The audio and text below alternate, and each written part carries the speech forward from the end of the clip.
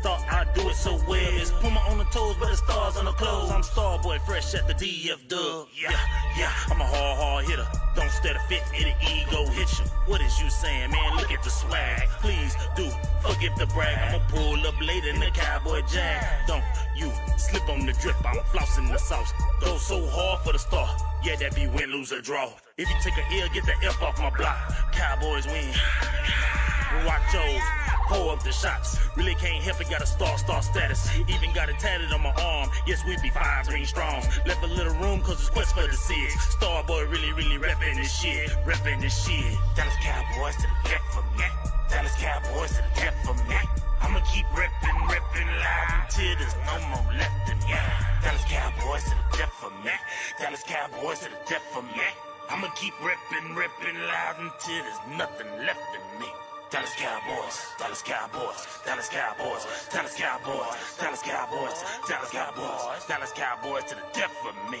Yeah, tell me who the number one fan. Yeah, Mr. Westside, I'm the man. Dallas Cowboys from my head to the toes. They better recognize who the fuck I am. Damn, haters run their mouth like a bitch when they team ain't shit and my team stay lit. Yeah, I'm about to rep this shit to the day I die in an all blue casket. If you wanna get with a club with love, tell Star Status Westside sent ya. Hall of Fame, Hall of Fame, Hall of Fame. Emmett Smith is our main. Game time, prime time, all the time. Your team ain't never on TV like mine. That's because we different. We America's team and we run this. Like Zeke runs circles right at defense. Jerry Jones, that's nonsense. Let the coaches coach. And I'll have a smoke. And I know y'all wanna toast to that. Dallas Cowboys to the death for me. Dallas Cowboys to the death for me. I'ma keep reppin' loud until there's no more left in me. Dallas Cowboys to the death for me. Dallas Cowboys to the death for me. I'ma keep reppin' loud until there's nothing left in me. Dallas Cowboys, Dallas Cowboys, Dallas Cowboys, Dallas Cowboys, Dallas Cowboys, Dallas Cowboys, Dallas Cowboys to the death for me. DC, that B4L. DC, that B4L. DC, that B4L. Reppin' that star, I do it so well. DC, that B4L. DC, that B4L. DC, that B4L. Reppin' that star, I do it so well.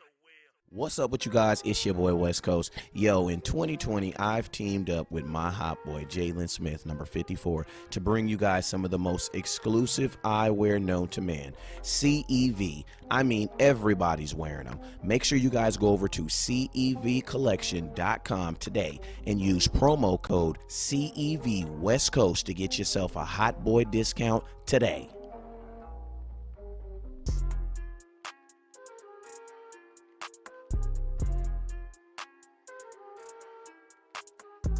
What's up with you guys? It's your boy West Coast. Yo, in 2020, I've teamed up with my hot boy, Jalen Smith, number 54, to bring you guys some of the most exclusive eyewear known to man. CEV. I mean, everybody's wearing them. Make sure you guys go over to CEVcollection.com today and use promo code CEV West Coast to get yourself a hot boy discount today.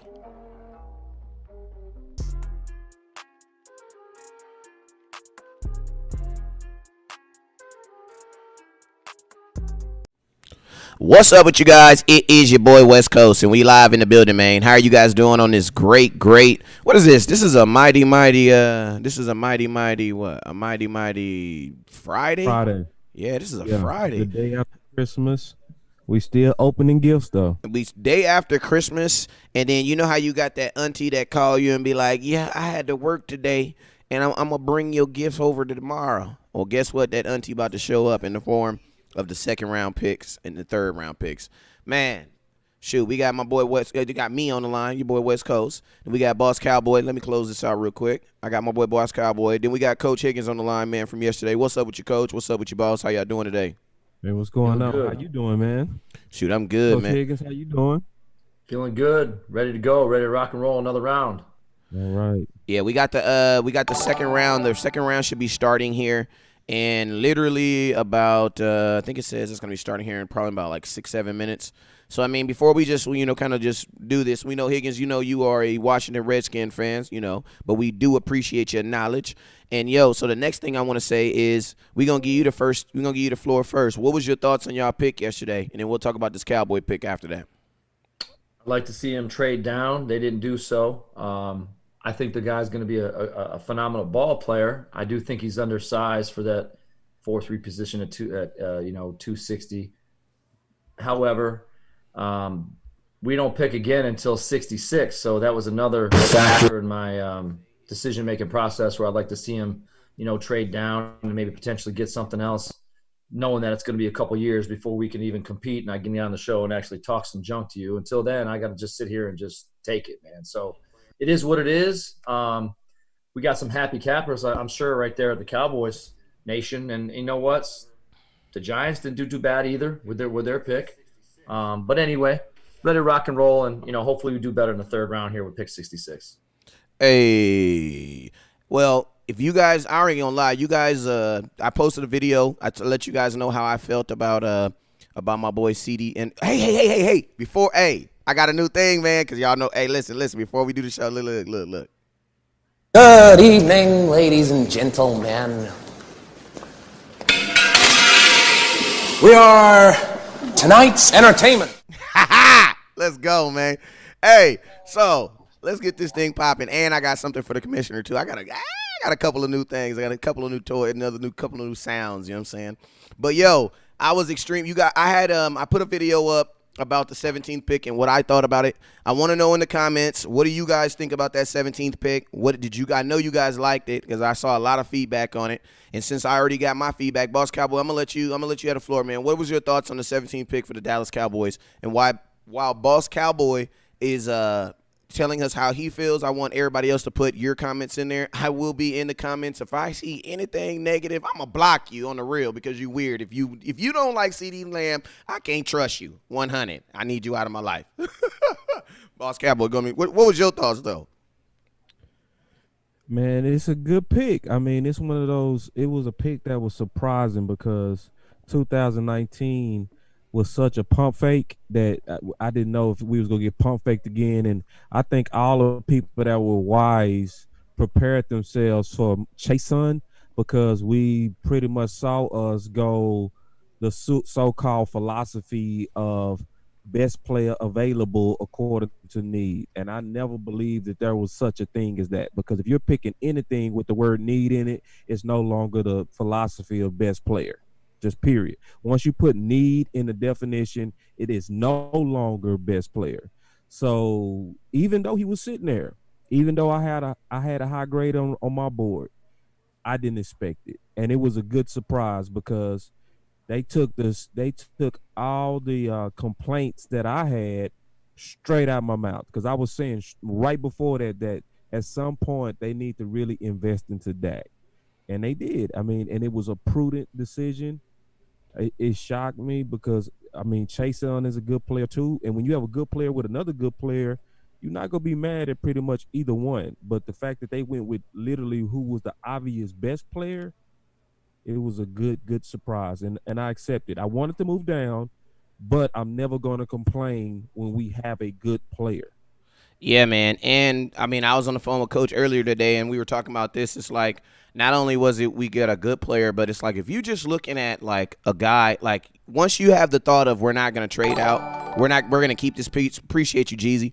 Once you decide in your mind that you're going to keep this pick, right, then it's about who do you feel will be able to get the most out of this pick and who will be the almost not necessarily guaranteed, but who's the guy that you know that if you pick is going to get your best return on your investment.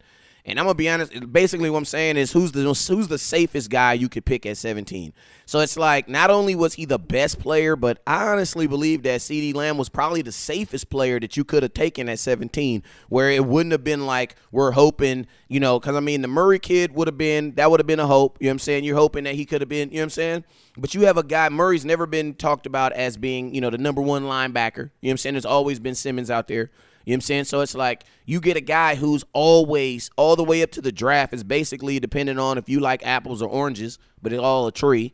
But I mean, if you either an Alabama a fan or Oklahoma fan, but when it comes down if you liking the kid or not, a lot of times I believe when people were evaluating them, but I think it was just it was a good. I just think it was a safe, good pick, and not only was it a safe, good pick, but it was the best pick. It was the best player. Now go ahead, Coach, because I know you want to say something. West Coast. Now come on now. This is what I want to say to you, man. Go ahead.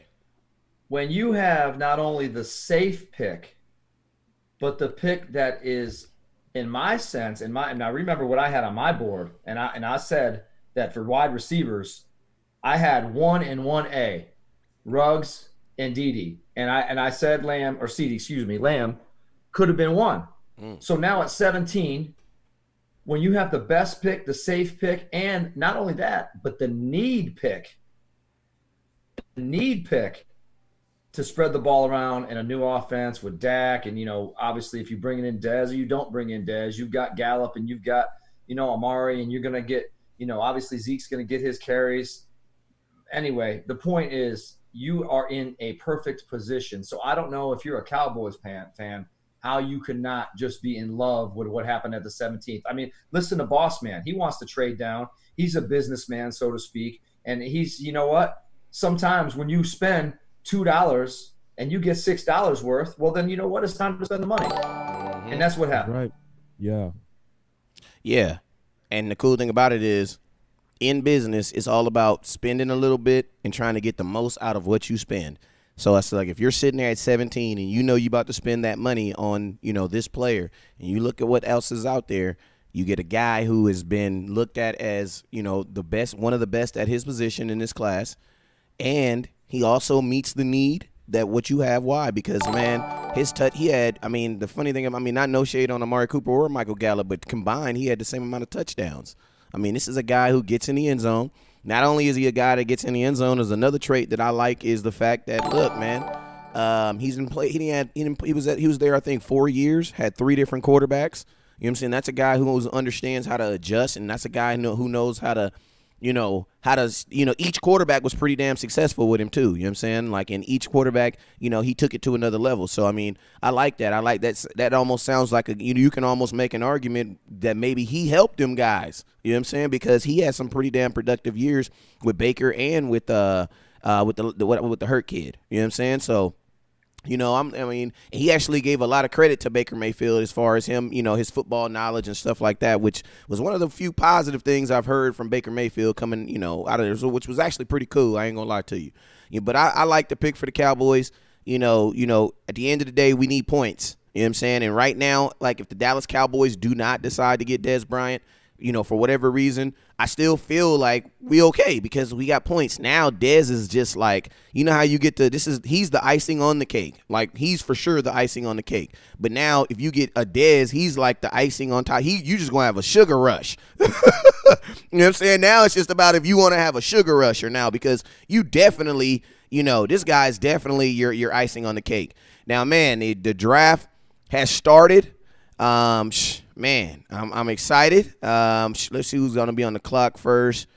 If I'm not mistaken, it's gonna be my mind just went blank again. But let me see who got the first round. Who got the first pick in the second round? And while I pull it up, I'm also pull up the Cowboys feed too, so we can. I don't know if they're gonna have anything over there today, but we'll definitely, if they do, we'll definitely be sharing it. My boy Mark says Dez is clutch in the. Wait, let me go back. He says, so I can read this for you. He says my boy Dez is clutch. All right, I see you. He says he said he heard Jerry said he wanted to defense, but he picked 17. He couldn't pass up on it. I saw a lot of things out there. There was a tweet that I saw that Coach McCarthy said was quoted to have said that if Lamb is there, he wants to recast his votes, basically meaning whatever they thought they were going to do, they're going to do it over. Now, the Cowboys, Boss Cowboy, if you remember, I don't know, did you hear that quote when Jerry Jones said that he basically went into the draft thinking defense and then he left with a wide receiver? So, that what do you think that says about this second-round pick, but this second-round and this third-round pick that we're going to see today? I think they just went with the best player because when you make that move in this draft, to be all the way honest, defensive end is very scarce. It's going to get very risky after the best of the best is gone. After the first 3 are gone, you rolling dice. That Penn State kid didn't even get drafted. These guys have real good tape, but now we getting into guys with good tape and horrible measurables of size. So You might have all the heart in the world, but if you built like Rudy, you're not gonna make that many plays in the NFL, and that's just the bottom line. So that also says that I think they feel good with their insurance, right? So we have some insurance picks. We have Armstrong sitting in the cut going into year 3. We also obviously just picked up Alden Smith. So we have some flexibility, and then we waiting on what's going to happen with Randy Gregory with Alden Smith.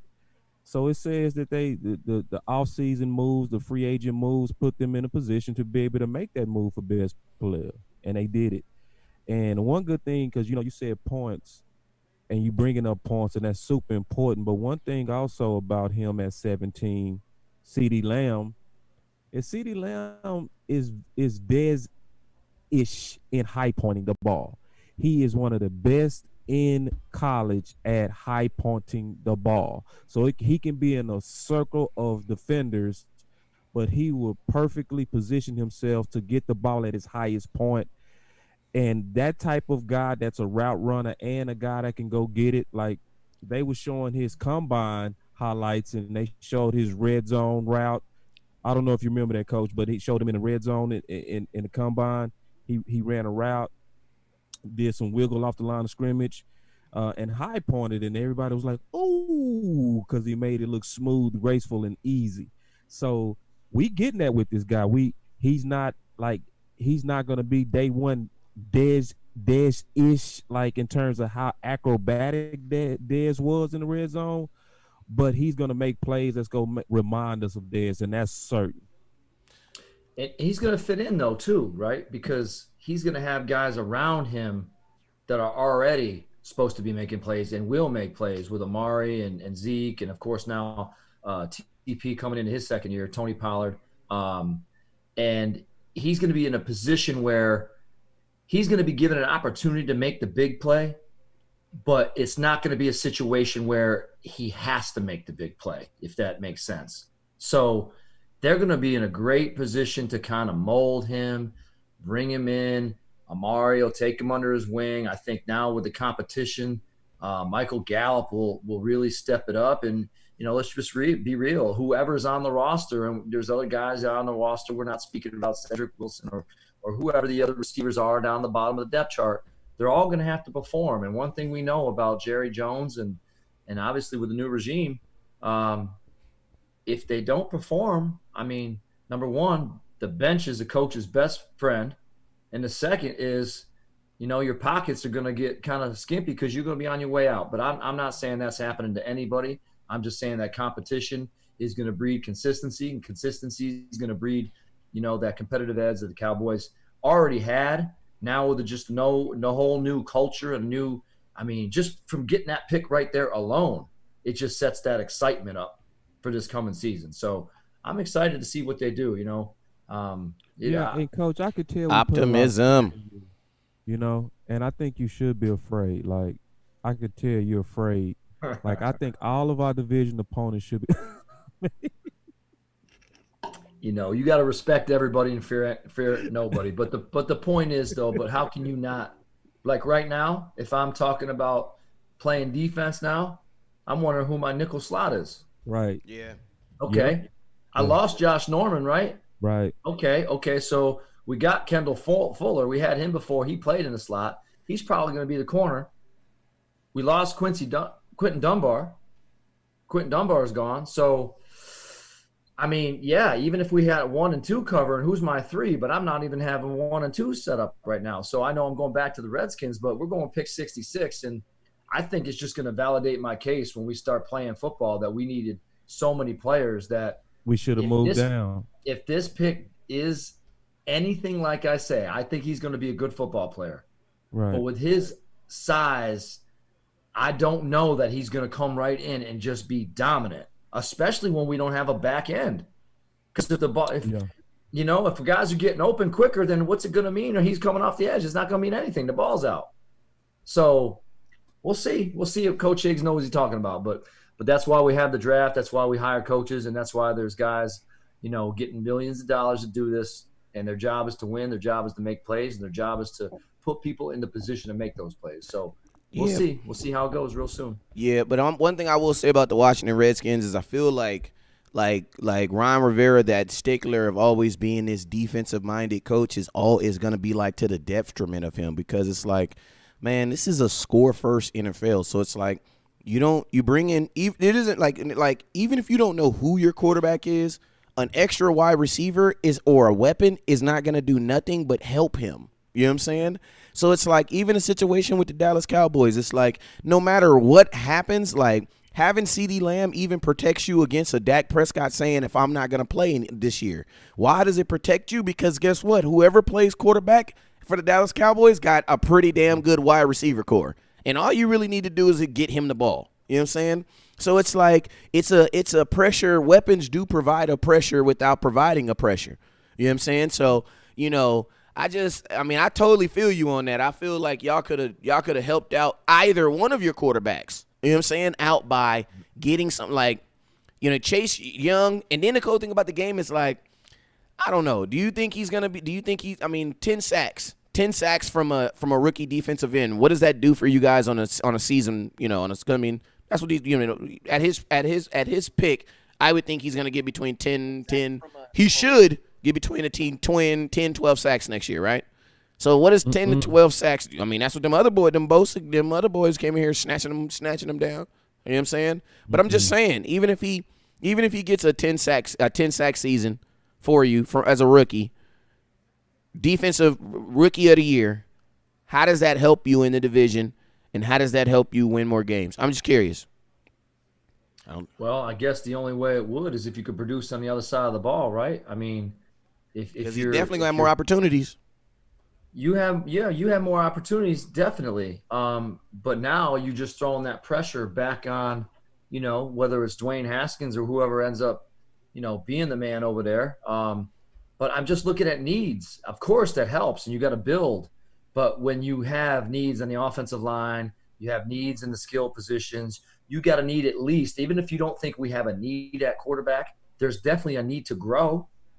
There's definitely a need to grow at quarterback. So those things can all happen, but then we got a need in the secondary. We got a need in the defensive back end, safety wise, and also at linebacker. Yeah, it's going to help. Cincinnati is on the clock. Yep, it is. They are. They got about 5 minutes, don't they?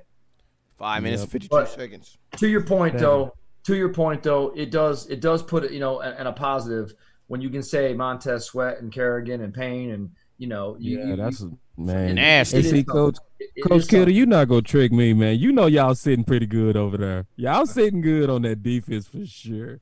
Yeah, you not gonna trick me. No, ain't no way. Hey, we got a question. We got a question out here. Miss Mindy says you think we will take McKinley if he's available.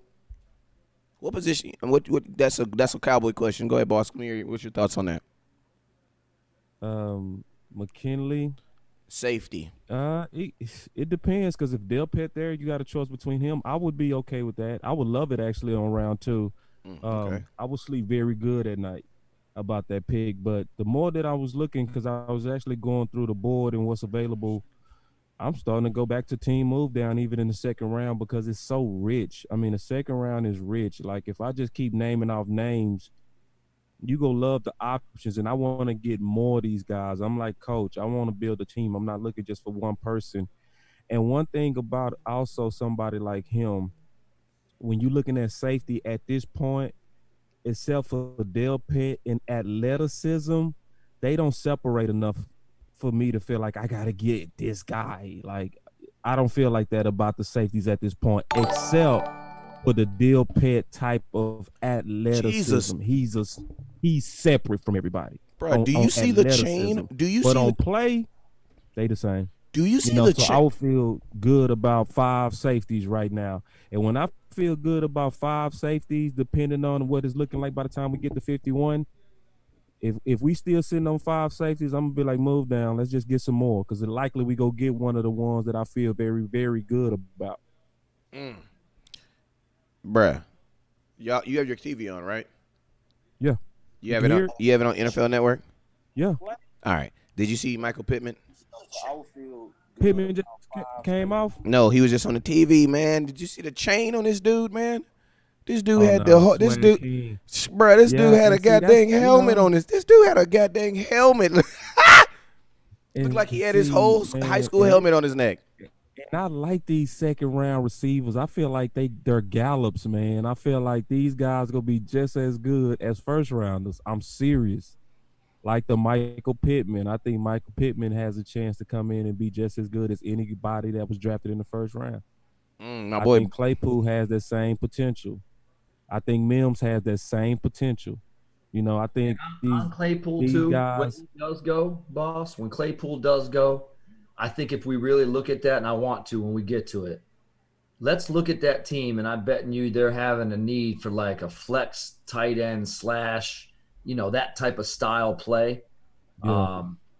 He can do both, but yeah, him, Mims, Pittman, and don't sleep on like some of them guys I've told you from Rhode Island, 4-2, and there's some good boys out there. But yeah, let's see where they head out today. my boy Buddy Johnson on YouTube says West Coast, can Delpit play strong safety? I already know Boss Cowboy answer, so I'm gonna say I think he can. I don't know, because I mean, this is my thing. You can't because I mean, Delpit, one thing I will say is, man, he do miss some tackles. You know what I'm saying? Yeah. So it's like come up fast, he just miss when he get there. Yeah, so it's like he have to either improve that or that's gonna get worse in the NFL because everything gets faster. You know what I'm saying? Yeah. So it's like, I don't know. I wouldn't mind. I wouldn't mind it. Yeah, I wouldn't mind it if he got drafted. I would probably feel more comfortable at strong than I would at free right now. You know what I'm saying? I would want to keep the public pressure up on him. Like, I would want the fans to keep talking about his tackling, because I would want him to be perfecting that during training camp, because he know we talking. I would want him coming out there to shut everybody up with a chip on his shoulder, because he will be coming into camp with a question mark, and our fans are the type of fans that's gonna know exactly what that question mark is. So, but I think he could play the position. It's just that I think your point is, West Coast, is do I trust it? No. I wouldn't trust it, but I think he can. I wonder if Cincinnati goes wide receiver right now to go with the quarterback. I mean, you still got the Cincinnati, you still got the Clemson, point. You still got the Clemson kid up there, right? Yep. It would make sense too. It would make sense too, because you want to give your quarterback weapons, and you want to show that you was right on the pick in the first place, and you want to. You got Coach little cousin up there. And I just think that because I think AJ is going to be gone. I think Green, I don't think he's going to stay. Yeah. Mm-hmm. This is what I think, guys. Start getting that disciple in, that apprentice. This is what I think, guys. Apprentice. This is what I think, boss. I have nipples, Greg. Could you milk me? Told you I got my some boy good Jay Damon say, I love Pittman from USC. Yeah. All right, the picks in. We need to get Mims on the show, brother. Picks in. T. Higgins. Coach Cousin went off the board. Coach, tell me about your cousin, man. Coach. Congratulations, man. How you feel, Coach? Tell me about your cousin, man. This man is, wait until you see the highlights on this guy, okay? He's just got some phenomenal ability. Kid right here. He was obviously a two-time Tennessee 5A Mr. Football when he played. Damn. And he obviously committed to Tennessee, ended up going to Clemson. But this man can catch the balls. Talk about ball skills. He attacks the football. He had a lot of yards, like almost, I think it was like 1,600 yards. I don't know the exact numbers, but he's got it in his genes. They're probably going to show up the highlights of his sister. She's a basketball player. You know about that? She witty too. I see her. He played basketball too. So this is one of them guys that can jump. He is obviously, that when a direct correlation between speed and vertical jump. So he is fast for his size. He is very physical. He attacks the football, and he's just got great awareness. Awareness is something that you can't even really teach. It's just something that you can see an athlete possesses. So when you see him making some of these plays, when they do show them up on the screen, just look about how he knows where he feels he is and where the defender is and where his body is. You can't really teach that, but you can see it when he does it. And I can yeah. Hey, I'm going to tell you something, man. Clemson lightweight is trying to turn it to a powerhouse. Like, they trying to come into they trying to turn it to like a pro U, you know what I'm saying? Especially at the wide receiver position. But, man, over the last, I would say, like, how many years you think, Coach? Clemson What is it? What do you think has been the difference over there in that program? Because I know you real integrated with the college, man. But has Clemson almost passed Bama? Like when it comes, because I mean, man, them dudes in Clemson is going in there and they're sticking. You know what I'm saying? A lot of dudes at Bama, you know, they get in the league, but a lot of them dudes bounce around. Ha ha ha ha ha ha ha ha. You know what I'm saying? Any guy in college will tell you this. Your number one job is to recruit. Clemson's killing it. When you've got good recruiters and you get the right people, obviously that's going to get your program turned around. If you think about it, when they're going through the transition, it's like this. At first, when you create a culture, first year you're going to win, you're going to lose big. The next year you're going to lose small. Then the next year you're going to win small, and then the next year you're going to win big. And once you get to win big, you just got to keep it rolling. So, I mean, they're competing with Alabama, obviously, with the recruitment aspect. They made some great changes in those, 5 to 7 years. And now, they're just getting the right players, and people want to go there. Once you got that situated and people want to come there, now you're rolling. And then, the thing about Higgins, I would say he's a Dak-friendly, supersized weapon. He was the number 2 in my draft guide as a Dak-friendly, supersized weapon, which basically means he's a route runner and a possession guy. Yep. So Dak loves route runners. So that's he loves people that can get separation, and that's Higgins. And that type of skill is a unicorn. Like usually you're one or the other. Usually you're a route guy or you're a guy that creates separation at the point of attack when you're attacking the football. Michael Pittman just went to the Colts. Michael Pittman to the Colts. Hey, guys we talked about pretty close here, right? So they getting they loading up on the point guys now. So everybody that's trying to get those red zone guys, they getting them. Yeah. He's got it in the genes. Fowler was obviously NFL running back. Blitnikoff winner.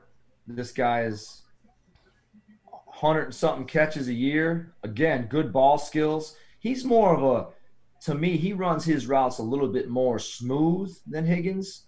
I don't know if he's got as much of a quick burst, but he does it with more finesse. But this guy, man, he's something. He's got some good ball skills too. I don't think you can go wrong either way. It's a 1A, 1B situation. Michael Pittman, he plays to me way more physical than Higgins. He's a physical receiver to me. He's 6'4", 220 pounds. He had 101 catches, 1,275 yards, and 11 touchdowns. So Jesus. I put 3 stars by Michael Pittman. And matter of fact, when I first started looking at his tape, I called it love at first sight. That was my first thing that I actually typed in my guide. Like, it's nothing about him that I don't like. He tries to intimidate defenders. I like that type of receiver. The type of receiver that's almost playing as if he's a defensive player. He's physical. He go get in your face. He go rally his team. Your teammates go like a receiver that like to get out the corners and safeties that go at them. That's the type of guy. You know who he reminds me of? He reminds me of Mike Evans, man, because Mike Evans is lightweight, like a physical, low key. Yeah, like Mike if Mike Evans was anywhere but Tampa Bay, he would be looked at as like Michael Thomas. You know what I'm saying? Yeah. But the only reason why Mike Evans don't get that is because he's in Tampa Bay. But Mike, man, if you go look at some Mike Evans catches and this dude's catches, like, man, they're physical dudes, and Mike Evans is strong. You know what I'm saying? And Pittman is strong. You know what I'm saying? So I know they might not say it. He's got some good blocking skills. I know that's not, the sexy thing to see the receiver. Well, they run the ball at USC, so you got to be able to block at USC because we run the ball out here. Yes. Nah, he's another level blocker, though. Coach Higgins is on point with that. Like, it's not just blocking. He'll blow you up. Like, I saw Pittman take out safeties. Take them out. Like, say, you like, whoa. No, he's coming after you. Oh, he coming after you, man. Like, he would have been perfect for Dallas in terms of mentality. Just a dog. Like, the crowd would have loved him. That guy that's go get after people. That's Pittman. Yeah, I like it. So, all right, you got the Lions up. Looks like their pick is in. Should be very interesting. They took the cornerback with the first pick. So I'm pretty sure they're probably gonna, with an asset that strong in the defense, I would assume this is probably gonna be an offensive pick. My boy Marvin Jones live right down the street from here is their wide receiver. He used to live right down the street from here, but is their number one over there. So I wouldn't be surprised if another wide receiver came off the board right here too. And everybody, while y'all listening in, we have a lot of people that came in have a seat. Yeah, make sure y'all hit that like button and follow the pages that you own. Follow Dallas Cowboy Scouting, follow Boss Cowboy Sports, and hit that like button. And also, Coach Higgins Sport. Where you at, Coach Higgins? Thank y'all for everybody that put in a tip jar. We really appreciate that. All that stuff goes back into the show, goes back into, our research and different things that we do. So really appreciate everybody. So, and also hit that share button. Definitely if you care, show it by sharing. Bosh, something, I know you're not going to talk about it West Coast, but now that I've been on with you guys a few times, I just want to say it. The hours that, West Coast and yourself put in, not only with the research, but the setup and being on point, not just doing it, but doing it at a high professional level and being correct. I'm sure the fans appreciate you. But I wouldn't be out here with a couple guys unless they were, on point with what they're doing and sending a great message. So I just want them to know how much work you guys put in, man. Keep it up. Hey, coming from Coach, Swift just came off the board. Taylor's gonna be the third running back picked, bro. At best. Lions just took another linebacker. God dang, look at his pops. Who'd they take? I missed that. They took the running back from Georgia. The Lions did? Yeah. Swift. Yep. I mean, they go through running backs. They go through running backs. Come to Dallas fast today. Yeah, it's moving. These picks are moving. That's a good pick, man. That boy can ball. Baller. Yeah, they go through running backs though out in Detroit. They ain't been the same since Sanders left. You might see another receiver come right here. Could. The Giants. Yeah. So you right, Coach. Let me look at the board. So they got Chenault. I can see that one. He's high right now. Mims. Yep. Mims. I can definitely see Mims going to the Giants right now. That would hurt. I think Mims would be a good pick. They need Jason Garrett over there. Don't forget, y'all. Jason Garrett, man, he's pedigreed in personnel. He picked Dak, y'all. So, hey, what was the Giants' first pick? They got Thomas. Yeah, you got the tackle. Smart pick. Yeah, Thomas, the tackle from Georgia. Smart pick. Protect the young quarterback and allow Saquon Barkley to run the ball. So Chenault, Mims is definitely some good ones, Coach. That would be ranked right around here too, because Chenault by CBS is ranked 39. We sitting at 36, so that would be a fair spot for him. And let me see. Ooh. Y'all give me 1 second. I'm faking the funk real quick. All right, well, the Giants pick is in. So I would definitely think that I would think that'd be a receiver. I mean, they do have needs on the back end too. Get Jason get him a weapon though. Get him a complete offense. I'm certain they go give him a weapon. They go be looking for somebody that can come in and make plays. Mims would be the best pick for them right now. I would hate it too, man. I would hate it because I don't want to go against Mims.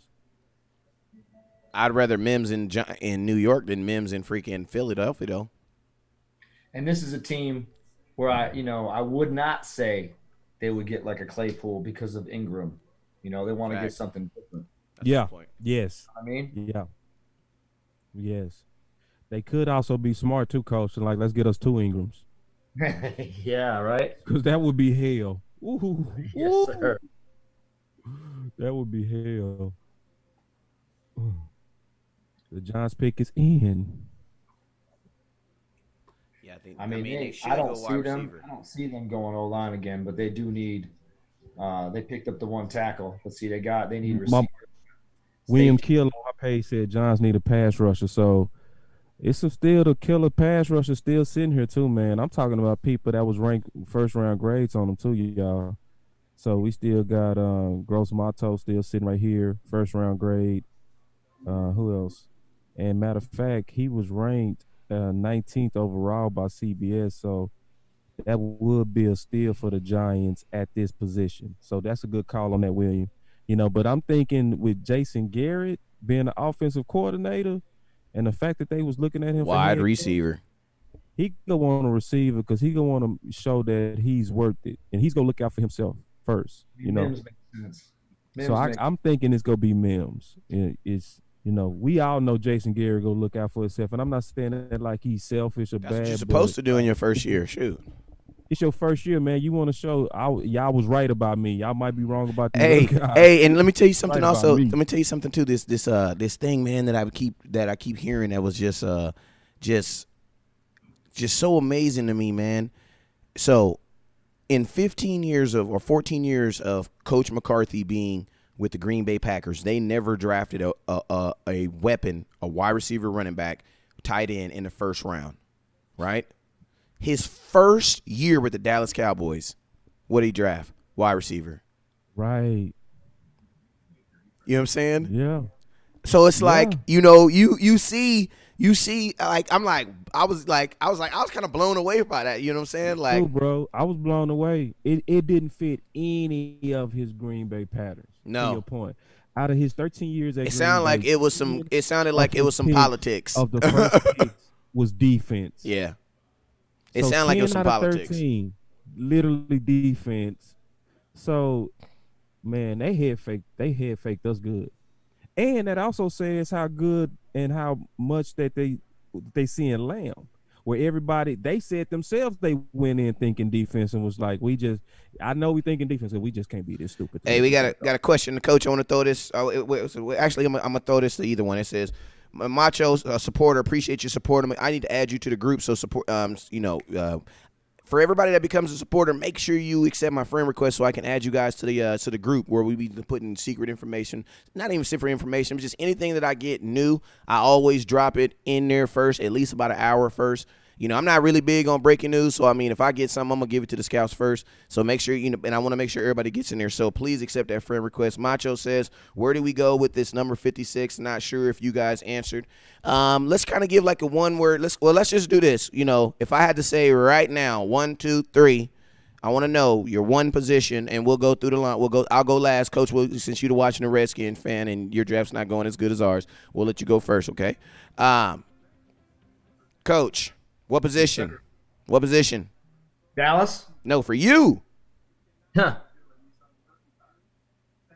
Safety. Boss. Be quick, because the Giants about to reveal their pick, and we're going to talk about Taylor sitting there, and don't you tell me no He'll Jonathan pick. Taylor. I don't want to hear it. Xavier McKinley's gone. That'll help your pick right there. Jesus, he's in the Bammer. Okay. Hey, can I ask you a question? Is he more like? I need to know real quick. Is he more of a runs, 3 interceptions? Is he more of a Landon Collins? Or is he more of a? Because I mean, I ain't gonna lie, Landon Collins is a damn good safety, but he don't really scare. I mean, he's scared. You know what I'm talking about? Like, you know what I mean? Like, it be them safeties that take it out the air that scare me. You know what I'm saying? McKinney is a. What are we looking at? Tell me what are we about? What are we about to be facing? We facing a 1D or 1E version of what's my guy that went to the Steelers from Miami? Minka. Yeah, he's a 1E of Minka. So Minka is 1A, he's 1E. So and he's in the ones though. He's in the ones. He's like right on that border of great. Like, you know what I mean? He's definitely, if you're grading reliable, he's reliable. He's gonna be a good tackler. He's gonna be a lead in the locker room. He's gonna be a guy that's gonna have that moxie and consistent moxie. He gonna make plays. But he's also somebody that is not athletic enough for Dallas. See, Dallas right now go win that matchup. Like, so when you go up against the guys he getting ready to go up against, we gonna win that. You know what I mean? Yeah. So when he's matched up against Cooper go get that.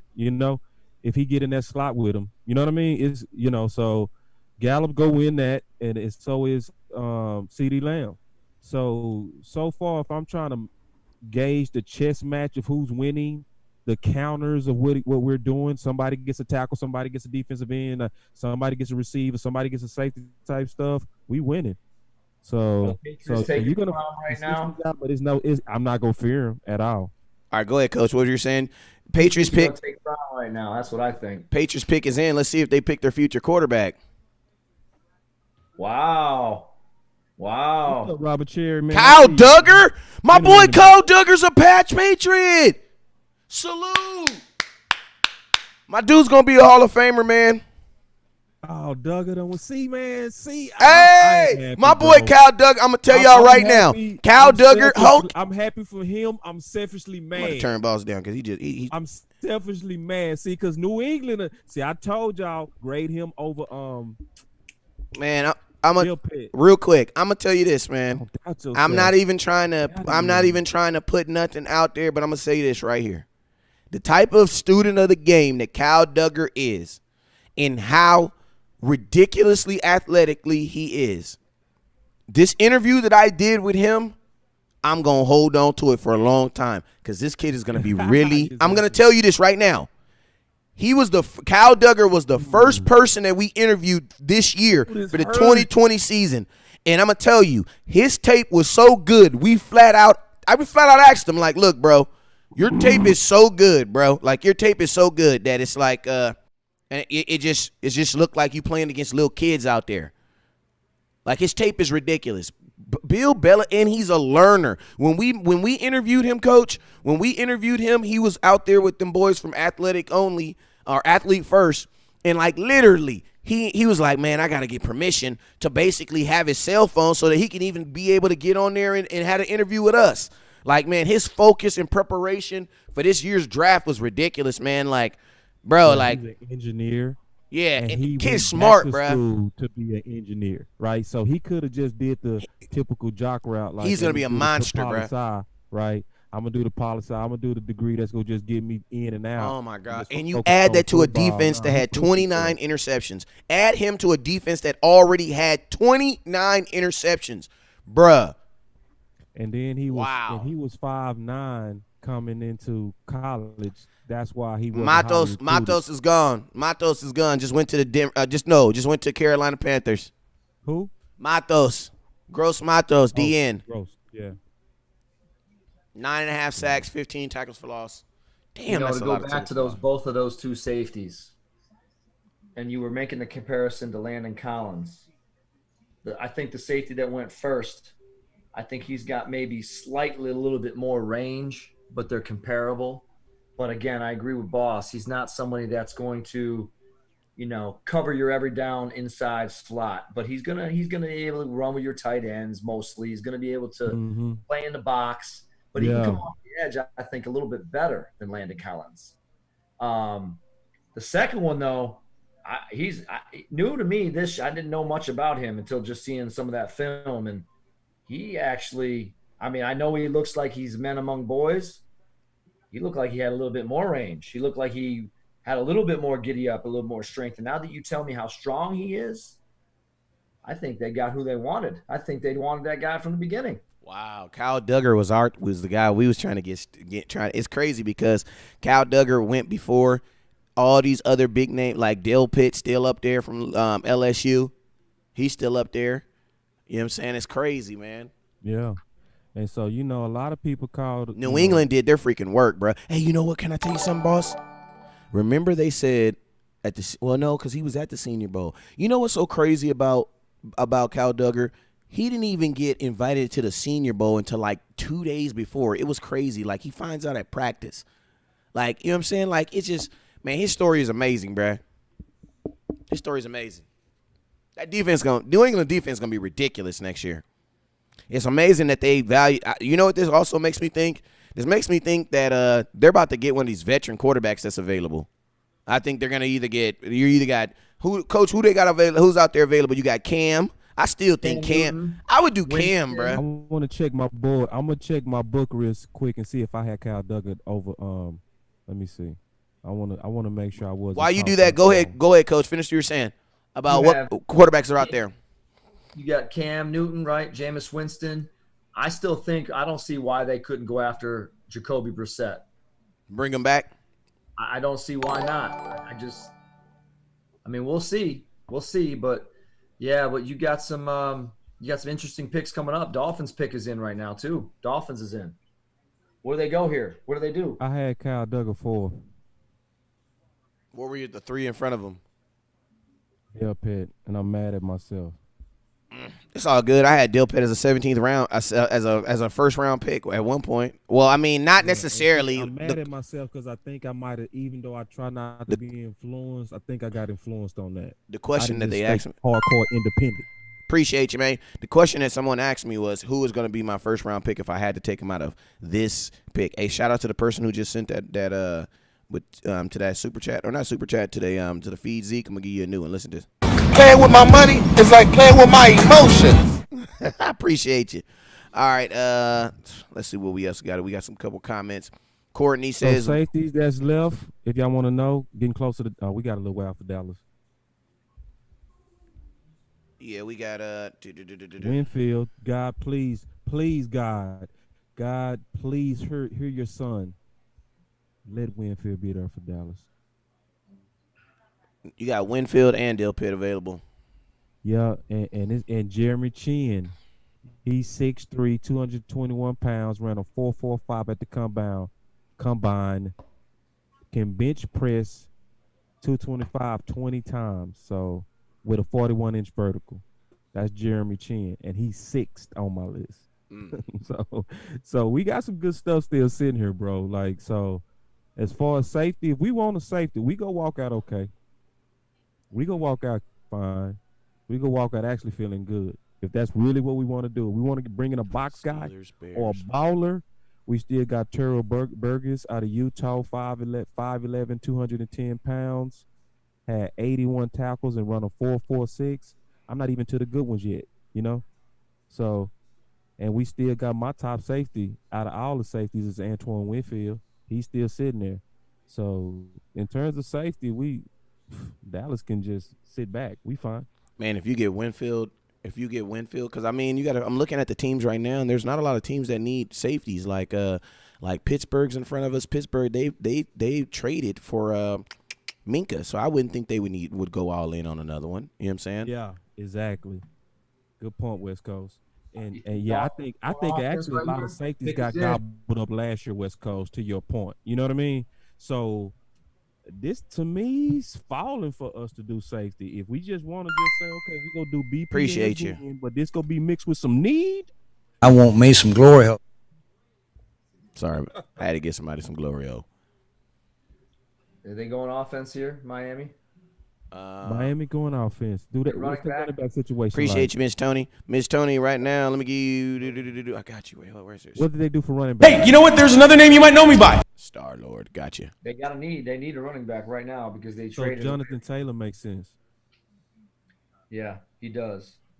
And I know it's not a need. I could see him getting a receiver too, even though it's not a need up there. I could see it happening. Yeah, and I think you want to take pressure off your young quarterback with the hip issue. You want to in tough games. I think you want to feed. I mean, your new back. I'm gonna tell y'all something.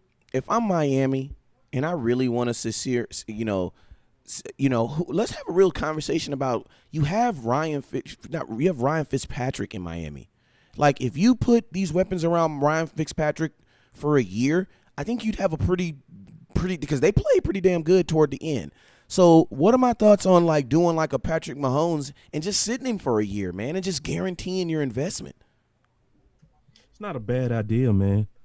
The only thing about that is that they have so many picks that when you delay him, you also delaying all your picks. You know what I mean? Not really, because I mean, tanking again. Not really though, because you got to. I mean, Ryan Fitzpatrick. I think Ryan Fitzpatrick with these weapons will win. 8 or 9 games. And my thing is this: like, if you are going to, if it's not necessarily tanking again, because even if you do, and say you end up with another top 10 pick next year, his first real year of starting football, now you can add him another weapon. Yeah, but all these weapons and everything else that they But got but this they year haven't also took a delay in that strategy. but they I haven't think it would drafted any depend on if weapons yet he's though. ready. If there's any doubts, I will sit him, right? If he come in and it's like, All right, here go what you call Miami it? selection is in. Let's see who did they pick so far. They got They guard could go Robert Bill Hurt. Pitt too. They took a guard. They took guard Louisiana Robert Hunt out of Louisiana. Ooh, Robert Hunt went now. Yeah. I knew I liked that. To see the problem with Hunt is how do you evaluate that guy, man? Like on the CBS board, he's ranked 87th. He went to Miami. Yep, they took him. Second lineman. They got a tackle and a guard. You know, they took Oh. the Where was he ranked on your guard? Hunt? Where was he ranked on your guard board? Appreciate you. I put him in the book. Let me see. I had him ranked.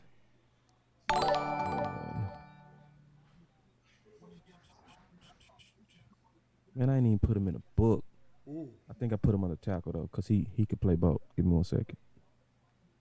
Yeah, he's got good feet. What do you think about him, Coach? He's got real good feet. He gets off the ball well. And what I like about him is he's driving to the whistle. Just real. He's patient, if that makes sense. You know, he's patient as a guard, but when he gets after you, man, he's driving. He's got real quick feet. He could play both. He played both actually, not just guard. Play both. Yeah, they showing him at I tackle put him right on now. the tackle. Yep. And on Played the both. tackle, I said about Hunt. I said Robert Hunt did what he's supposed to do while playing against lower competition. Hunt dominated and bullied. His tape is impressive but impossible to grade higher than the third round target without dominating the Senior Bowl. So I didn't, because of the level of competition, he did what he's supposed to do, but I didn't trust it. You know what I mean? Because how can you really grade a guy like him?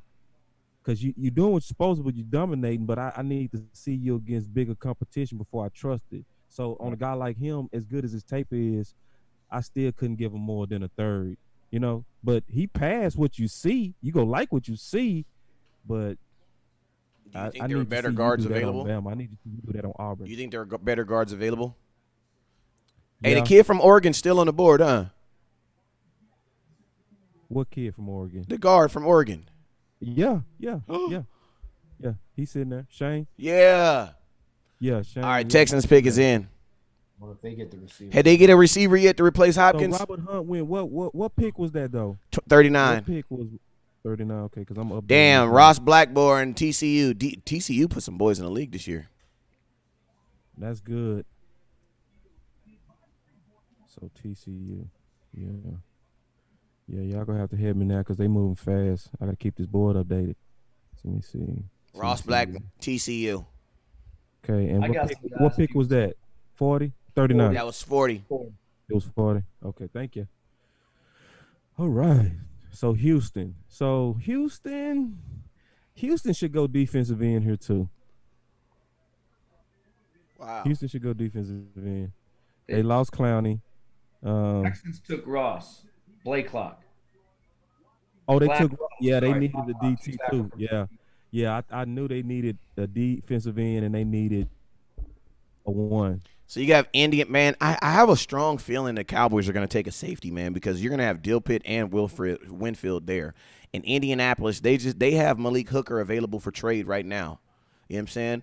Jacksonville, they might take a safety, but I feel like, I mean, you got Grainer Minshew, who's going to be your starting quarterback for a full season next year. You might want to get him a weapon. Chicago is at 43. I mean, they have. You're gonna have one of those safeties are gonna be there. Colts pick is in. Let's see what the Colts are thinking about. Teams are not letting Dilpitt fall to us. Colts pick is in. Blackburn, TCU. Damn, I heard it. My boy said Colts are Lance. taking wide receiver. I think they take a wide You think they receiver. take a wide receiver? I just think their defense was decent. They brought in Phillip Rivers. I mean, they got running backs not too bad. And they just got a receiver, didn't they? Oh, did they already? That's right. Let me see. Who they get in receiver? What was the pick before this one? I'm looking at it right now.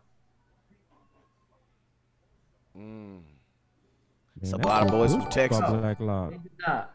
I don't believe they did. Okay. No. Boy, Hunter Oh, son. my fault. Yes, they did. They took Pittman. They took Who? our boy. Okay. The Colts did before. For some reason I remembered it. Then now they don't necessarily have to do that. Who are the? Yeah. I mean, the coach. So if you the Colts, ooh, that's hard. I mean, you get a weapon for? Quarterback. I mean, I wouldn't mind seeing. I mean, I wouldn't be surprised if they got a quarterback. Because I they mean, need to get Eason. That's who they need. Let's see. Get Eason right now. If I'm them, I'm getting Eason. They took Eason. They took him. About it. No, Jonathan Taylor. They're taking a running back. Oh, they smart for that. That's good. They did good. I on thought that. they already had the Mac kid over there. Yeah, that's an upgrade to Mac though. Okay. See, ooh, Taylor finna be rookie of the year. I called it. He gonna be rookie of the year. Because remember, They definitely gonna let him run it. They definitely gonna give him the opportunity to run that thing. Yeah, if Mac up there looking all world, what you think a 4-3 running back? That's basically Saquon Part 2 go look like with a great line. What I think about it, give him the ball. Yeah, give him the That's what I ball. think about it. Yeah, this finna be nasty. I'm telling y'all right now, the rookie of the year has just been declared. It's gonna be Taylor. Yeah, it's gonna be a good off. Now they need to get. I mean, they got Phillip Rivers. Phillip Rivers likes to. He'll put that ball on him. So I mean, yay. Eason's still up there too. Fromm's still there. I think New England's gonna wait and get them a quarterback in that next round. They're gonna They have to. did Jonathan Taylor so wrong this draft. Ooh, they Third running back off the board. Ooh, they wronged you, man. They Third treated running you back. like you was a bum. He gonna make people pay for that too. Watch. Y'all remember this day. It's recorded. It's recorded. I'm telling y'all, he gonna make the whole league pay. They treated 6,000 yards like it was just anybody does that. He ran for 6,000 yards in 3 years with 4.39 speed. That's a first round running back that they treated like. Appreciate you, Michael. Watch. Oh, I'm telling y'all, this is the biggest mistake of the draft was sleeping on this dude. I'm telling you, this was the biggest question mark grade of the whole draft to me. I didn't get the analysis that people were saying about him at all. They don't like the conference. Is that what it is? They don't like where he's playing. Well, he played. I in mean, the same yeah. as Saquon. So I never. That's conference U when it comes to running backs. Grade, and this guy got he's grade 50. It's not a 50. It's not a 45 player difference between him and Saquon. It's not. Yeah, his.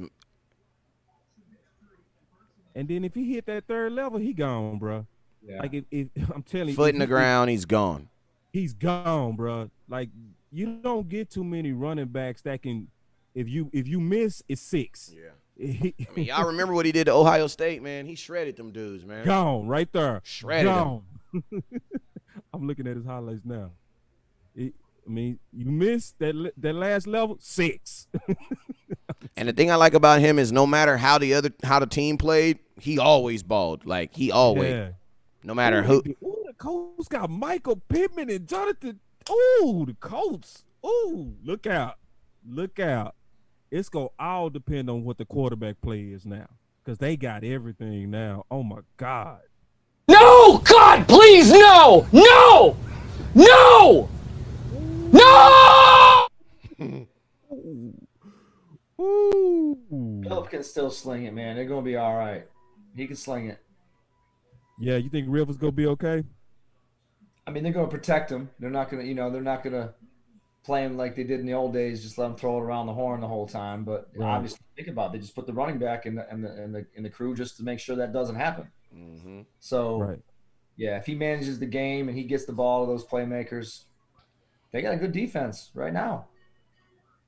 They play decent. Yeah, man, and you're in the AFC, so that always Yeah. helps. Yeah. Golly, the coach just, ooh. All right, come on, Jackson Jaguars. Do something else stupid. I hope to take a wide. I mean, take a wide receiver. I mean, everything that the Cowboys would want in the second round pick is going to be there and available. It's going to be. I mean, Yeah, and I appreciate everybody. I just checked my Cash App. I appreciate the tips. Make sure y'all, if it cross your mind, put a couple of tips in there, especially if the super chat's not working or your star's not working. That's another way to support the show. Also, make sure y'all hit that like button. You know, go to our pages, hit that like and follow. Especially, you can see we put in a lot of work.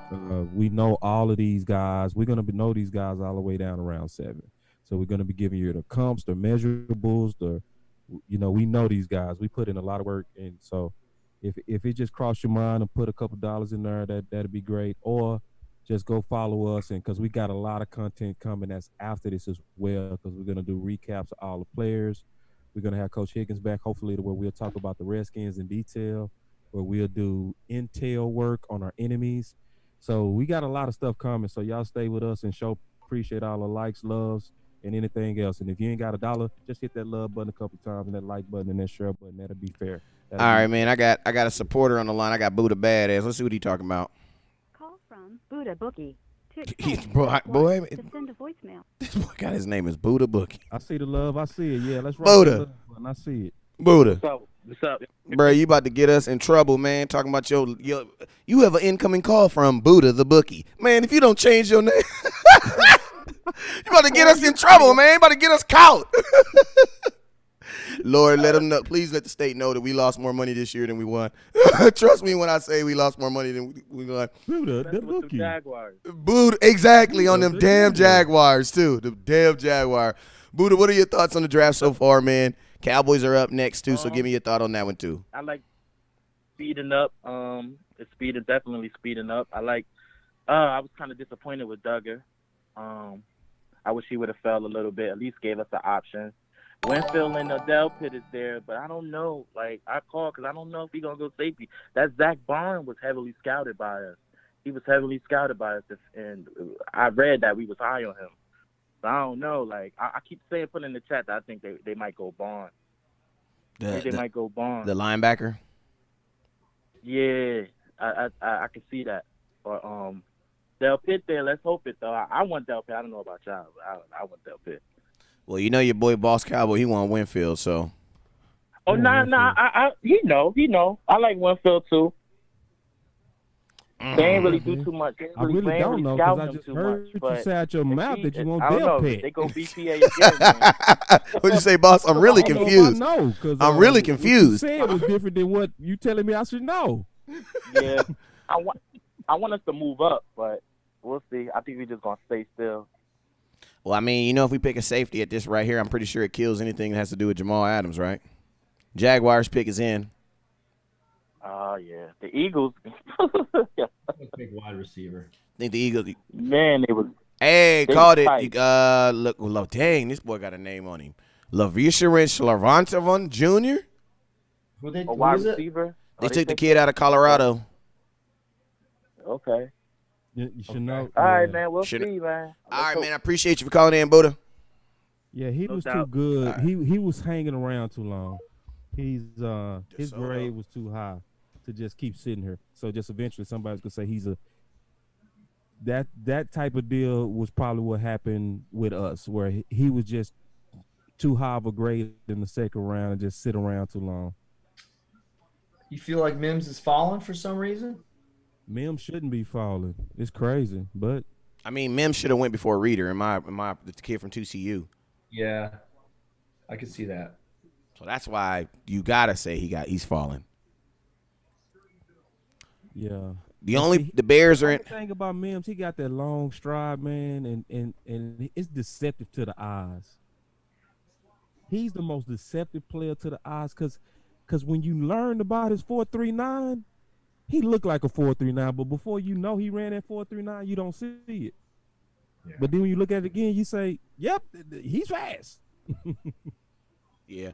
I wouldn't mind, a little bit. Hey, shout out to my boy Cal Duggar. Also, a fact that he's also just became the highest drafted the highest drafted D2 player. Because if I'm not mistaken, Amini Sanua from North that got drafted from Midwestern State was at 50, was the last highest, and he just got drafted at 30 something. So, man, that dude just broke a record too. So salute to him. Only reason why I knew that fact is my little brother went to D. He went to a D2 school, and we was trying to break that record with him. That's why I know it off the top of my head. But salute to him, man. Salute. Man, I ain't going to lie. I'm looking at this thing over and over now. There are some teams up here that look like they might take the goddamn safeties, man. We could theoretically lose Dilpitt and Winfield before. before we get to us. Because the Bears, now that I'm thinking, Ha is in Dallas. You know what I'm saying? Or he's in Florida right now. Ain't that right, Coach? I'm just saying. He is. He's right in Orlando. Right in Orlando. I tell you what, though, this is an important pick right now for the Bears. Appreciate you. Who they taking? I think they go give Trubisky a weapon. Or they gonna replace him. I mean, you could get Easton right now and and then trade. That's true. You can get Easton right now. Trade Trubinsky. Get up out of here, man. That's true, Wes. You could get rid of Easton but I'm saying if you are not sure about Mitch Trubinsky, you could easily replace him right now. Don't get Easton right now. You could easily replace him right now because Mitch Trubinsky was a reach at number 2 when he got drafted in the first place. Yeah. Just go ahead and lick your wounds and say we got it wrong and stop playing. You know what I'm saying? Just lick your wounds. And it's like, man, Mitchell Trubinsky's still sitting out there. Dallas might get tempted on Zach Bond too. Christian Fulton still sitting out. Dallas might get itchy on that. He had a 20. He's graded 22nd, so he still got a first-round grade. Appreciate you, Richard. Give you a little glory hole. I want me some glory hole. So I want y'all to hear what I just said. Christian Fulton is still sitting there. I don't like him. Cornerback, LSU. Grade on him. Christian Fulton from LSU, the cornerback. So yeah, he's still sitting there. So that's kind of wild. And Zach Bond is sitting there. So Dallas could pull an audible and go with Zach Bond and just say forget safety. They could. I don't see it, but they could. Yeah. And then because Zach Bond got he's graded by CBS the 24th best player. So if Dallas is keeping it honest to their best player available philosophy, right now it's looking like it should be Zach Bond. And you know what, though, thinking about this Chicago thing, they had a lot of pressure on them last year. I wouldn't be surprised. I know it's not the sexy pick, but the smart pick might be a lineman. Appreciate you. Get your little glory hole. I want me some glory hole. Cole Kemet, tight end. They got Trubinsky a weapon. They still got Josh Jones sitting out, and he actually had a 15 grade overall. So appreciate you, Nathaniel. A top 15, I want me some glory hole. A top 15 pick is still sitting around at 43.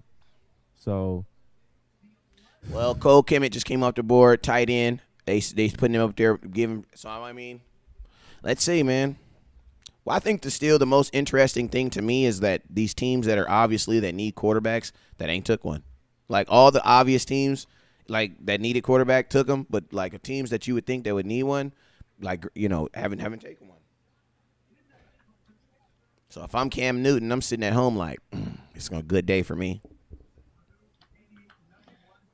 Yeah, and I look at that and I keep saying it, but teams like.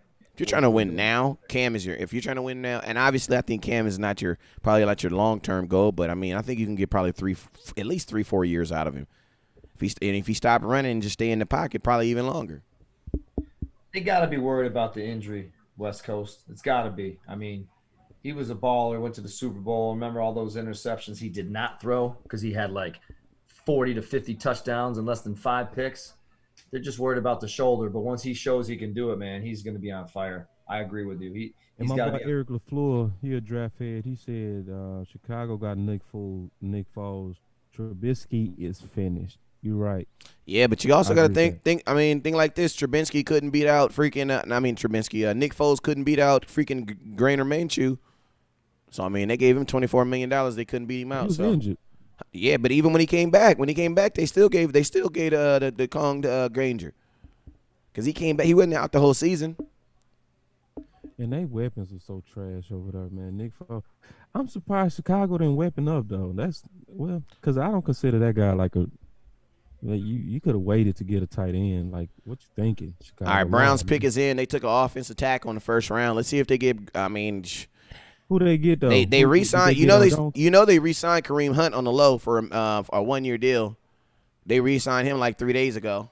Browns doing good. If they can just get a coach in there, they got the bodies. They do. I think honestly though, as much as it sounds good on paper, Jarvis Landry and Odell Beckham, there's not enough footballs in the world for both those guys to coexist. I mean, you have one guy who led the NFL in catches for like the last 4 years. Like Landry he catches footballs. If he don't do nothing else, in the amount of footballs he catches is ridiculous. Like, and then it's like Odell Beckham, like Landry's like a 150 guy, and Odell Beckham's damn near like a 1-something guy. Like I don't want Baker Mayfield having to throw the football that much in the NFL because that wasn't really his.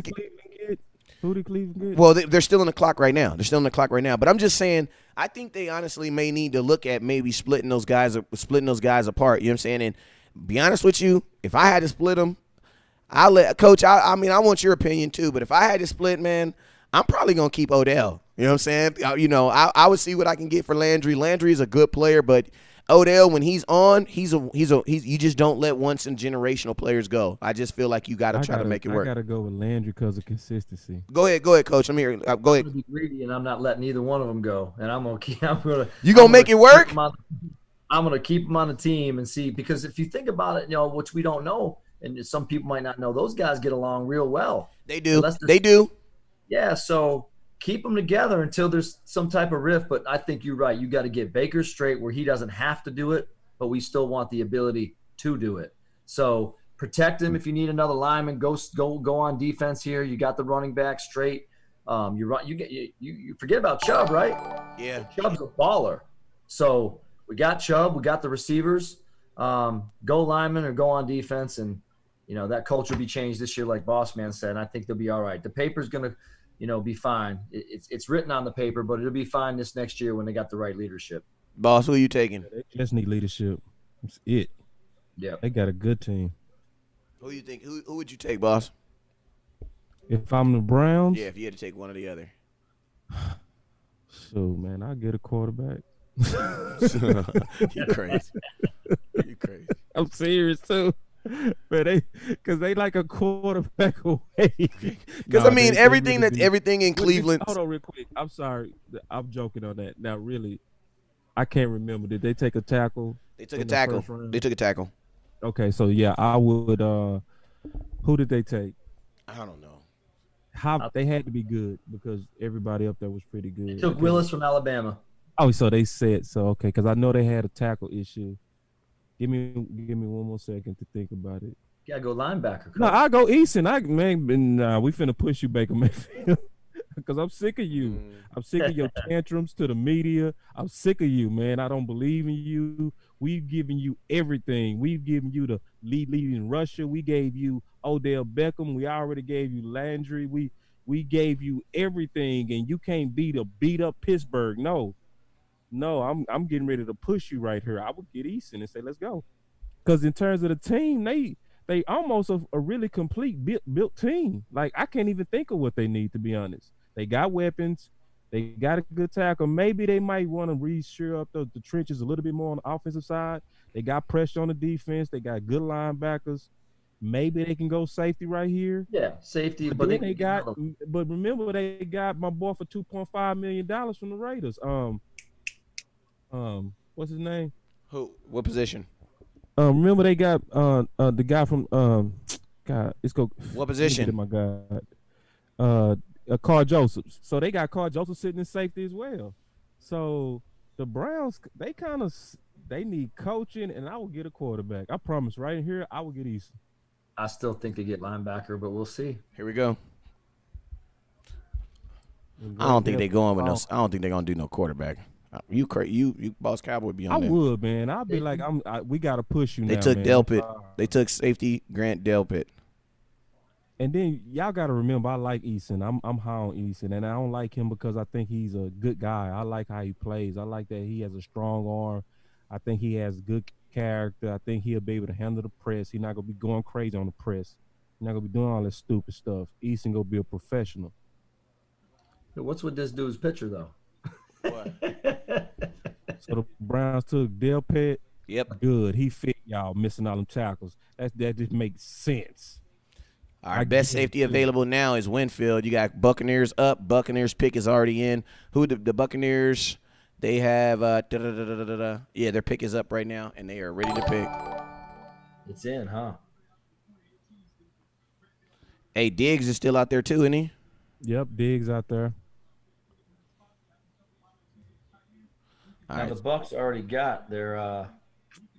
Ain't worried about Del Pitt at all. Who did the Bucks take so far? They took with pick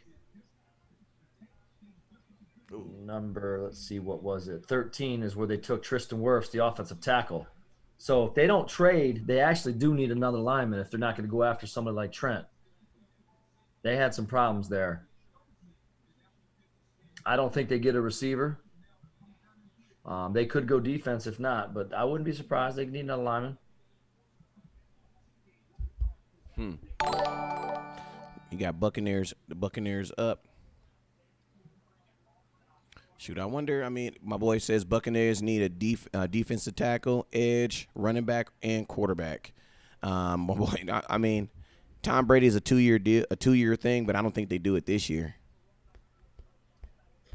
I mean, that's not bad. They could. You could though, but I think you would have to have an agreement with Tom Brady because you don't want to go through. You know what I'm saying? Go through all that. You know what I'm saying? I think you'd have to have had that conversation when he first got there. Like, yo, you know what I'm saying? Even though you 42, we realize you're not gonna play till Jesus come back. So guess what? We're gonna have to have a guy that you're gonna have to help us out. Now, you want to do it for 2 years, or you want to do it for 1? You know what I'm saying? And to be honest with you, boss, I ain't gonna lie. This would probably be a good moment for the Bucs to take a quarterback too, because you got to think if Tom Brady's your quarterback, you would hope that you're not gonna be in this position to be picking this low anymore. You know what I'm saying? So this might be the close. Yeah, this might be the closest you can get to a good quarterback again. I mean, you feel me? So ideal. Because boss, just think like this: if you're drafting early with Tom Brady, that means everything went wrong. You know what I'm saying? Yeah. I like quarterback here because Winfield's gone. It makes sense, man. I get it.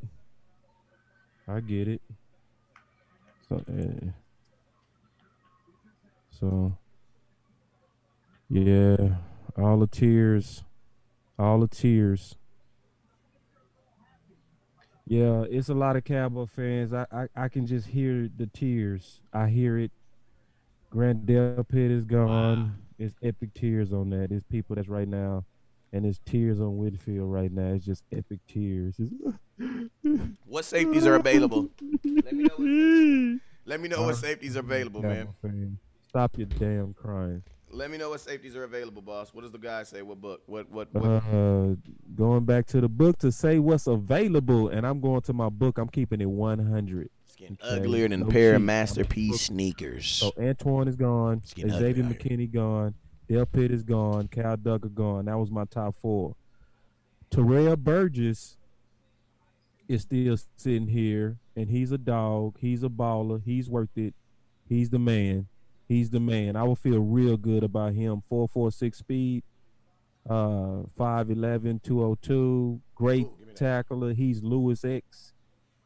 He also can play both safety positions, and he can play the nickel. He has corner feet.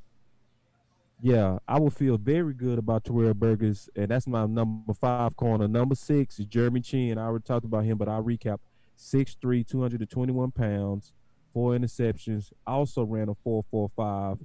He bench pressed 225 20 times, and he has a 41-inch vertical. He's a freak. So Jeremy Chin is still available. So safety, we still sitting pretty. We still okay.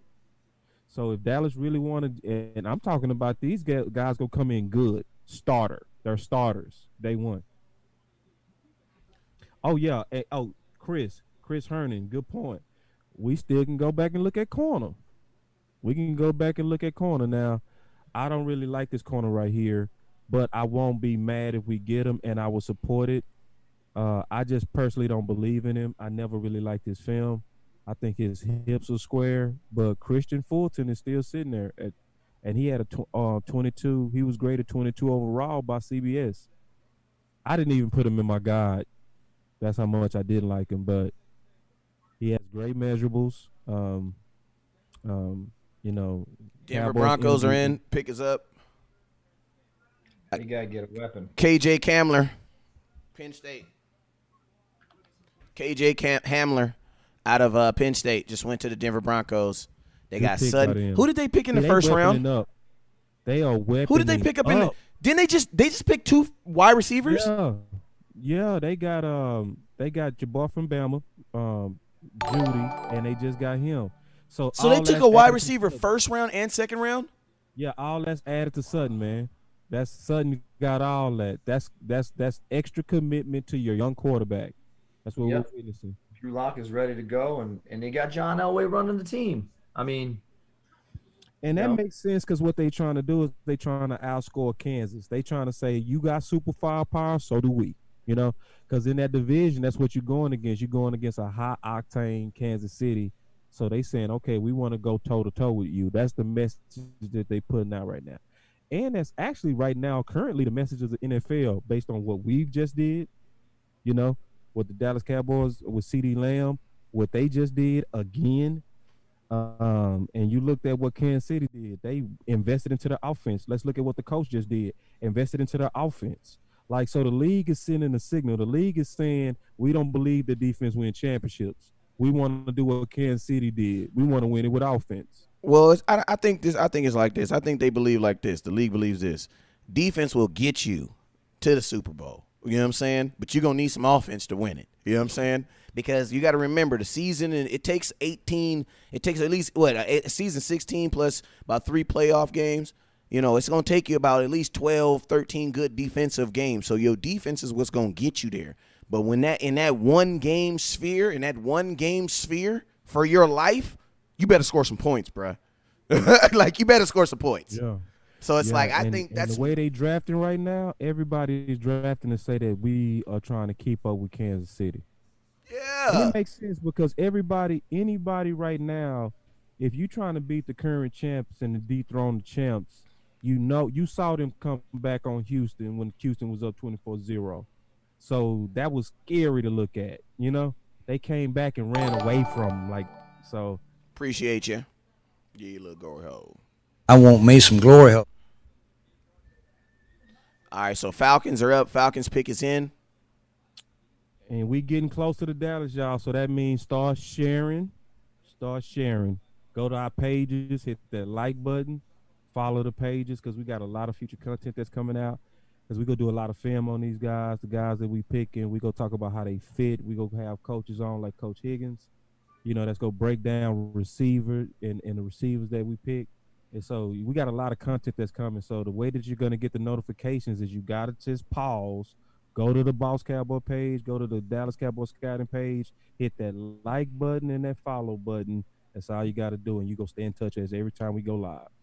Yeah, man, and that was a great point. So let's go out. I'm gonna call out some names real quick, give some shout outs real quick. What's up with you, Miss Tony? I see you. Let me get a share. Brad, how you doing, Brad? He says it's great. He can play DT and DN. Great comment. Lornell, what's up with you? He says we gotta get Jamal now. Christopher, How we gonna get him? Christopher, I appreciate you. My boy over there doing this. Smoke weed every day. Yeah, he tripping right now. Yeah, that's a good bud. Diggs and One more Fulton. time. That's a funny one. Smoke weed every day. Yeah, he over there doing that right now.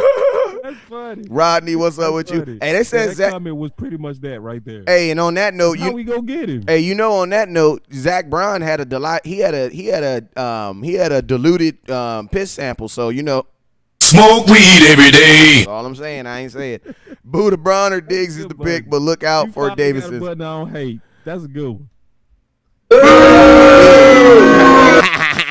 That's what I gotta say to that, boss. What up with you, Ruben? I see you, man. Man, like, hey, lose it. What the Falcons get ready to do, man? So I think they got a lot of defensive needs, man. Do you think it'll go defense? yeah, I was thinking the same thing. I mean, they can go What you think they gonna do, Coach? linebacker. They need a lot in the front seven. D tackle. They need a lot in the front seven right now. So it's pick 47, and I'm looking at what's available. So Justin Madubuk, Nabubuk.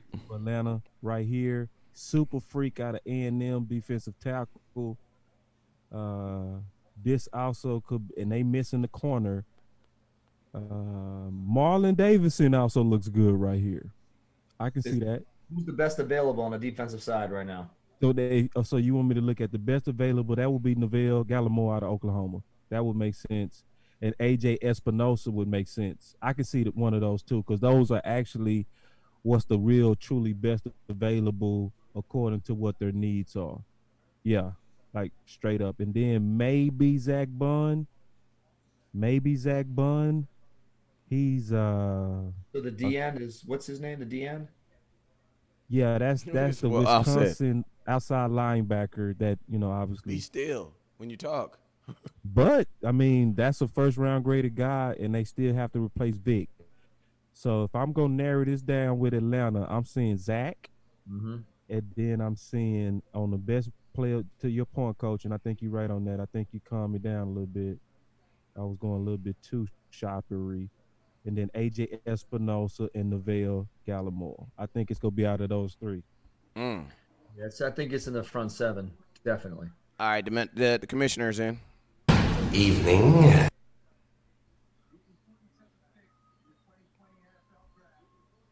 Let's see. Who So they they taking? pick AJ.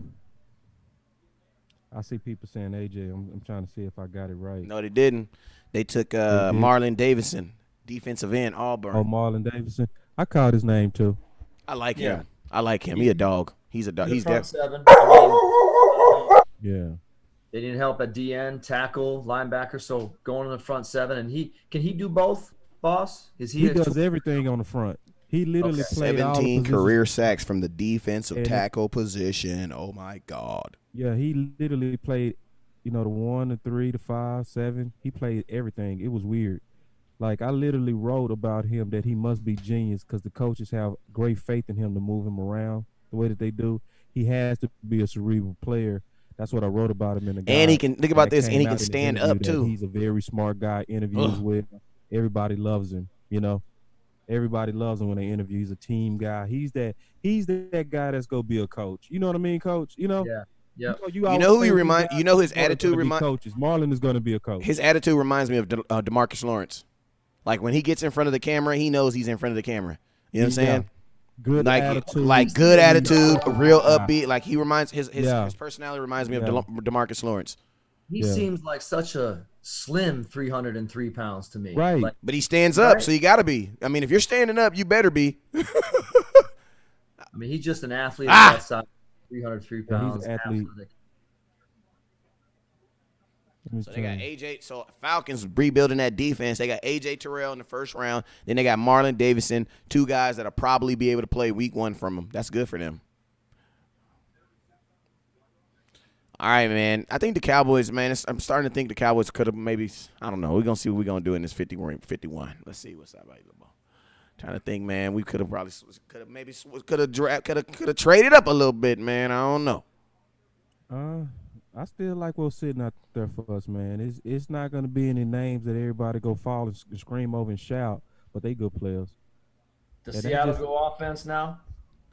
Dallas? Seattle's up. Yeah, they could. They took the linebacker, right? So they picked up that pick was crazy to me. Thinking about their team. They got to go offense. I mean, they're hardening their team is Bobby Wagner, so they trying to. Too. All right, here we go. A tackle would be good. They need offensive lineman. Yeah, they need They need offensive lineman. Got injured. They traded out. I think somebody said they traded out. Wow. Did they? No, they picked Darrell Taylor on the defensive end, Tennessee. Darrell Taylor. Say his name again, Wes. Darrell Taylor, out of Tennessee. So it's because Surprise pick. Clowney's Yeah, out, huh? man, they be throwing stuff at the wall. Man. Did Clowney sign? Did whoever they GM is? Did Clowney sign the franchise tag? This is making me wonder, though. Did I don't know. Did he sign it? I don't think he signed it. Man, this is crazy. Like Seattle done had 2 reach picks in a row. How you even good doing that? Because they have good coaches. When you have good coaches, you can reach, bruh. Because I your guess coach will. so. Because your coach will They do his. started Because getting this is my ready, thing, bro. If you have a coach, like think about this. If you have a coach that can fill in the delta, you're all right. You know what I'm saying? And then think This about guy had a grade of 80. Yeah, but I feel it. I mean, Pete Carroll is a defensive-minded We're sitting coach. at 48. He's a defensive-minded Slow down. coach. You know, he's a defensive-minded coach. So, what's surprising to me, well, I was surprised Seattle didn't trade up for one of them safeties, man, because they've always liked to have a good, a hard-hitting safety back there in that backfield. But it looks like everybody's staying, so it leads me to believe is they're gonna be more trading toward the end. I think the Cowboys are gonna sit where they are though, man. You got Steelers, the pick is in. And they picked fast, so they was at. They already knew who they wanted. Well, that pick was because Clowney didn't sign the franchise. That's the reason why. I mean, not that I like who it was, but as far as the position. Yeah, I mean, Clowney went out there and Clowney realized that his name was bigger than his actual stats in play. Like, I mean, I think the most effective play I've ever seen from Clowney is still that play when he hit that Michigan kid. He has not been able to outplay that. Balls though, man. Huh? Jones is still on the board. That's epic at this point. Like Jones is somewhere crying, for sure. He is somewhere losing his mind. Look at that, boss. We got Diggs out there. Yeah, I wouldn't mind Diggs. Yeah. So here with the Steelers, though, what are they going to do? I mean, they got. Ben's coming back, right? Steelers need another run. They need another wide receiver. I don't know who's. I'm gonna steal from Boss Man. I could see them going quarterback. Yeah. I can see them going quarterback. Big Ben. I can't stand him either. Hurt. I can't stand Big Ben either. Big Ben. You think Hurt or Eason? They'll go with the sexy pick. I mean, if my thing is this: if Ben's signed to another 2 years, I would see Hurts too because he ain't got to play, and he puts you in a position where he doesn't have to play. Yeah. That's a good observation, Coach. Yeah, I can see quarterback here too. Like Hurts will fit Pittsburgh. Like, come on, piss one of these other quarterbacks off. Come on. And he would. You're right, Coach. He would be able to develop. My boy Anthony said from. I can see that. KJ Dobbs, running back will look good for them too, though. I actually like From compared to the other quarterbacks. Your boy Quincy like him too. Like From. Quincy like him better too. Like it's nothing really about from play that you look at. It's with From you might not like him just because of his nose or something. Yeah. Because his play is good. Like he throws a very straight ball.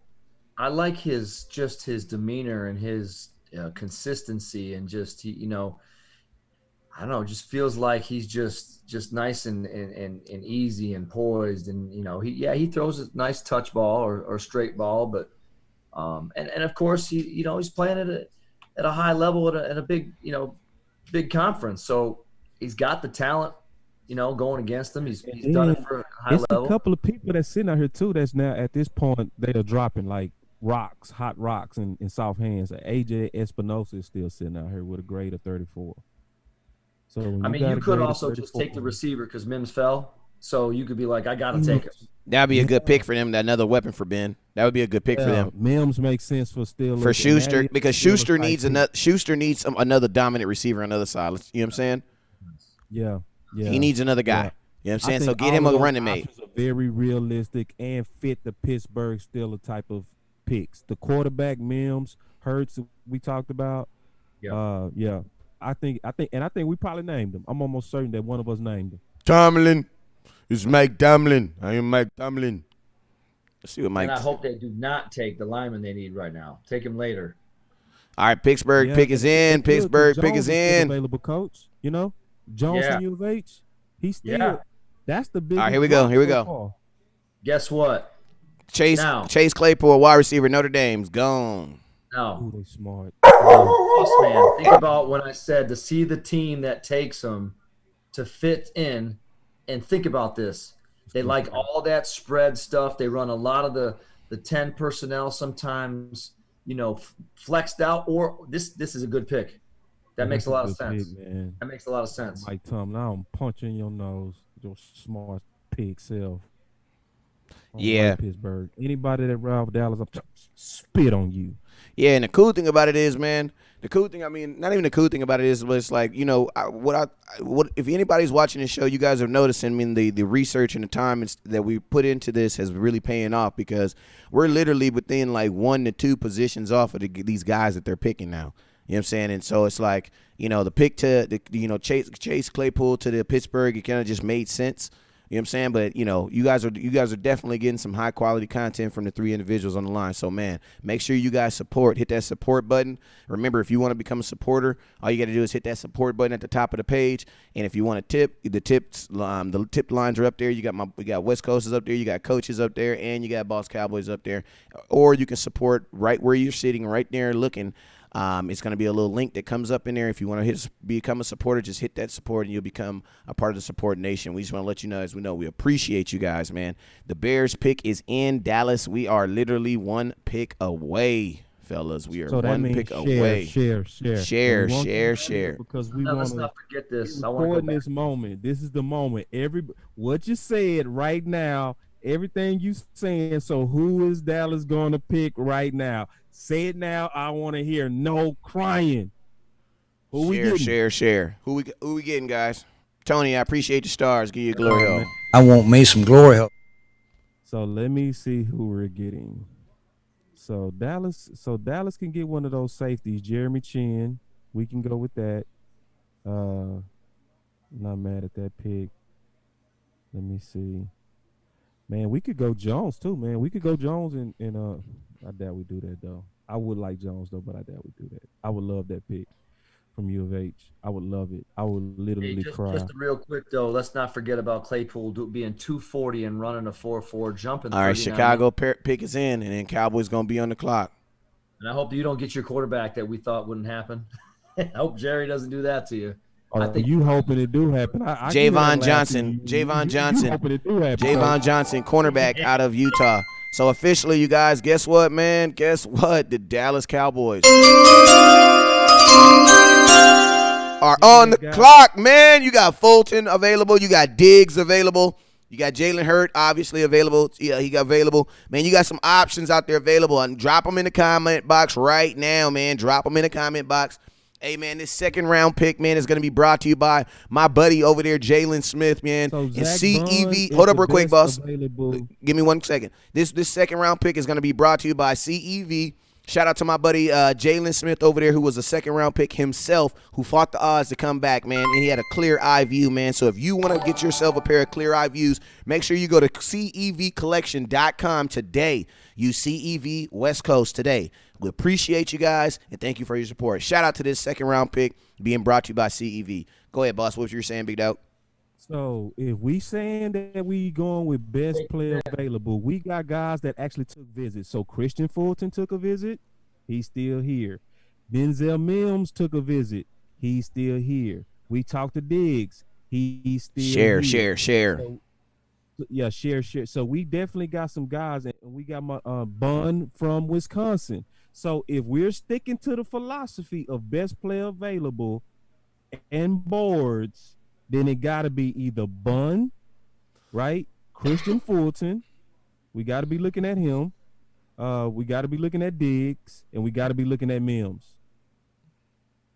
Yeah. All right, so let's go, man. My boy Dupree says Fulton. They was talking about it for the first pick. Cowboys. Yeah. Oh, they talking. Hold on. They talking about Dak Prescott's brother. They was giving a moment of silence for Dak's brother. Salute.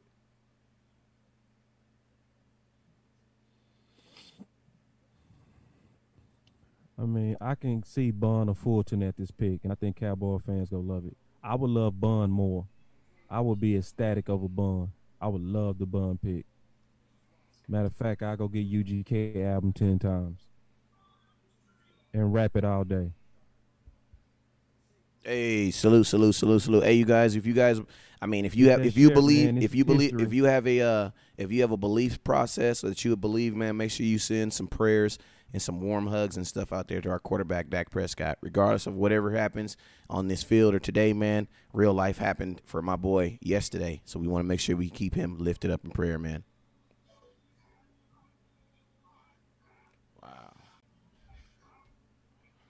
All right, so let's go. The pick is in. Cowboys pick is in. Classy, man. Very classy move in NFL. Classy. Cowboys pick is in. Cowboys pick is in. Cowboys is the face of the team. The right thing to do is to honor his brother publicly. Brian. Hey, will either of you guys be mad if they take Mims? Another wide receiver? I wouldn't be mad at all. I know you wouldn't. I know you wouldn't. No, I wouldn't be mad at all. I'd be cool with that. I mean, I ain't gonna lie. I would be upset with it because at the end of the day, you now have 4. You have a second round who's gonna be your fourth round, who's gonna be your fourth. Like, unless we cutting somebody tomorrow, yes, I get it. We got the talent, but I mean, you can only hold 2 guns in your hand. You know what I'm saying? Shoot, man, you get me. My boy, he said he mad. He Got said he the mad. red He on, mad because he only got 3 Bentleys. Well, how many Bentleys can you drive at a time, bruh? So remember I said, man, shoot, McCarthy won that Super Bowl with 4 receivers, man. 4 dogs. Let's go. Josh Jones, Diggs, Jordy Nelson, and Givens. Those are his receivers that won that Super Bowl. All them dogs. So, and all them played most of that game. I mean, we saying West Coast, so this might be it. It might be McCarthy like, shit. We finna run it up.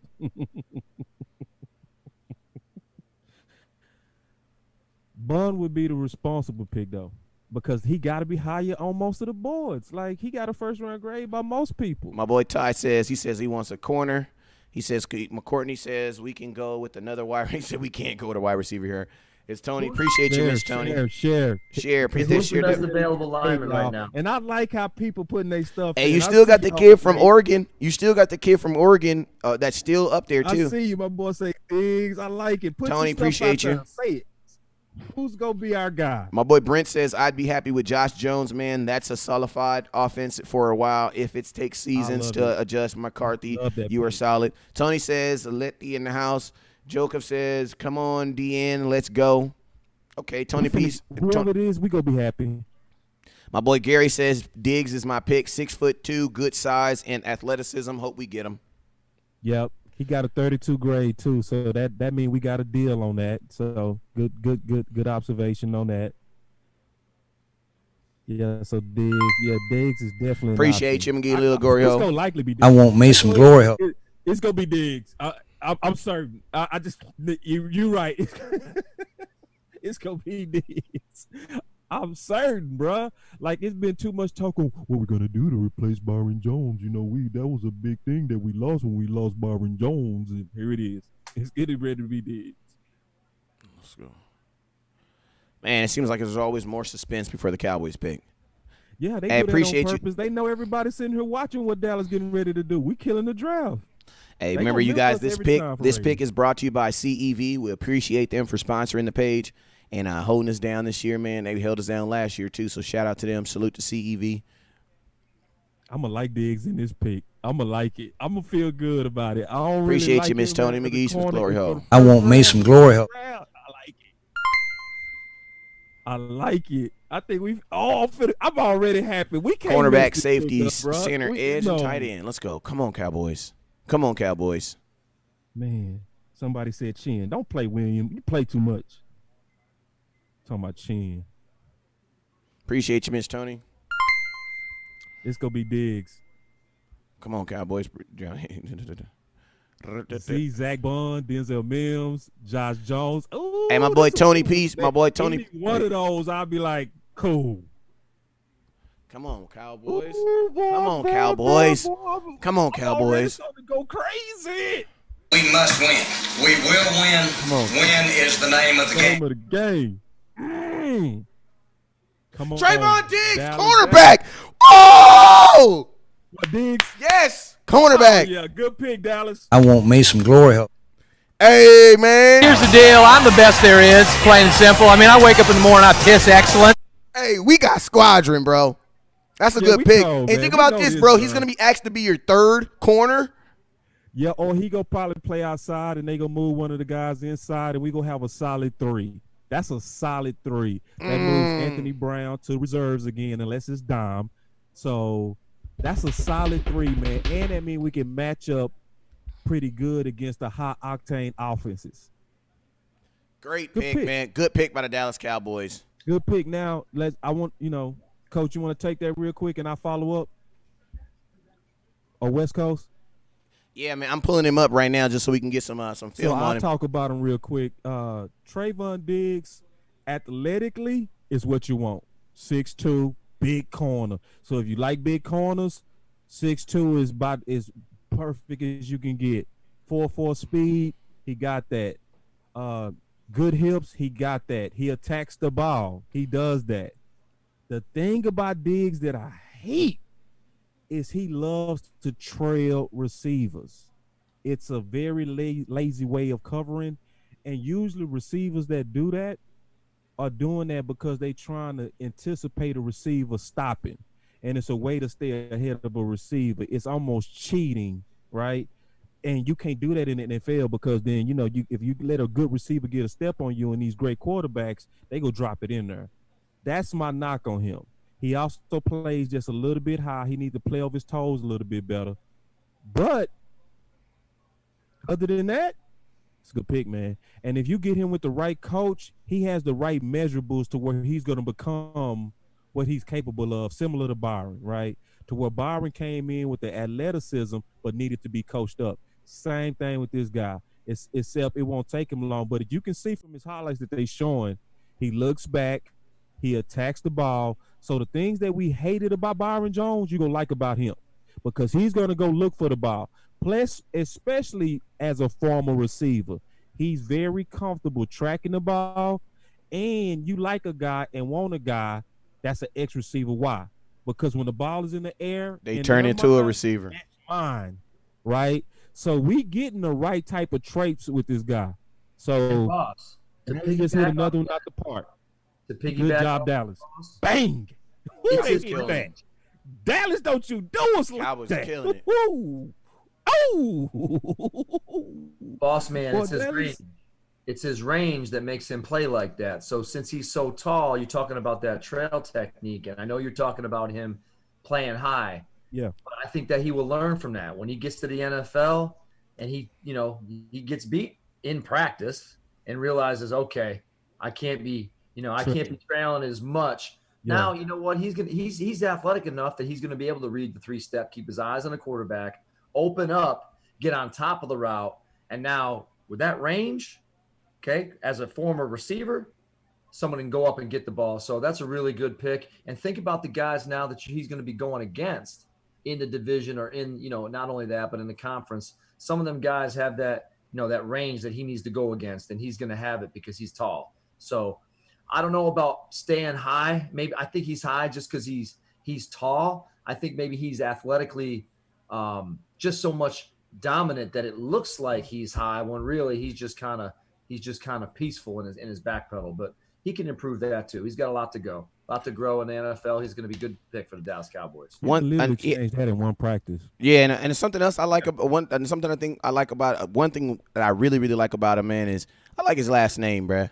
The same thing we was talking about earlier today, Boss Cowboy. I love players who have relatives and family members in the league and who are being successful because it puts like an expectation because his brother is a top 10 wide receiver in the NFL. You know what I'm saying? He gets paid like one. Yeah, so it's like he's going to understand the level of like where I want to get because he's going to see those things that his brother has and things like that. So it's like, that extra I think you should have that. You know what I'm saying? And you're going to have a player, you're going to have someone there that's also going to, obviously they're on different teams, but they're going to push them like them Ponce brothers. You know what I'm saying? Like they push each other. You know what I'm saying? And like them boys, them Thurmans, you know what I'm saying, that came in from Virginia. They all push each other.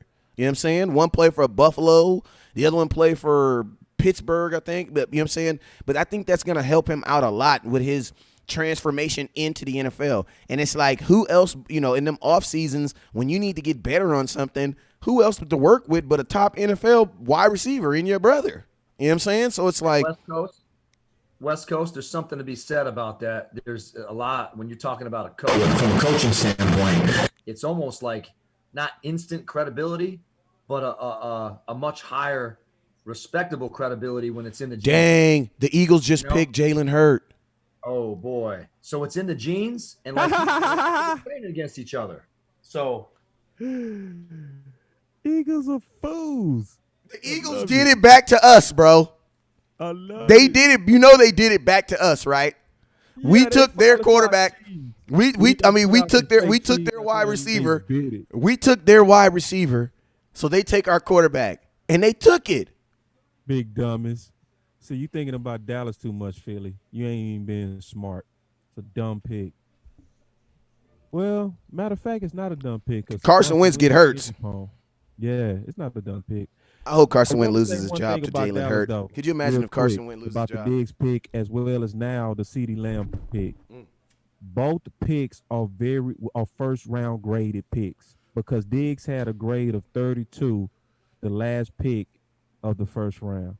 So we got another steal, right? Because according to my board, I had CeeDee Lamb 11 overall, right? The Dallas Cowboys said they had a 7 overall. So 2 times in a row, Dallas basically got 2 first rounders, put it like that. Because it's some of us that was saying and still believe this, that we could have moved down and still picked up Diggs.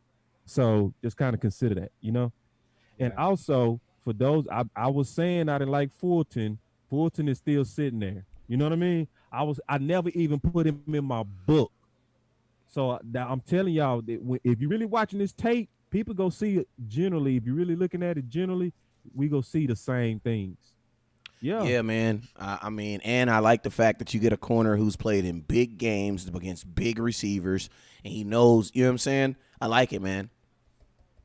I like it. You bring a dog amongst dogs in there, you know what I'm saying? A guy who's going to fit in with the Jordan Lewises and the Cheetos, you know what I'm saying? Also, this puts, right in. Yeah, it does, man.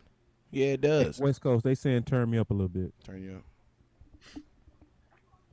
up. But yeah, no, I mean, so no, Dallas is banging. We hitting it out the park. I can't wait for 3. And Zach Bond's still sitting there. Wow. Damn, my boy got. Ooh. Yeah. Yeah, I'm loving it. Who was the 52nd with LA take in the 52? Let me see. They took Akers. So hold on. Somebody said, what's Philly Akers. doing? Okay. Florida State running back. Shoot, when it's all said and done, it sounds like Philly should have just traded Carson Wentz a couple years back and kept Nick Foles. And kept Nick Foles. I mean, they signed a quarterback when he was hurt. Not gotten any better. Philly, like, it's nothing about Philly's picks that I'm like, oh my gosh. Like New York, I'm like, they doing pretty good, right? New York doing pretty good. Yeah, go take him out. That's what you know what? Hurts, go take out. No, actually, I want you to take out Wentz. I want to go against Wentz for the next 10 years. Man. I want Dak to continue to go against Wentz.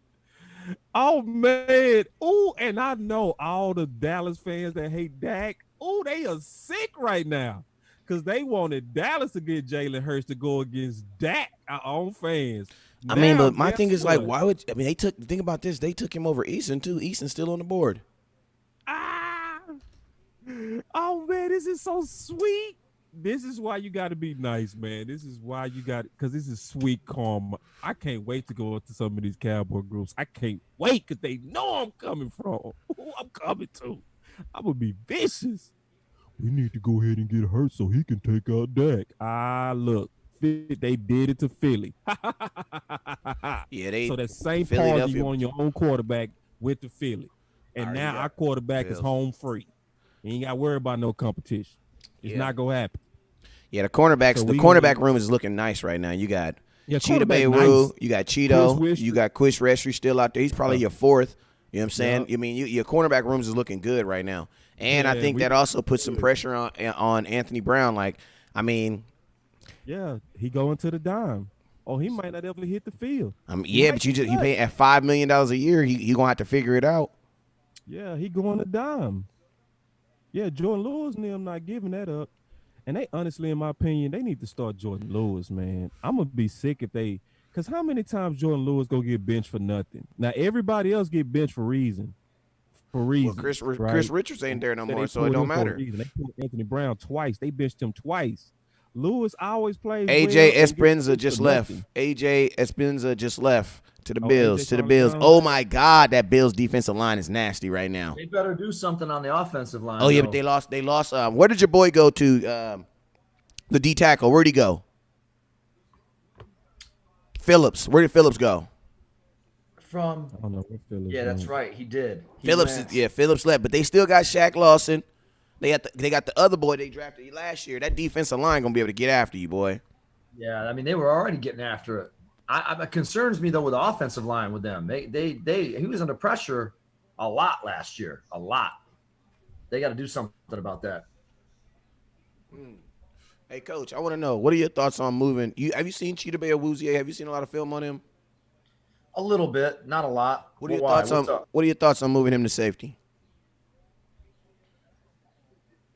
I mean, let's be real. That's a transition, right? As a former DB, boss man, you know that guys later in their careers sometimes they move to safety because they understand the schemes, they can communicate, and they kind of become that leader of the back end.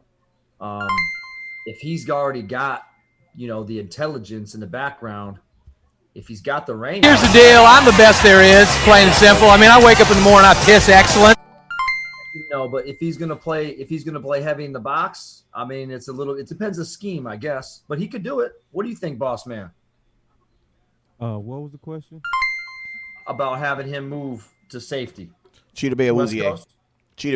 Moving Cheetah Bay Awuzie to safety. Yeah, absolutely. He could. Right. He got the mentality for it. Right.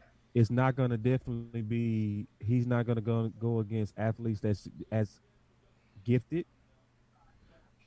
He has safety instincts. He's not afraid to put his nose in it. I think it'll be a good transition. It might actually prolong his career. Right, because he can already run with all the tight ends and that's a real good observation. Who idea was that?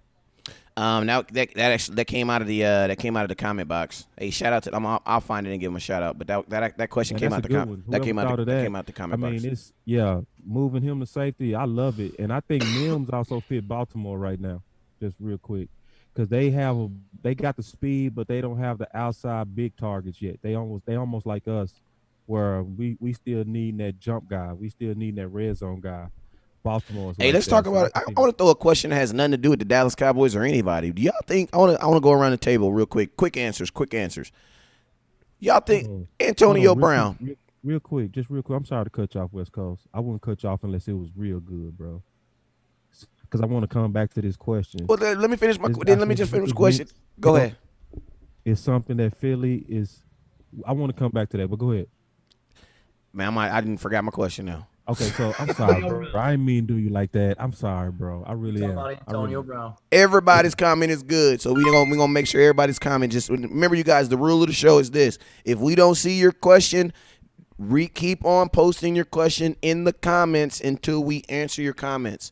We got three eyes on the comment box, so make sure if we don't see your question, just keep on blow it up. Just blow it up like an ex-girlfriend. You just keep on texting. Just blow it up until we see it, and then as soon as we see it, then we'll speak it out to you guys. All right, bum. Antonio Brown, man. I want to know, you guys in the comment box, what are you guys' thoughts? You guys think Antonio Brown plays football again? Do you guys think Antonio Brown plays in 2020? Man, put him in that box of Kaepernick. He blackballed.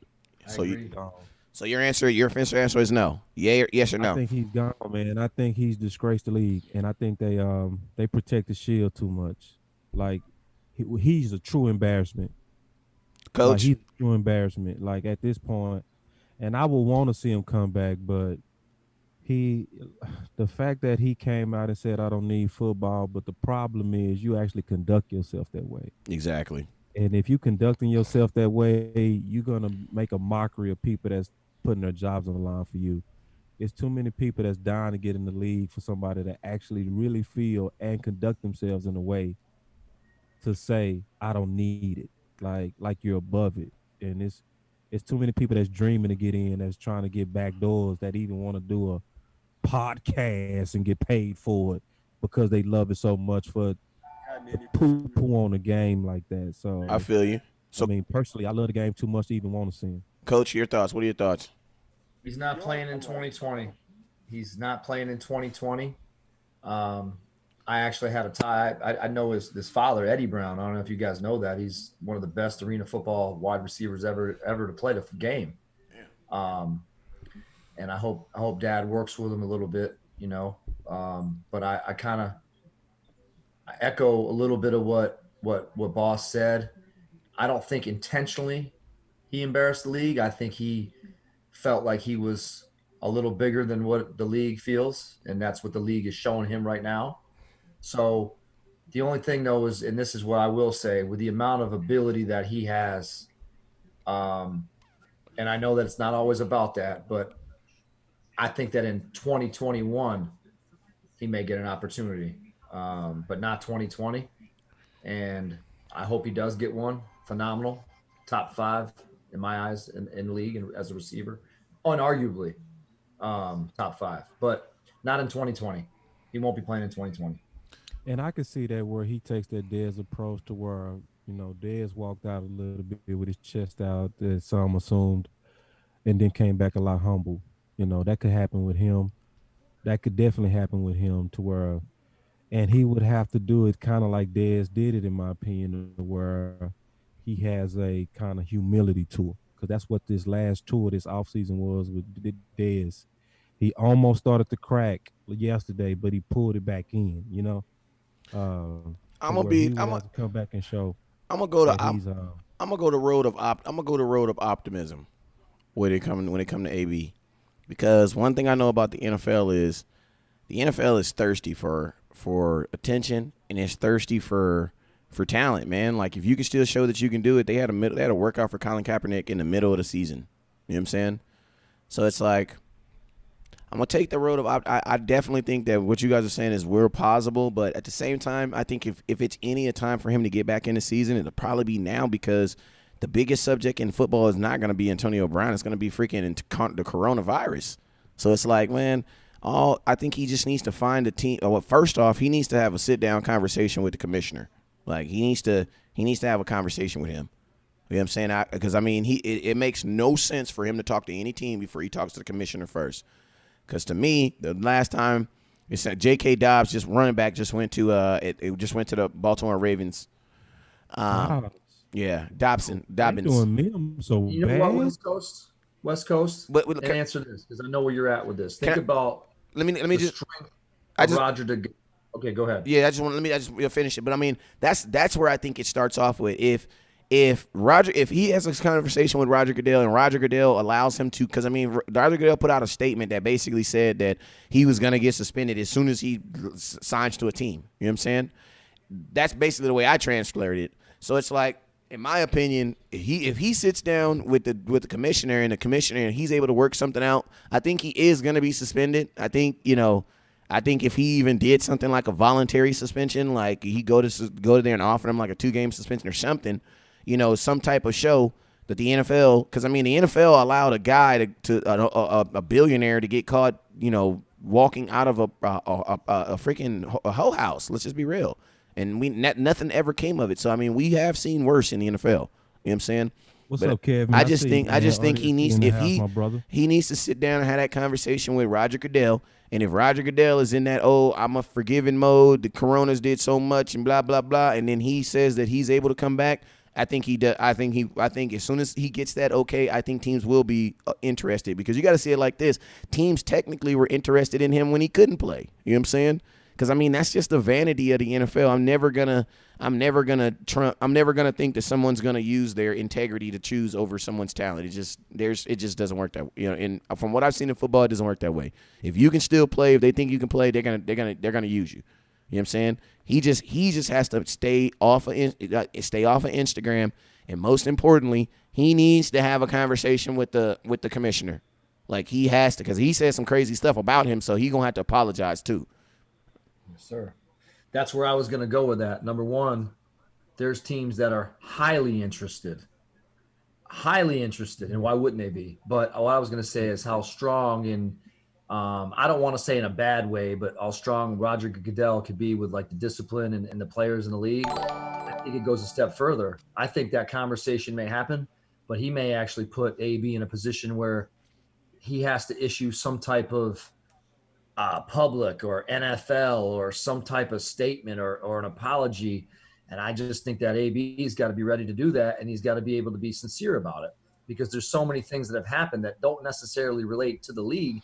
There was a lot of, look at me issues that happened, right? That's the best way I could say it. And Dolphins pick is in. up at the podium is going to want to say, you need to say, look at us. It's about us, not you. And when you do that, maybe you'll come back. So when you're ready. And that's really what it comes down to. Yeah, that's what it comes down to. Hey, Frank, write your whole question in the comment again, and I got you, brother. I'm only seeing some of it. Raheem Davis, D tackle, Alabama. Damn, Miami had a gang of picks in this draft. They doing good too, man. Yeah, 14. Hey, Flores is getting it popping, right? Yeah, man. They did. And I say, man, Chris Greer and Flores are doing their damn thing. I can't even lie. I'm actually impressed with Miami. Miami is making some noise, man. For real. Miami's gonna mess around and take that from New England. I mean, their division is kind of weak. I mean, they got New England, who don't got a quarterback, and it's already day 2. You got the Jets. I mean, what is it, Sam Darnold? I mean, it is what it is. And who else is in their division? Who else is in there? Steal. Then you got the Titans, right? Damn. Who's in their division with Tom? It's Jets. Miami. It's Miami, Jets. Miami, the Bills, the Jets. Bills, that's what I forgot. Bills. Their division is super wide open right now, man. Because think about this, they're young quarterbacks. Hey, since we're on the subject of quarterback, let's rank the quarterbacks in our division. Sounds fun. We got 3 people on here.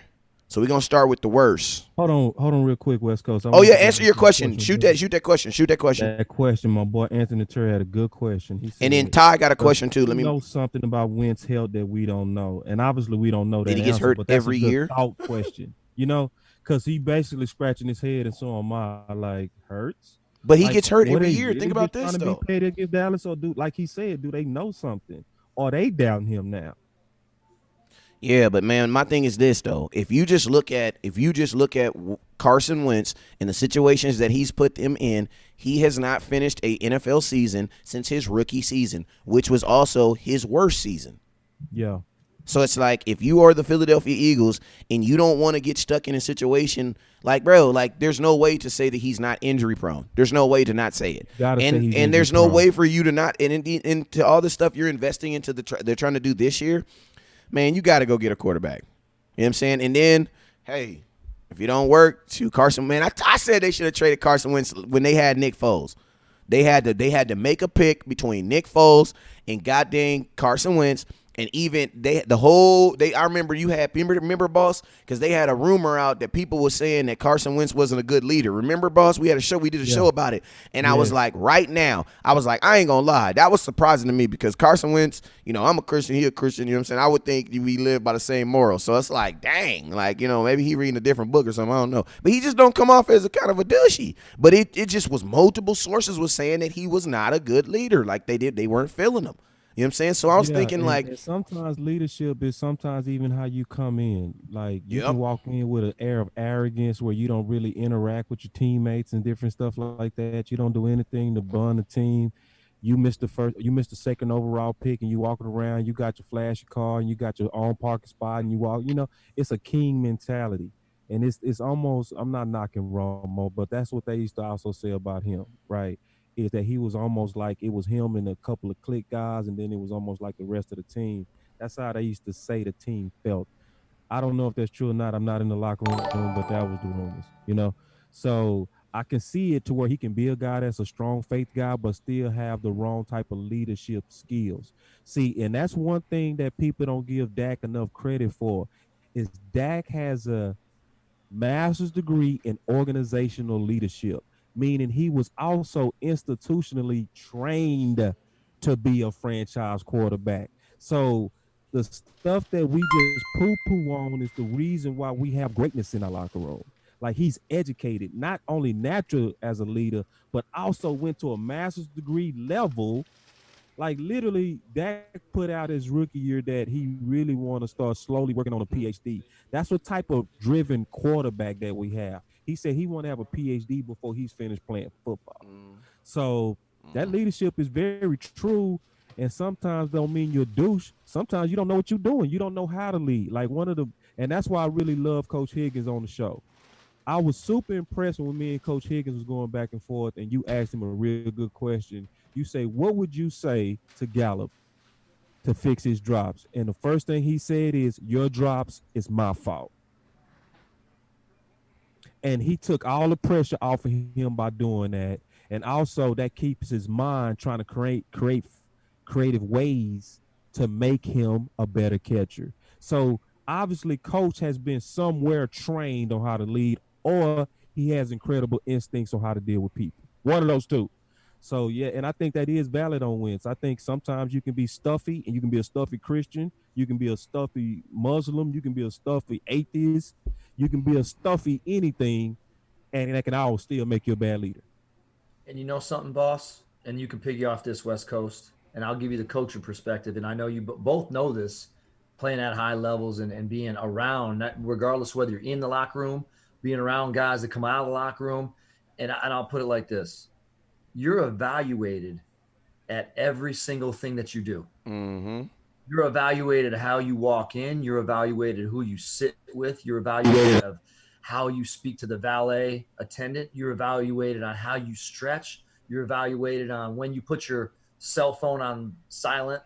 I mean, it's really that detailed when you get to the NFL. So when certain things come out like that, smoke and fire, and going back to Wentz, if things are questioned, that's because people that are evaluating are seeing things that are making them wonder.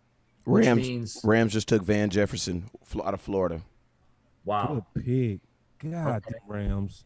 Wow. Man, so they got. So let me tell you, they got the one kid that's really nice that run up and down. They gonna probably call him White Lightning in a little bit.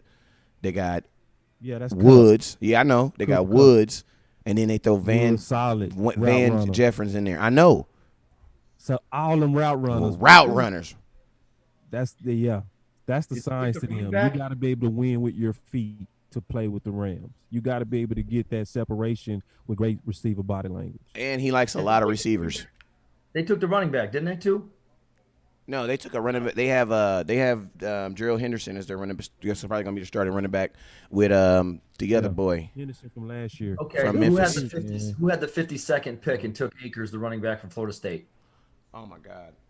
We were just talking about Akers, that, too. Was it Bills? That No. was the Rams as well. You right, Coach. The Rams did draft another running back? Yeah, 52. He right. I'm on it. See what I'm saying? Yeah, you on it, Coach. Okay, so they are looking to compete with, back to your point, offense is going to start taking over as far as this is where we got to compete. We got to get our offense going. Kansas City's got the offense.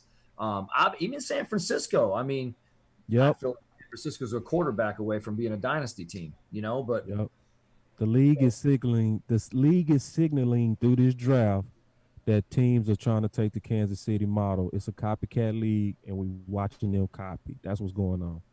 Weapon it up. It's weapon it up. And I think it also and you got and think about this, man, because everybody came in saying San Fran has this elite weapons. And think about this, man. At this age, offense. Until these kids hit like their first contract, man, all these young wide receivers all got bad hamstrings. They ain't got one now. They're gonna have it next week because you're gonna be running way more routes. You're going to be doing way more practicing. I'm just serious, man. I don't know what it is. Crazy. Am I lying, though? That's my favorite route run in the draft, though. But you feel what I'm saying? But hold up. But you feel what I'm saying, though? Like, you gotta have some protection there just for a guy just missing some games. Like Gallup didn't miss some games every single year. He missed 3 games last year.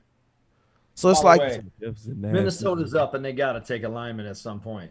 Yeah, they got to. And Josh Jones still sitting there. If they don't take Josh Jones right now, they taking Josh Jones, and you so right on that, Coach. They got to take Josh Jones right now.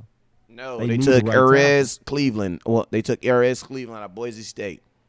They did take it. They took a tackle, though. They did take a tackle. He's a top-graded tackle. He's just not the one I thought. And so my boy from U of H is dropping like a hot rock. That's amazing. They treating him like trash.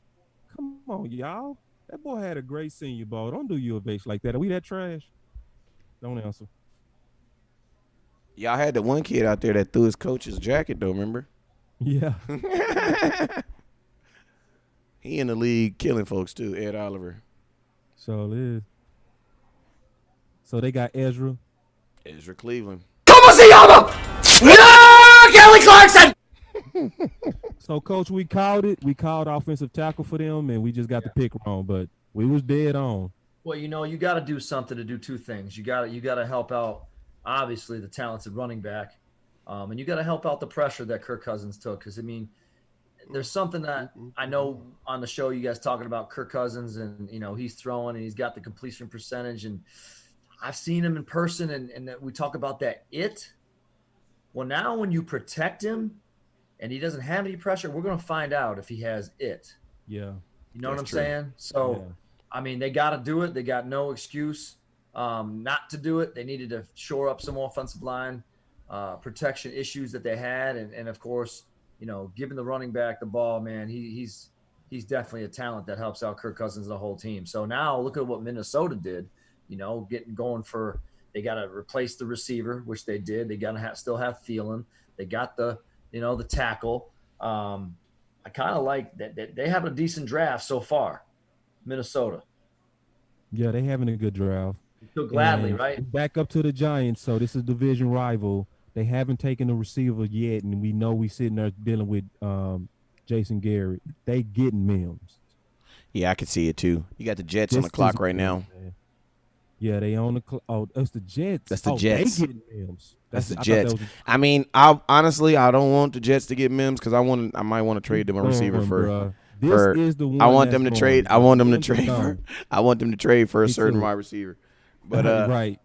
Hey man, I got someone in the contact box asking me about P. Ryan. Which one? It says, Coach, what do you think about P. Ryan from Florida? Okay. The running back. Well, I mean, he's got some scoots to him, doesn't he? I mean, he can get it done without a doubt. I had a scout that used to hit me up every single day about him, so he definitely got some supporters out there. Like every single day, my boy in the scout, he's like, "Man, West Coast, I'll be like, Brett, send me the video. Brett, I didn't send you the video." Like, all right, let me check him out. He talking about from the Redskins. Yeah. I loved P. Ron coming out of Oklahoma. You talking about the running back, or you talking about the college kid, or the kid in the NFL right now? Different P. Ryans. The ones that was on the Redskins that was more of like a bruising back, and he didn't last too long, but he looked like he threw some flashes out there, but he had the fumbleitis problems a couple times. Oh, he did. Hey, yeah. Hey, another. Hey, I'm gonna test y'all. I'm gonna test y'all head right now. Hey, y'all remember a dude named then his name slipped my mind. Kenneth Dixon. I want to talk about for a minute, man. Who are some draft dudes that y'all fell in love with that they ended up scoring? That ended up doing one of the I don't know. It was all part of Carol Baskin's plan. Don't nobody go in the bathroom for about 45 minutes. Somebody open the window. Hey, mine was Kenneth Dixon, bro. Mine was Kenneth Dixon out of L.A. Tech. That was mine. My boy just dudded out, bro. His knee with the Raiders. I've never seen him again.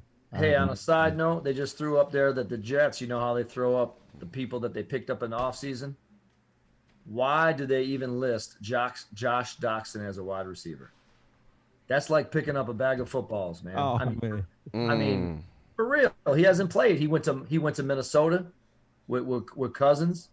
Didn't make it there. Now they're adding him as an offseason. He's in like his fourth year. Maybe third. Yeah, Dallas probably needs to get him, for whatever reason. Whenever we get those former greats, they revive. Rodney Harrison wants P. Ryan from Florida behind Zeke. I got to tell you, they're looking all right, though, Rodney, with Tony. That's who I'm talking about. I'm going to give you some glory hole. Yep. I want me some glory hole. It be Rodney that was blowing me up every day about him. Send me that video 12 times. A wide receiver. They do need a wide receiver, though. The Jets wide receivers in the second round, they lost Robbie Anderson, and then their other second-round wide receivers on our team right now currently not playing for whatever reason in the name of Devin Smith. I just wanted to give y'all a quick reminder because we got a lot of new people sitting on the page just kind of hanging out with us as we getting ready to kind of watch our competitors draft. Make sure y'all go to our pages and hit that like button, hit that follow button. Just keep up with us because we got a lot of good content coming. I mean, we got a lot of stuff coming. So the only way you're going to know and get those notifications is you got to program your phone to do it. So you can go to West Coast page on the Dallas Cowboy Scouting, hit that like and follow. Go to Boston Cowboy page, hit that like and follow. And then you can also go to YouTube on the Dallas Cowboy Scouting, hit that bell and hit subscribe. Do all of that stuff. That way you're keeping up as we continue to put content out. And I can see on there from looking at the comments, like for instance, Rob Shedd, big Cowboy guy, I used to coach with. Rob, these guys are doing it right. I'm glad you're checking me out on here, but check out Boss Man and West Coast, like the page, like he said, get your boys on here. You want the deep inside scoop on things that are not only analytical, but also researched and just opinion based, but with informed decision making based on data. These are your guys, man. So I'm glad to join them. Thanks for jumping on. Go ahead, West Coast, do your thing. Oh shoot, man, I'm waiting on these Jets. Seems the hell these Jets gonna do. They in Denzel Mims. Gotta be Mims. They got Josh Stockton. They got to you take can Mims. look at a couple of people that's available because They in everybody Mims. watching also to kind of see their favors go. So They in Mims' living room. Look at what's the best available. So I already said Mims 1,000 times. Take him. Take him now. They in Mims' living room. Is still sitting out there. Somebody at this point got at least starts looking at him as a potential. Somebody like or did he get picked and I just missed it?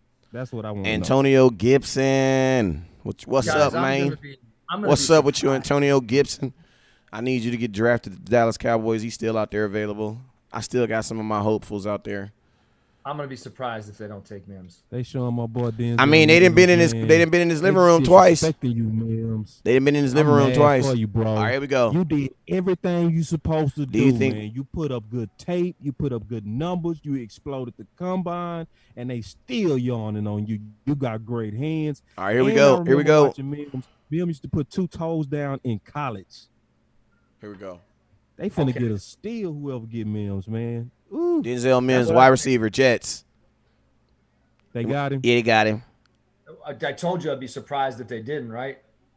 Yeah, yeah. Come on now. It's too this far. one was screaming Mims, bro. Like, this was like, if y'all pass on Mims now, y'all just, I need to go apply for his job.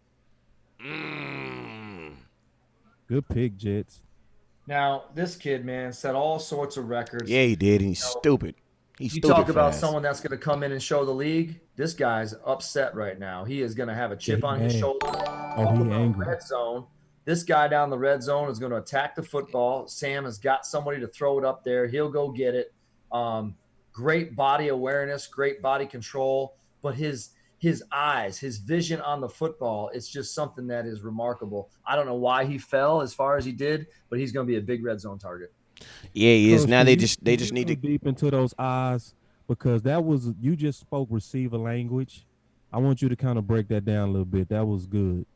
Okay. Well, when I ask a question like to a receiver, right, I say, what do you catch with? And you know what an inexperienced receiver tells me? And I'm talking about usually a younger receiver. He's going to say, I catch with my eyes, or excuse me, my hands. But an experienced receiver is going to say, I catch with my eyes, coach. So if you watch him when he's going up for a ball, let's say a ball is thrown behind him, which we call the back shoulder throw, you watch his helmet go all the way to that ball. And then when the ball hits his hands and the ball is coming in, you're watching his helmet follow the ball into his stomach. That is just supreme focus and competition. But he does that no matter whether it's one hand, whether it's a high point ball, or whether he just catches a natural hitch route.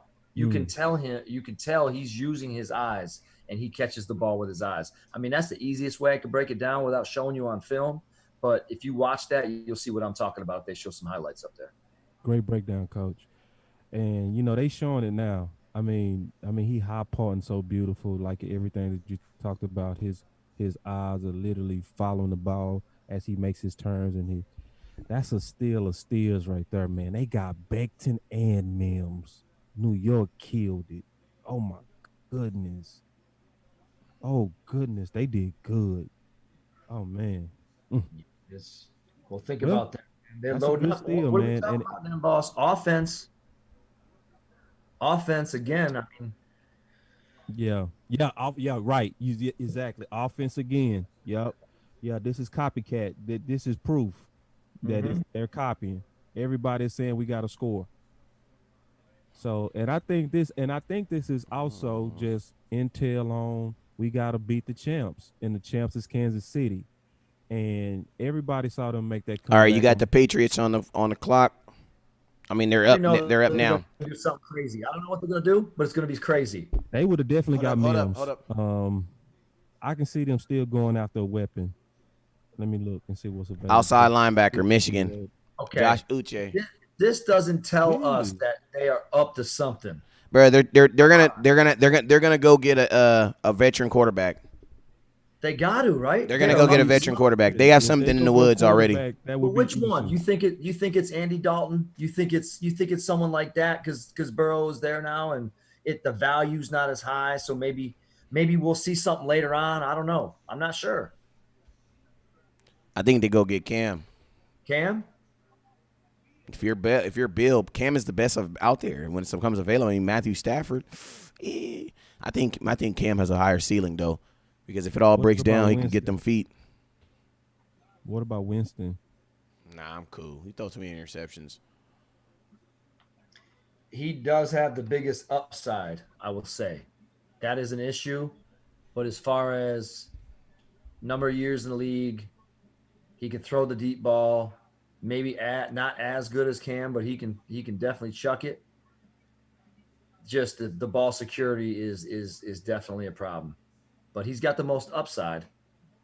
Hey JD, congratulations, man. That's my boy cousin JD from Carter High, man. You know, CC4L, baby. Yeah, that's his cousin, man. Congratulations, man. The Mims. I know you happy. See your family. Anybody see their family member get drafted, that's a great day. I want to kick a shout out to you, JD, man. Congratulations and to you and your cousin. Yeah, man. So you got the Titans up next. The pick is in also. So with the Titans, I don't see any need list for them at all. And know what I really trusted. Let me try to use my mind. So they good on quarterback. I think they lost a tackle, right? Didn't they lose a tackle? 3 interceptions. I think they lost a tackle because they had 2 bookend tackles, I know for sure, and I think they lost one of them. If they lost one of them, there's another good spot for Jones from U of A. They lost Conklin. They lost Conklin? Conklin, right? Yeah. I'm thinking so. And if they lost that tackle, then then Jones makes sense. Yeah. Like, hey, let me you guys go ahead and take over. I'm gonna make this shoot this Instagram video real quick. So yeah, Jones definitely makes sense. Like absolutely makes sense for the Titans right now. Yep.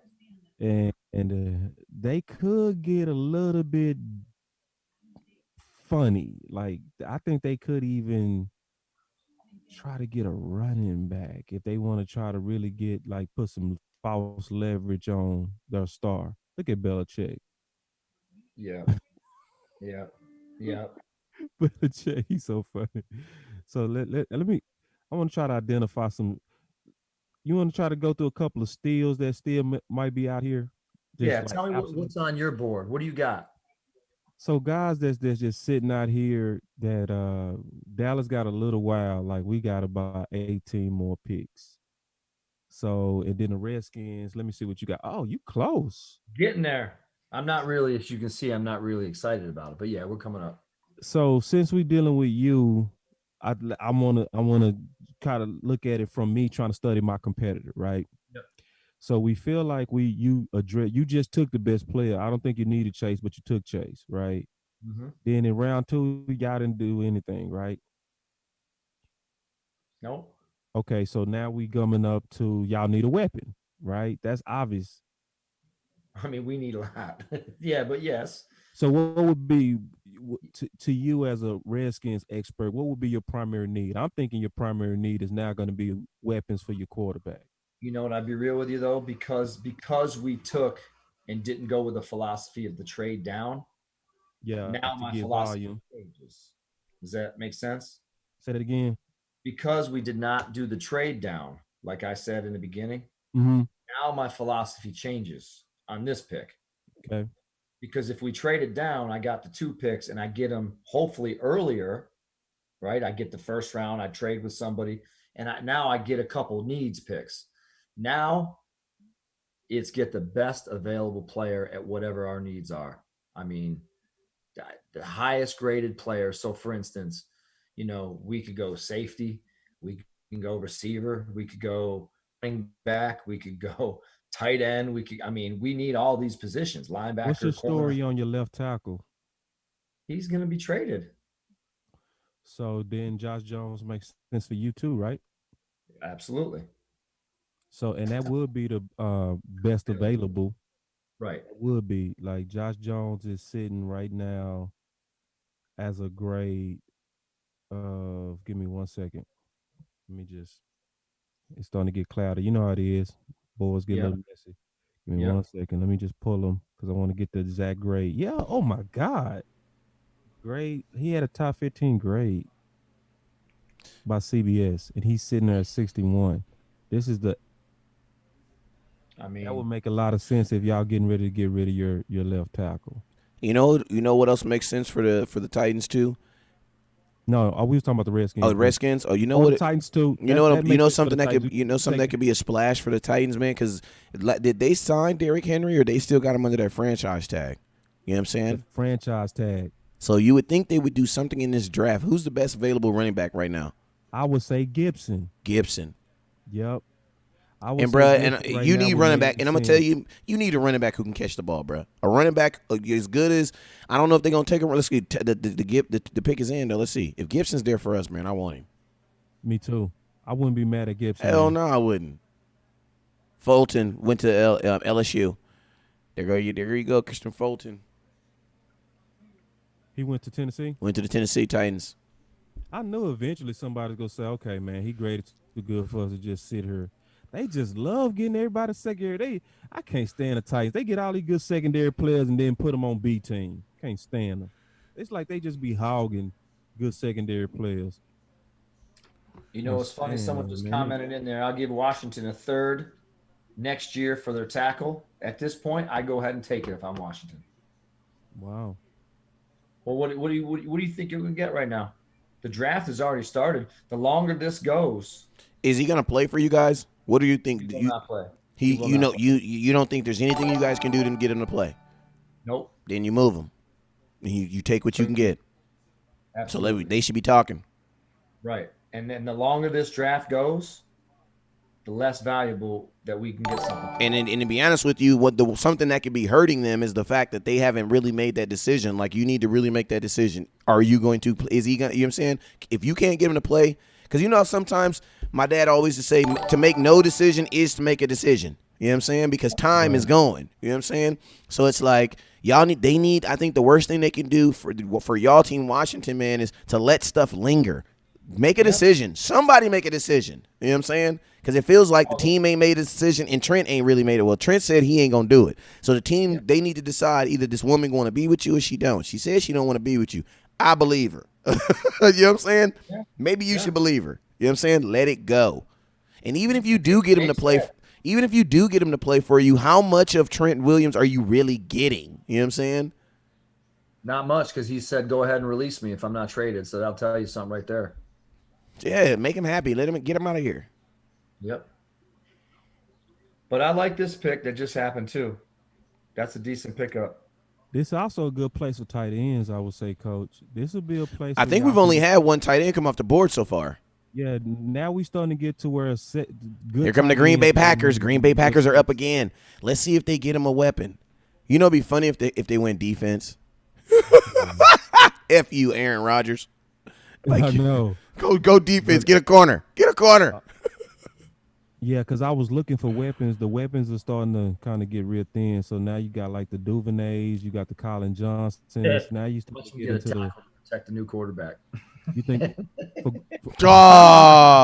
Dirty, Coach. That's dirty. I love it. Don't get caught, bro. Fulton got caught. But I like Fulton, man. Here we go. Nah, man, Scouts didn't like it. Okay. I was right. A.J. Dillon, running back, Boston College. A.J. Dillon. Your boy Fulton finally win at 62. Packers just took A.J. Dillon, running back. Yeah. Hey, that's my boy. Hey, I want me some glory. Man, he love A.J. Man, I want A.J. man. I want A.J. Get out of it now. But that's my boy Tavis. That's your boy, man. He liked him a lot. So he went to Green Bay? He went to Green Bay. which is kind of weird because they don't like Aaron, bro. My thing is this, bro. Why would you draft a running back, bro? You have freaking. Don't they got the kid from 915 out there that had 3 touchdowns on us? Aaron Jones. Then they got my boy Jamal Williams. Hey, give me Jamal Williams. That's the homie, man. His mama literally live walking distance from me right now. In Kansas City. Watch Kansas City. Give me Jamal Williams. Offense knowing Kansas City. No, they ain't gonna do that. They gonna mess around and get Zach Bond. Watch them get Zach Bond. If I am Aaron Rodgers, I'm like, man, you guys really this one. Coach. Kansas City is getting ready to get Zach Bond. Zach Bond has been sitting out way too long. They getting ready to get him. That's for sure. Yeah. Either them or Seattle. This has been enough. They got 3 running backs, bruh. They got 3 running backs. I'm telling you, they don't like Aaron, man. They making decisions to piss Aaron. 3 running backs, bruh. That coach is in his feelings. If they let Jamal Williams go, I want him. Jamal Williams come to the Dallas Cowboy, bro. We gonna be in the huddle, bro. Yeah, hey, boss. Hey, you know, if Jamal Williams, if he come to the Dallas Cowboys, we gonna be in the huddle. That's our ticket right there. I'm telling you. Exactly. That's because that's the homie. He just played for the wrong team. Man, they crazy. Well, Tavis boy, man. Tavis love him. They are literally creating. I don't know why you like him, man? Dude look like he carrying groceries. Hey, they up here creating a whole new. This is like this is equivalent of this dude got a whole family, and he didn't set up a whole new apartment and everything on the other side of town. He got him a quarterback. He got him a running back. They built the Green Bay Packers like they building a whole nother team. They building a whole nother side. Look at Matt LaFleur. Aaron, what you do, man? Matt LaFleur looking at his sons like this is your team. This is gonna be your team. Yeah, the Packers have been the Packers. This is why we got their coach. Aaron is pissed right now. Right here. Aaron is pissed right now. Oh, he hotter than fish. You got the same team you had from last year as of right now. He watched Mims. He watched all these old greats. Oh, I love it. Aaron, I'm gonna give Aaron some glory. Here's the deal. I'm the best there is. I'm giving Aaron some glory. I want me some glory. Hey, this is Aaron. Hey, let's boss Cowboy. Aaron over there like this. It was all part of Carol Baskin's plan. Hey, listen, man, this is perfect. Like, it's only a couple of teams right now in the NFC that I feel like are getting stronger. That's what Green Bay didn't. You want, Green right? Bay's not. Like, Philly didn't really get stronger. Nope. Minnesota got stronger with Giants did. The Giants got stronger. Redskins, we still waiting on them to see, but the first pick was good. I think the Jefferson pick to the Rams was good. That was a good pick. Who else got just obviously better that was already contender? What did New Orleans do? Bucks, but that includes the offseason, but that Bucks did as well. They picked up Winfield from the safety. Yeah. That was a good pick. So, so far, mostly from what I'm seeing with Green Bay, nothing. And then Seattle, they reaching on all their picks. I mean, but like West Coast say, for whatever reason, they can reach and then coach them up, and then they'll make that reach make sense. Well, you got to remember, you got a defensive coach picking. So the defensive coach is picking what he wants. You know what I'm saying? Now, some coaches can handle. It's a huge responsibility picking the players and coaching them. You know what I'm saying? Like that's a huge responsibility. Not every coach can handle that. Our last offensive coordinators, they couldn't handle that. You know what I'm saying? Nah. They couldn't handle that. That's why Will McClay was picking the players, and they was, you know what I'm saying?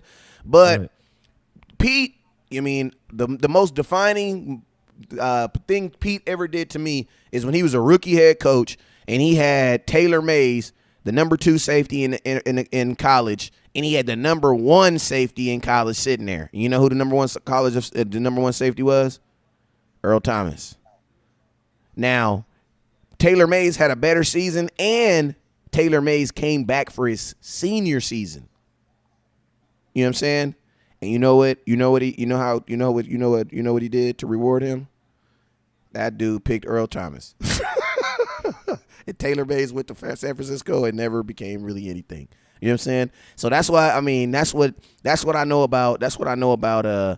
really know about Pete is Pete gonna really get in there and coach them dudes. You know what I'm saying? He like a Nick Saban of the NFL. Like, that's what I love. Yeah, he gonna get in there and really coach them dudes. Get it together on personnel, that would make Pete even scary, right? Yeah. If they get to where they're actually drafting better, and you're right. He know how to coach. He know how to. Yeah, he's gonna coach them. He go coach them up, and I love his psychology, man. Come Pete Tuesdays, bro. My best memory of Pete West Coast is when Green Bay was blowing them out in the first half. The game that they cheated us with the Dez catch. The game after that, they was playing Seattle. And the next week Green Bay got blew out by Seattle. I was so happy. He whooped the dog. Showed me that coaching is not just about X and O's, about psychology. And Pete at halftime was running up and down the sideline. The Seahawks trade their picks to the Panthers. Seahawks just traded their pick to the Panthers. But looking his men in the eyes, making sure that they didn't quit. And it was the spirit of Pete that just went over to his team and they came back, man. So it's like, you're right. Pete can take bad picks and make them good picks. Well, not even just bad pick, but just guys that he see that he likes that fit his system. Like I think he kind of think it's bad. Yeah. I mean, it's because Brooks himself. Because remember, I said this about Brooks yesterday. I said if it was a guy that you pick based on what he looks like in a uniform, it's Brooks. Yeah, well, right. I'm just saying that he's the perfect model looking linebacker, but you could see, in my opinion, from watching this film, that he was slow on his reads and kind of slow to react, right? But if you could coach him up, you're right. You mess around and take a guy like him, and it's kind of like Alabama. It's kind of the example I was saying with Alabama. Like, Nick Saban rarely gets the number one recruited, touted quarterback. You know what I'm saying? Because with him, it's about who fits his system. You know what I'm saying? So it's like, and I feel like Pete, he kind of runs his program he runs his professional team like it's like a college program. You know what I'm saying? And he pretty much makes he's like, I have no clue who the owner of the Seattle Seahawks are, and that's how it's supposed to be because Pete is the face. Pete is I would honestly think Russell is the face, and then right behind Russell is their head coach. You know what I'm saying? So that one thing I can dang, they ain't have enough fans to put them all up there. But one thing I will say about Pete is that boy, he gonna coach him, bruh. Like Pete is one of them dudes. He gonna coach them dudes. Like he working every day. You know what he does? Go ahead, coach. Go ahead, coach. No, I'm just gonna tell you guys. Pete lets his guys be themselves. He lets them feel like they're themselves, and that relationship, that college piece that you're talking about, he builds that college relationship, but under the professional umbrella. Yeah. So he's gonna let them, feel like they're themselves and make them all feel like they got a place and that their role is important. But that's why I think, like you said, boss man, some of them picks that might not look sexy, so to speak. He just says, look, man, I believe in you, right? I believe in you. I'm letting you be yourself. Hey, show me now. Show everybody. And that motivates guys, Good point. Yeah. Good point. And think about boss, think about this. When you're a guy like Pete Carroll, who you're pretty much picking your players and coaching them, you have more autonomy than the average guy who's just having their GM where you're just having say-so. Like Pete Carroll is one of them coaches. He's like that guy. He's a Sean Payton type guy. You know what I'm saying? Like they're picking their team. You know what I'm saying? They're doing another thing about a coach like him. You get more leeway. You get more leeway when you're like that. Leeway and then also just common sense. So like common sense is just uncommon. So people like Pete, people like our coach Mike McCarthy, people like Belichick, like we said yesterday, we've been saying since I wrote the draft guide, we've been talking about this since we all dug into this, that the meat of this draft was in round 2 and round 3. What did Belichick do? Moved out of the first.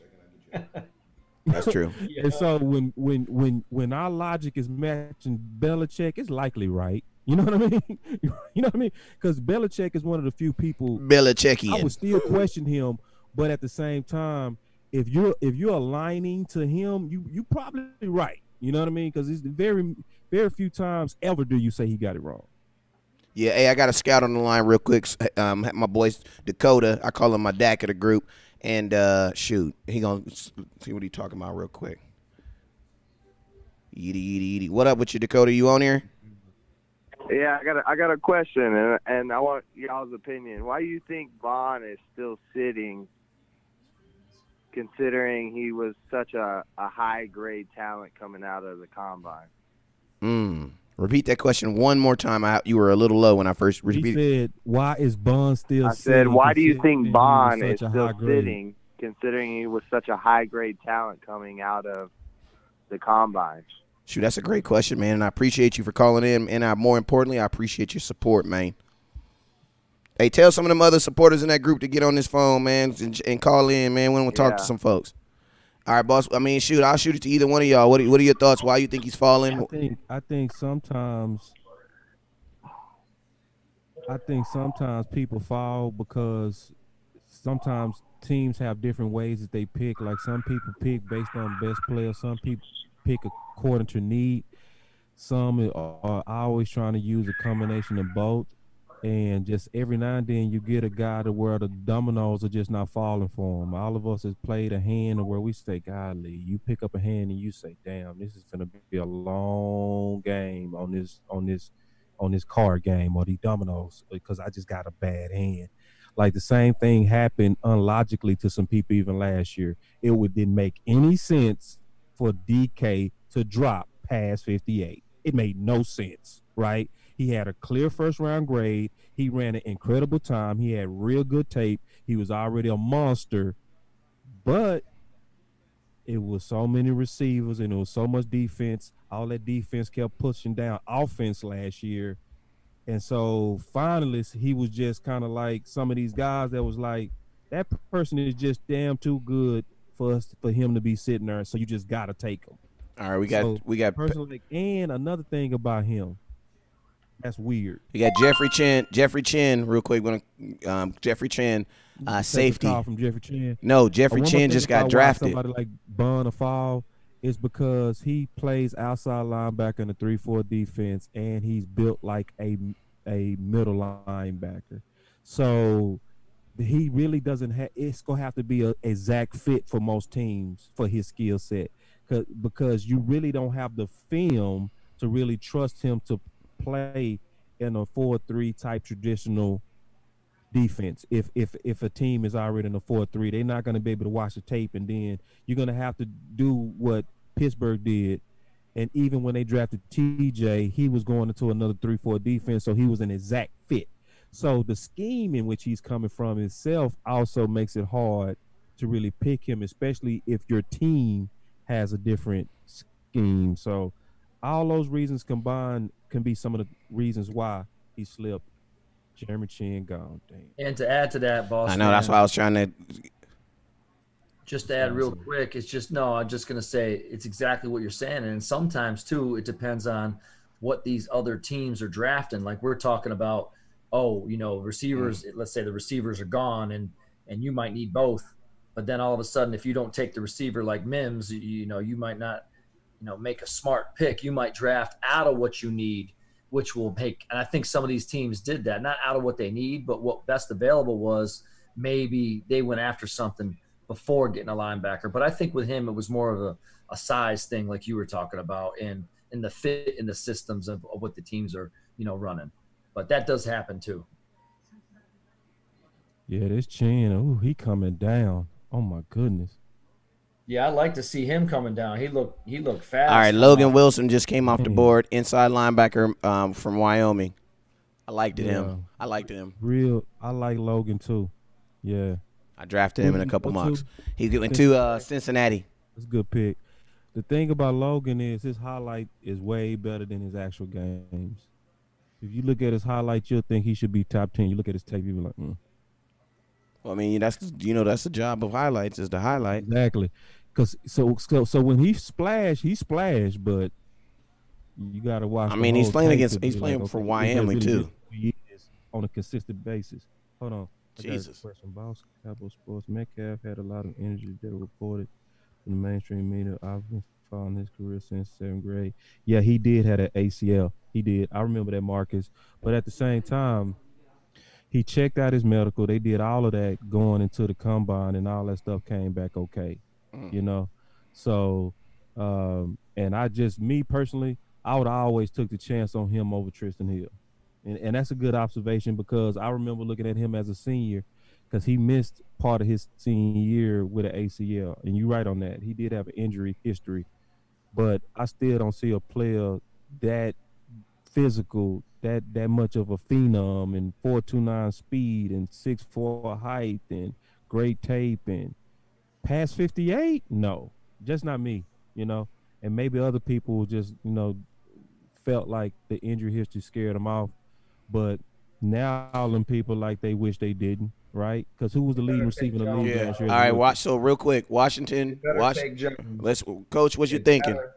They'd better take Jones. No. Wow.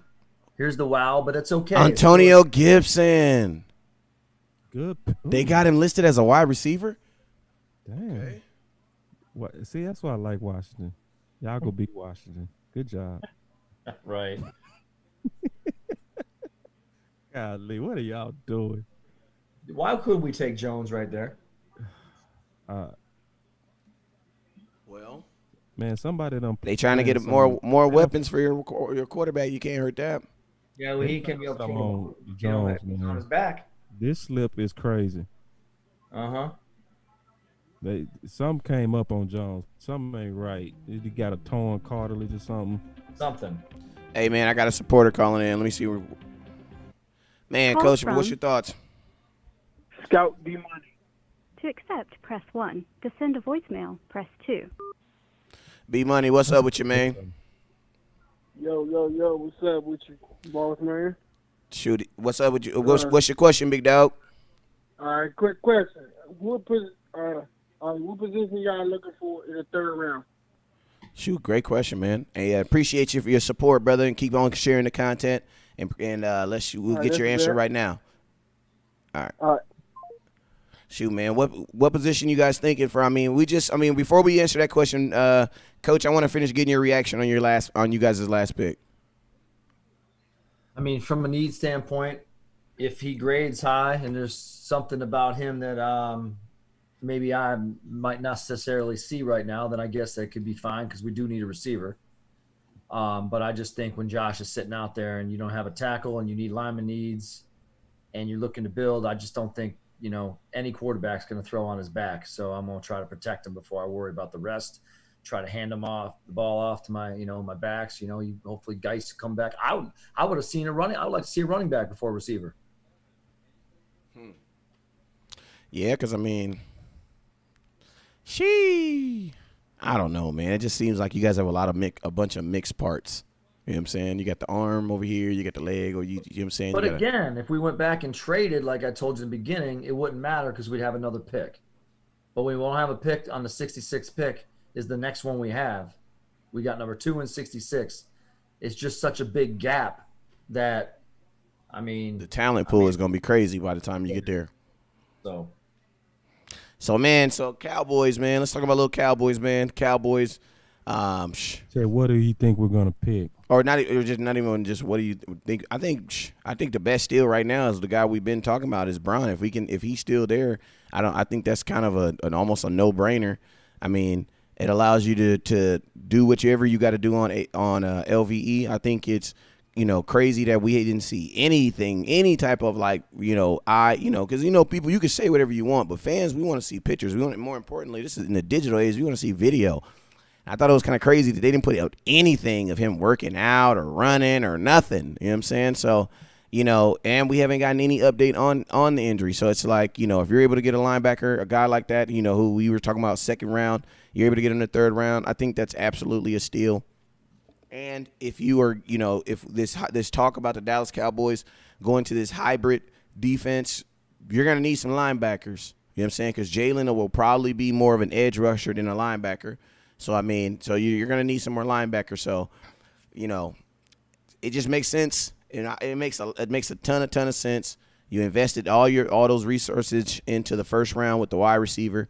You go back and you get Braun in the third round. This is looking like a really good draft. A really, really good draft. That would be another first rounder. Yeah, man. That'd be ridiculous. That would be somebody with a first round grade that we got in the third. So our first 3 picks will all have first round grades if we get Bun. And Bun could likely fit us because we looking to have a hybrid 3-4 mixed with some 4-3 principles.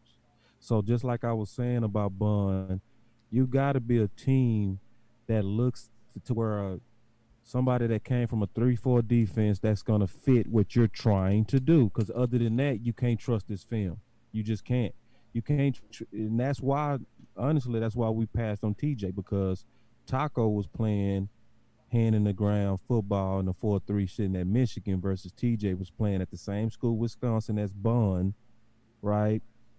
But he was in the 3-4. So we was being asked to just trust him as a player. But when you're a scout, that's asking you to use vision instead of evidence. So Bun could likely be there and could likely fit us. That would be a great pick.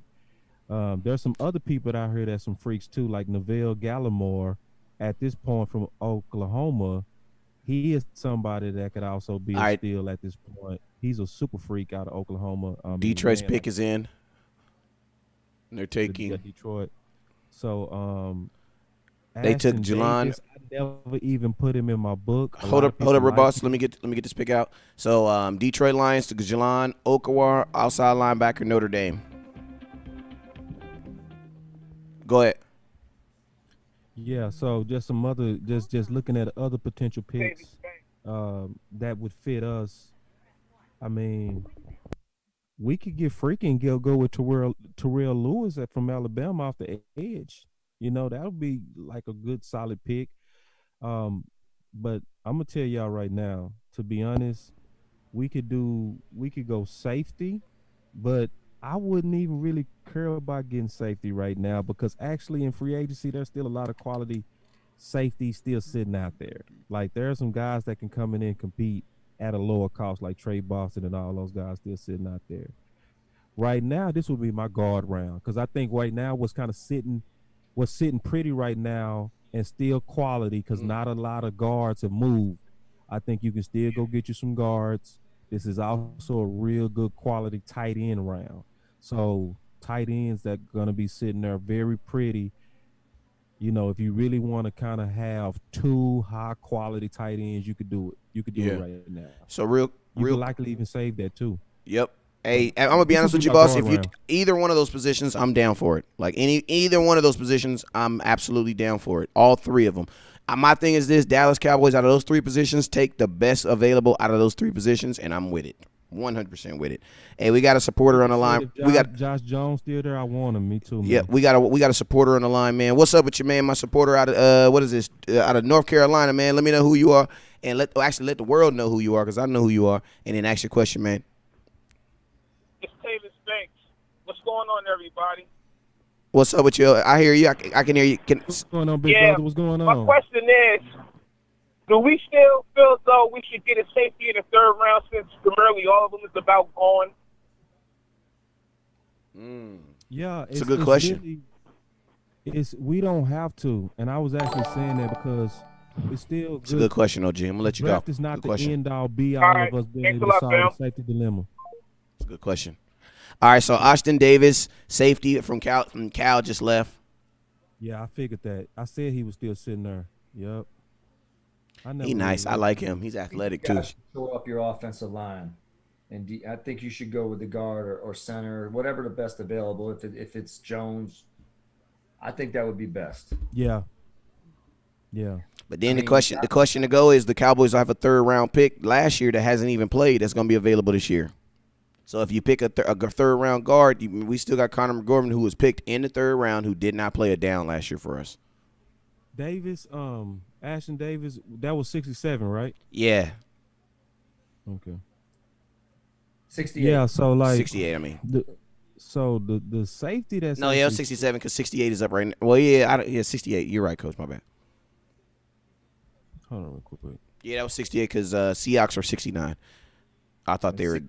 Was Julian Aquar for the O-line the linebacker from Notre Dame. 68. Terrell Burgess is somebody that we brought in at the last minute to look at and started discussing in Dallas Cowboys circles out of Utah. So he's a really, really good safety, very good size around. Let me pull his comps real quick. My mind is telling me he's around 6'1", around 200 pounds. He ran a 4.45. The thing I like about him is he's very versatile. So he plays with nickel feet. So he can cover. Like, he's a very good cover guy. But most importantly, he's a very, very solid tackler. So at this point, most of the high-quality safeties are wiped out.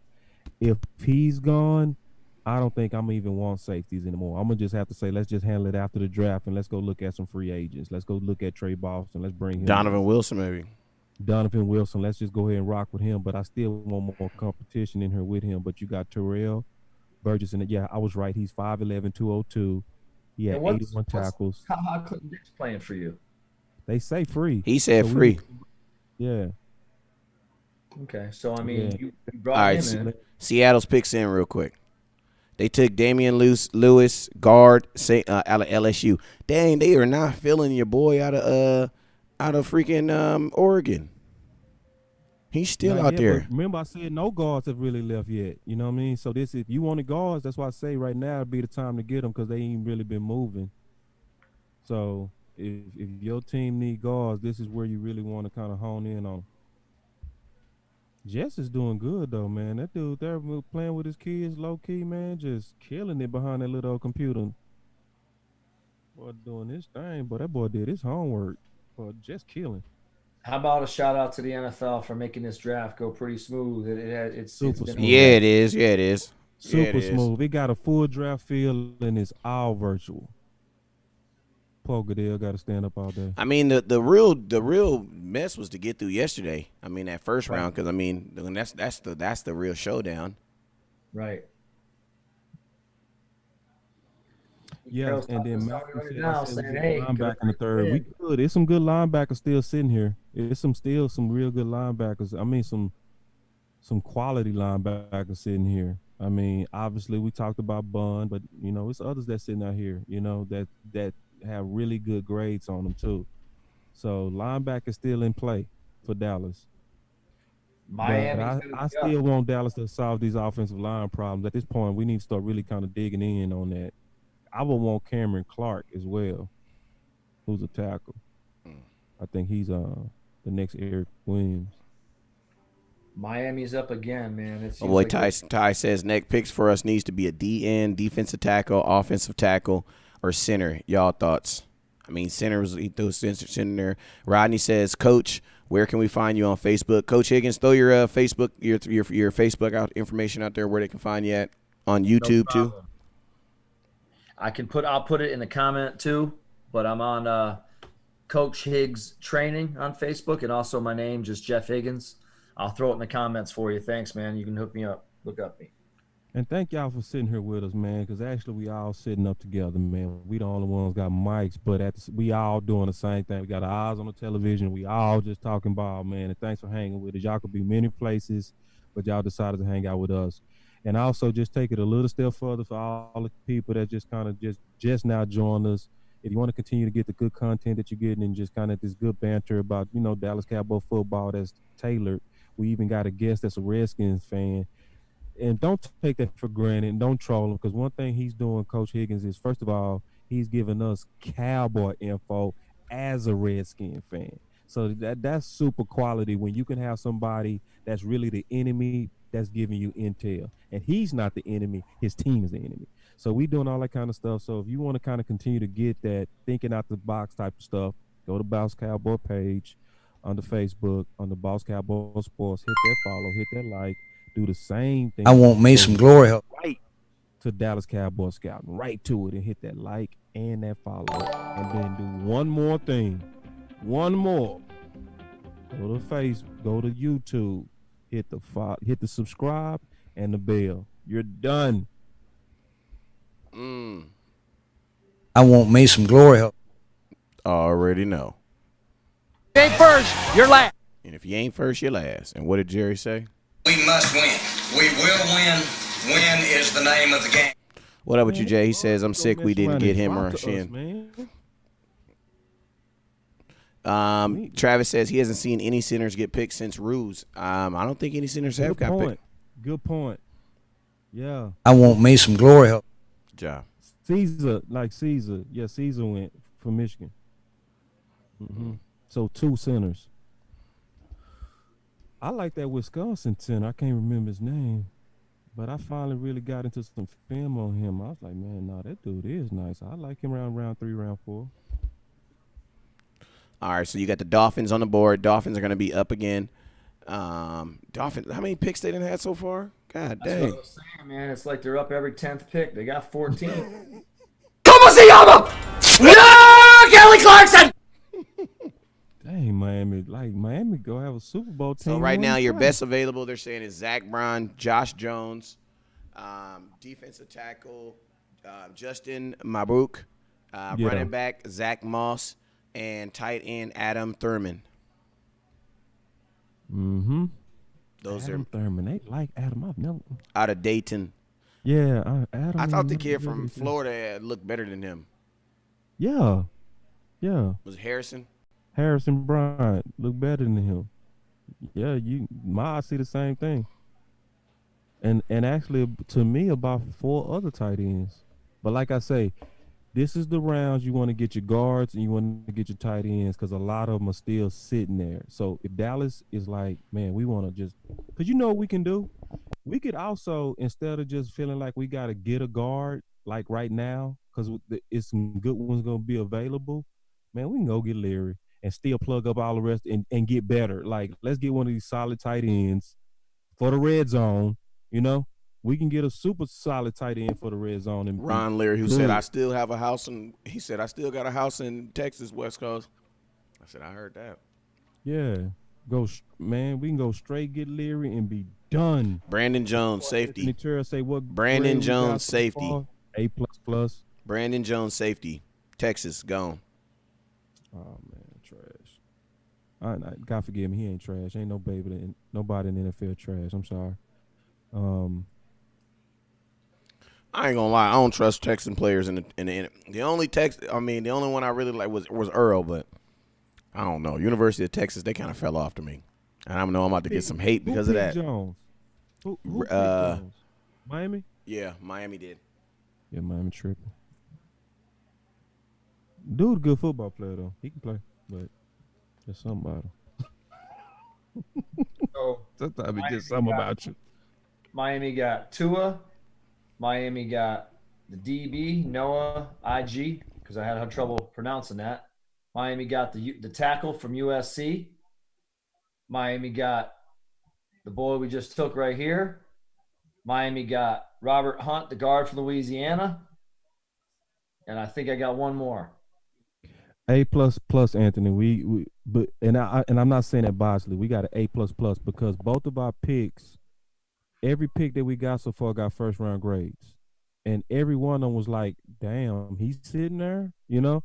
So, and it might just happen again with Bun. We literally might just get, my boy Anthony, we might just get 3 with Bun. It's getting closer and closer. He was one of our top business. And that question come up, boss, you might like that.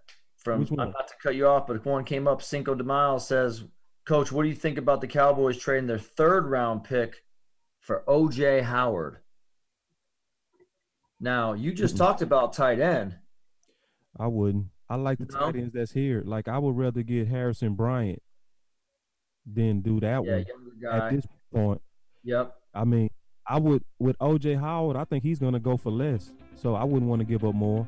I agree. I would say at this point, he's probably not. He's going to. I mean, I know he's worth maybe a 4th, but he's worth only what you can get for him. And right now, he's probably not going to get a 5th. Exactly. So no. And then I got a real wild question, and I'm gonna ask it too, William Kill. I know you don't like Dak, but I'm gonna ask this question because I think it's a good one. He said, "Bring in Eason or From to compete with Cooper Rush." Thoughts? I like it. I wouldn't be mad at that as a 3rd round pick. I wouldn't be mad at that Eason or From because they're good, and they're good picks for 3rd rounders. Now, would they be over other picks that I think? No, but if we did it, would I be over here like, no, I'll be cool. I like it because to me, they steals both of them at this point. So now that's a good question.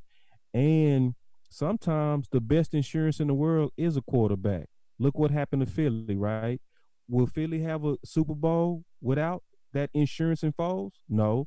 I mean, would the Saints, they went 5-0 because of good backups, right? And having a good contingency plan, you know. So, no, I'm for that type of stuff, man. And, you know, I do still believe that quarterback is too much of an asset to take for granted. Now, absolutely. You can also kind of think of it like this: Dak's so durable. If he get hurt, then let's just tank and do better next year. You crazy? Hey, stop saying that. Hey, we got a supporter on the line for real. Stop saying that.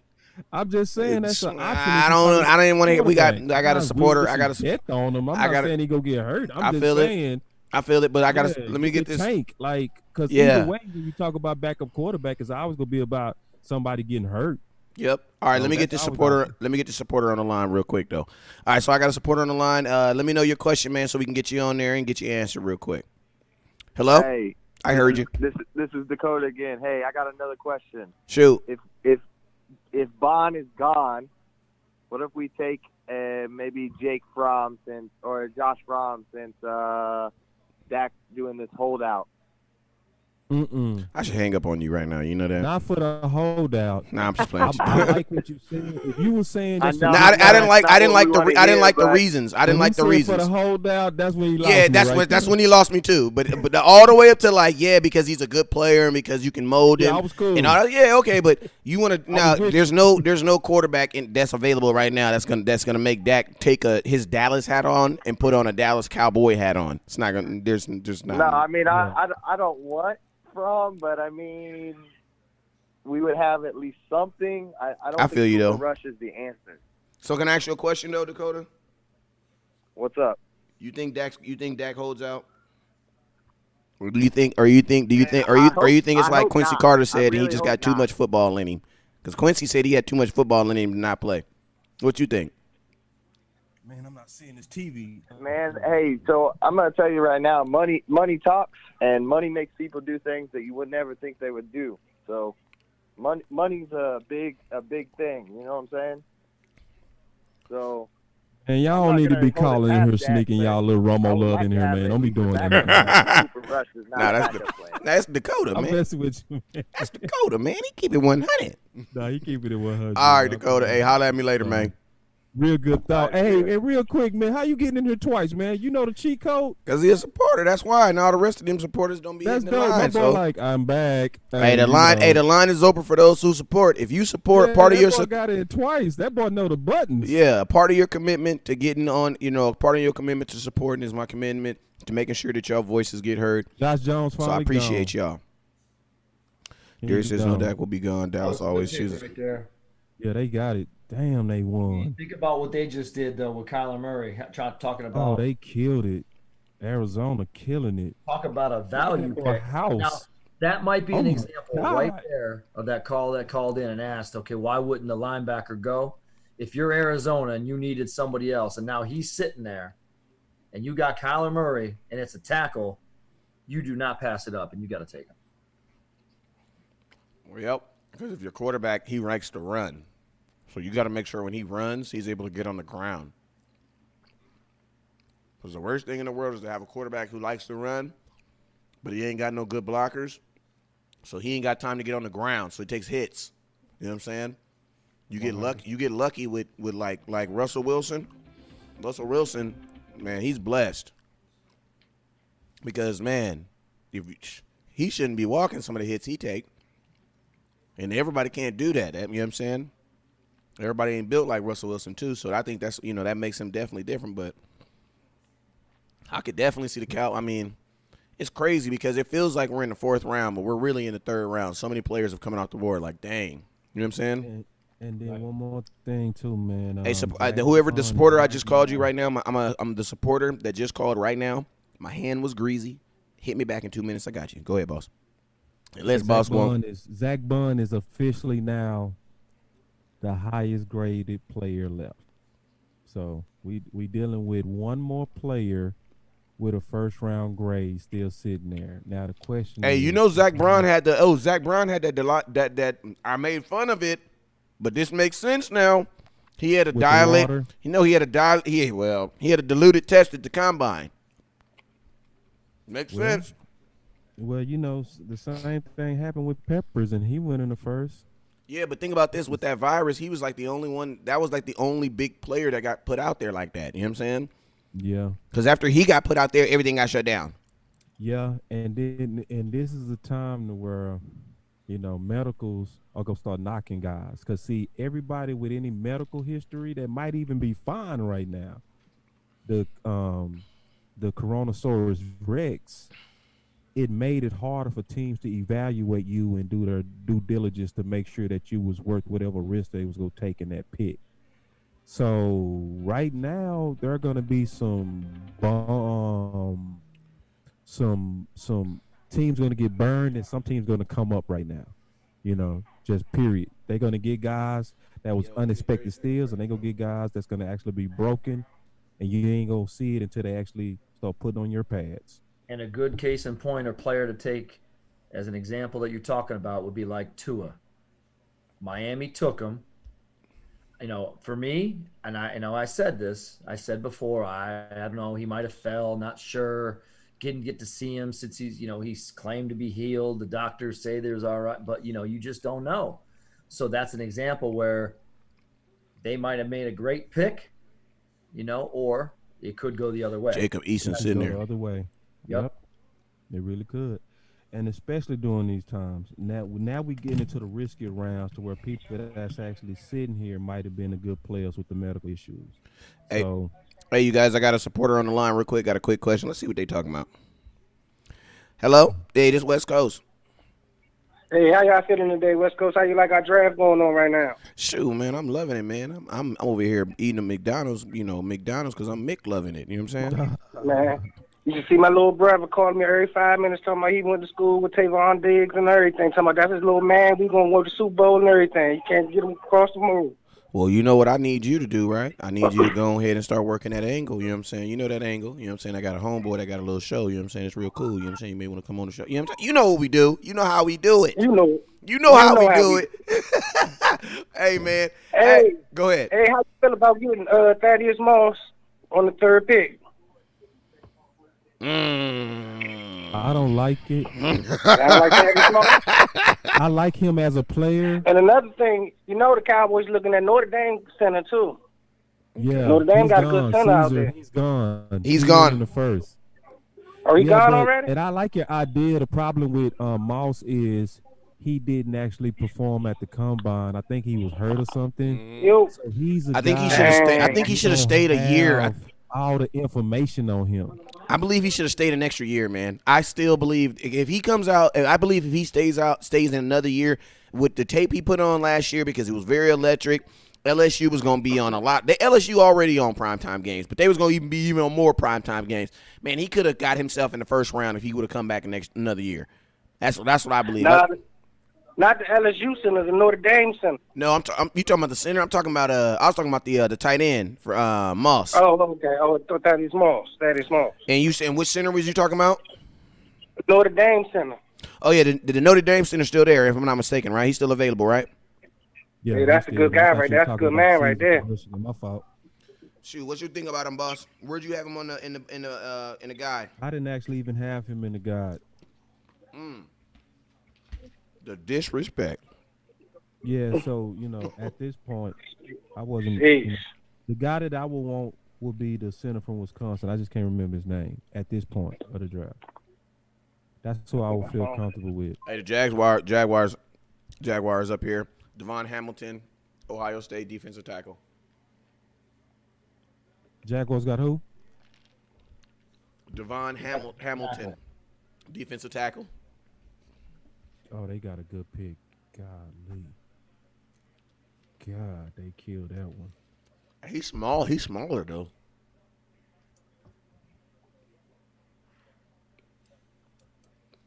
He reminds me of Antoine Woods. He's small. One thing I like about Antoine Woods, though, he get in there, though. Exactly. Browns just traded a pick to the Saints.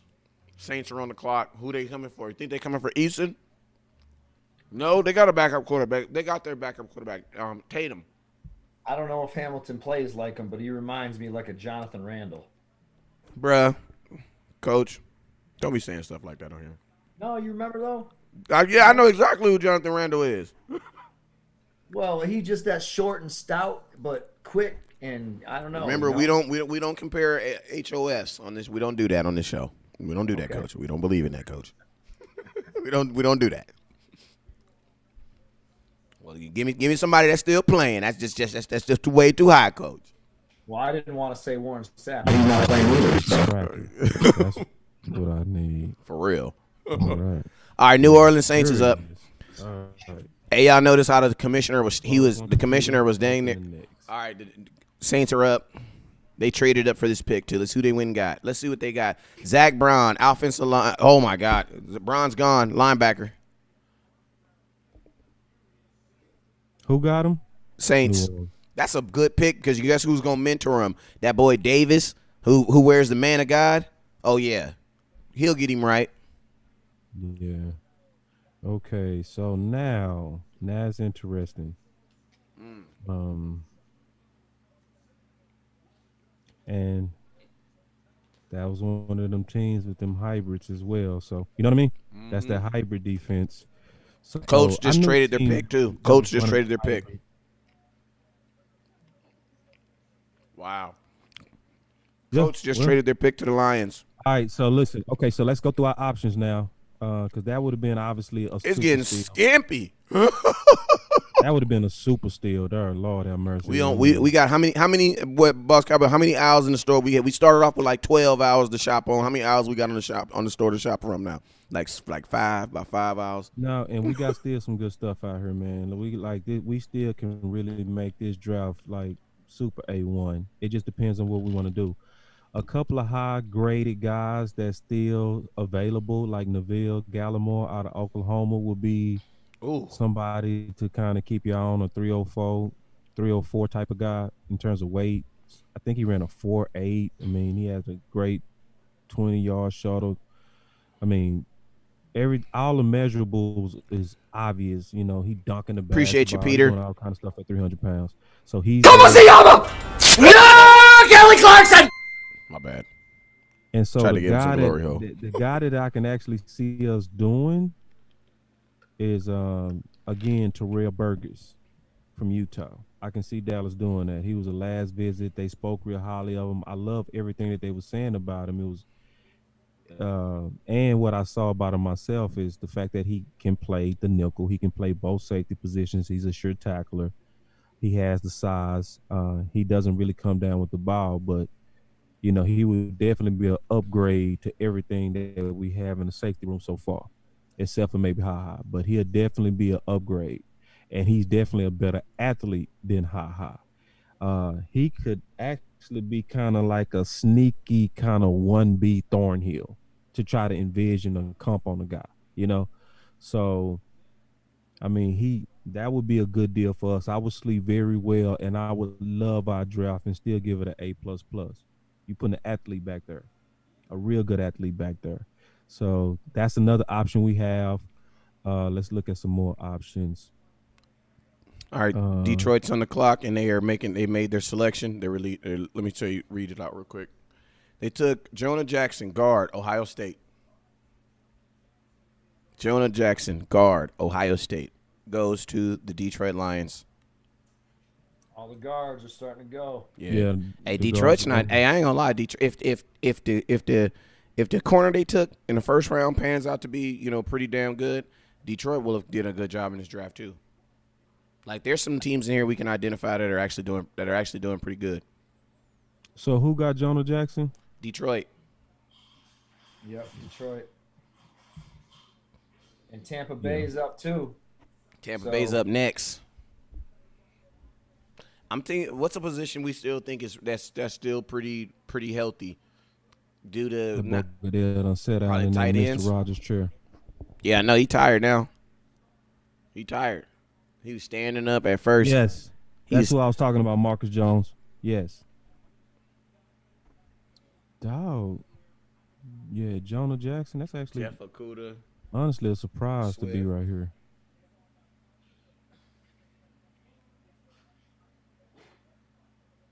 Trying to find. I don't know what Tampa go do. I had no idea at this moment. So let me think. Man, please don't steal our safety, because that could happen. The Bucs took one. Marcus, I agree. Still available. Tampa Bay took the safety from Minfield. Tampa Bay, if they get Easton right here, that wouldn't be a bad pick for them. It would not. Yeah, be perfect. All right, we go. Sit and learn from the GOAT. Sit patiently and chill. You're a third-round pick. Go sit down somewhere. You ain't got to say nothing. Just chill out. Just chill out. Going Just back, enjoy. we're going back to Nope, our they got a running back. old philosophy. Here Kayvon, they got running back from Vanderbilt. Kashawn Vaughn. Who? Running back, Vanderbilt. Yeah, it's getting to that weird He still part. he got some chat. I know. Look at his lips. You know he's. When I be slapping. Smoke weed every day. Thank God it's legal. Looking at his lips, you know he. Hey, ain't snitching. That's your best button right there, man. Every time you see Smoke weed every day. That's funny. Say, look at that boy lips. You know he. Come on, man. I gotta do it again. Dude, lips. Smoke weed every day. Oh, thank God it's legal. Black. Lips blue. Oh yeah, I just saw the picture. Oh, one more time. Smoke weed every day. You stupid, man. You crazy. Blue That boy, yeah, that boy blue black. Oh man, I'm about to die on live. World Star. I'm at the World Star right here on live. Wow, that's funny. Hey, so with Tampa Bay, they offensive, okay. Antwerp Wilf, and then they got the running back.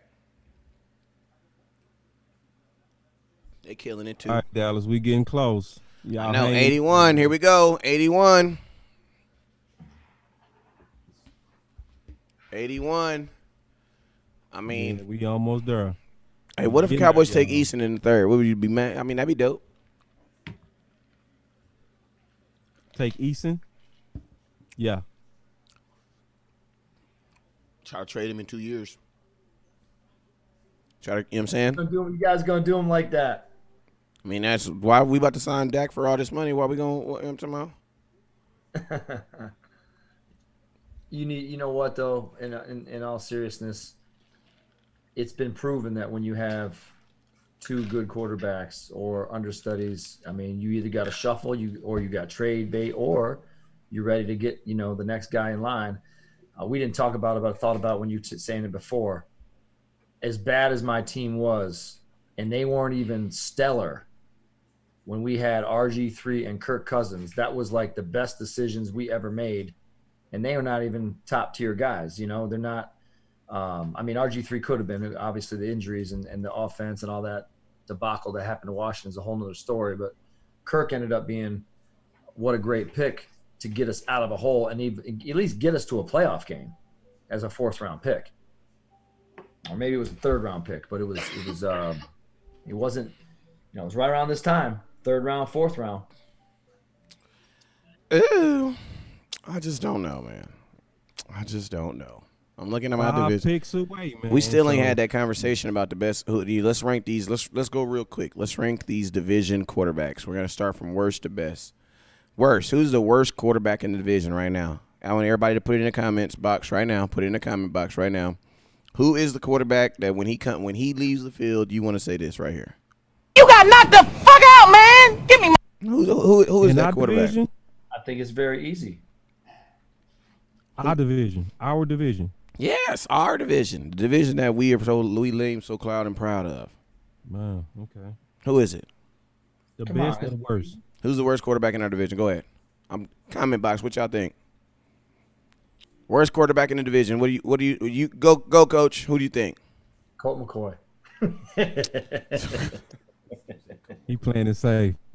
Smart coach. Out of the projected starters. Out of the projected starters. Out of the 4 projected starters. Danny Dimes. You said Daniel Jones? Yeah. All right, Daniel Jones from the Giants. I'm gonna be honest with you, man. If I had to rank them right now, man, and how they ended the season, I would have to say Haskins. I would be I'm talking about play, not the team win. I'm talking about. I'm talking about playing. Like Daniel Jones Daniel Jones put up 45 points twice, and out of 2 games in that last. That's why I was hoping they could beat them goddamn Philadelphia Eagles. Man, Huh? They did that with Eli when he got a chance to play. No, didn't they did. No, they did that with Daniel Jones. They did that with Daniel Jones. That's why we was all believing. I made a video and believing that they was gonna be able to beat them dudes. You know what I'm saying? So I mean, just even inexperienced. I mean, Haskins didn't even get as much time to play as a Daniel Jones. And then I think just from the team outlet, I think if you look at it, Haskins is the only one where the organization, I mean, Dak, we can't say they don't trust Dak. I mean, they're going to pay him. You know what I'm saying? At some point, they've already said they'll give him some type of money because he's worth 30. They're giving him a franchise tag. So, I mean, I would think, I'm putting my votes at Haskins. I don't know. I mean, that's out of the starting coach. You still got to give me out of the four starting quarterbacks that are projected right now, starting quarterback, who you're fourth. I don't know is Colt McCoy projected y'all? Is he a projected starter for y'all? No. I was being savvy. Okay. I have to agree with you. It would be Haskins, then it would go Daniel Jones. Now, if you talk about potential of what we saw in growth, then I'd have to err and go the other way. But potential doesn't get you paid, so I agree. Haskins, Jones, then right there after that, it's Wentz and Dak. I mean, and the reason why I have Haskins is because I feel like the Giants are handling Jones way smarter than the Redskins are handling Haskins. What the Giants are doing is they are allowing Jones to fail forward. What the Redskins are doing is they saying we need you to be a 4-year quarterback now, which is just dumb. Like, to me, with any quarterback that's having to play his first year, you let him play.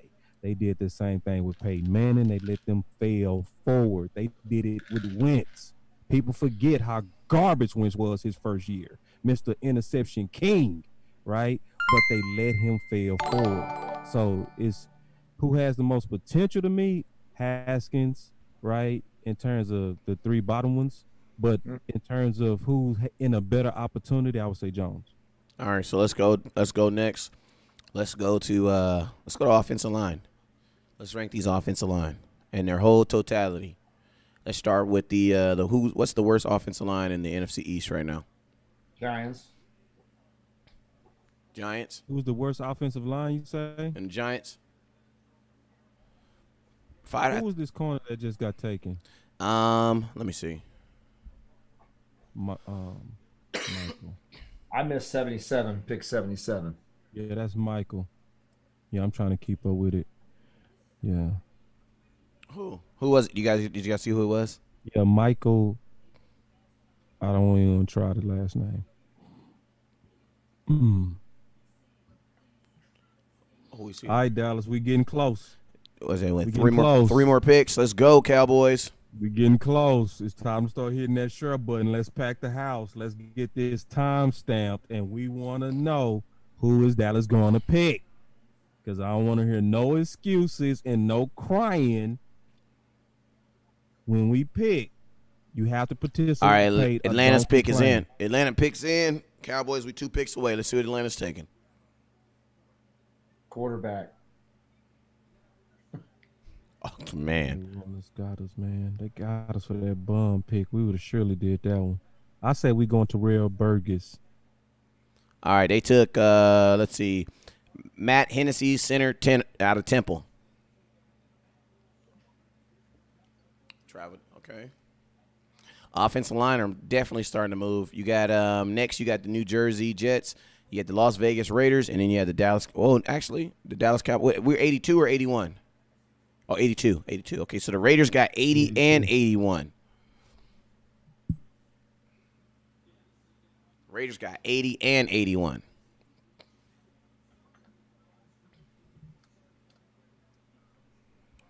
So who's the next offensive line after that? You'd have to say after that it would be the Redskins, after the Giants. After so you'd have at number 4 would be Giants, Redskins 4. Yeah. Yeah. I agree with that order.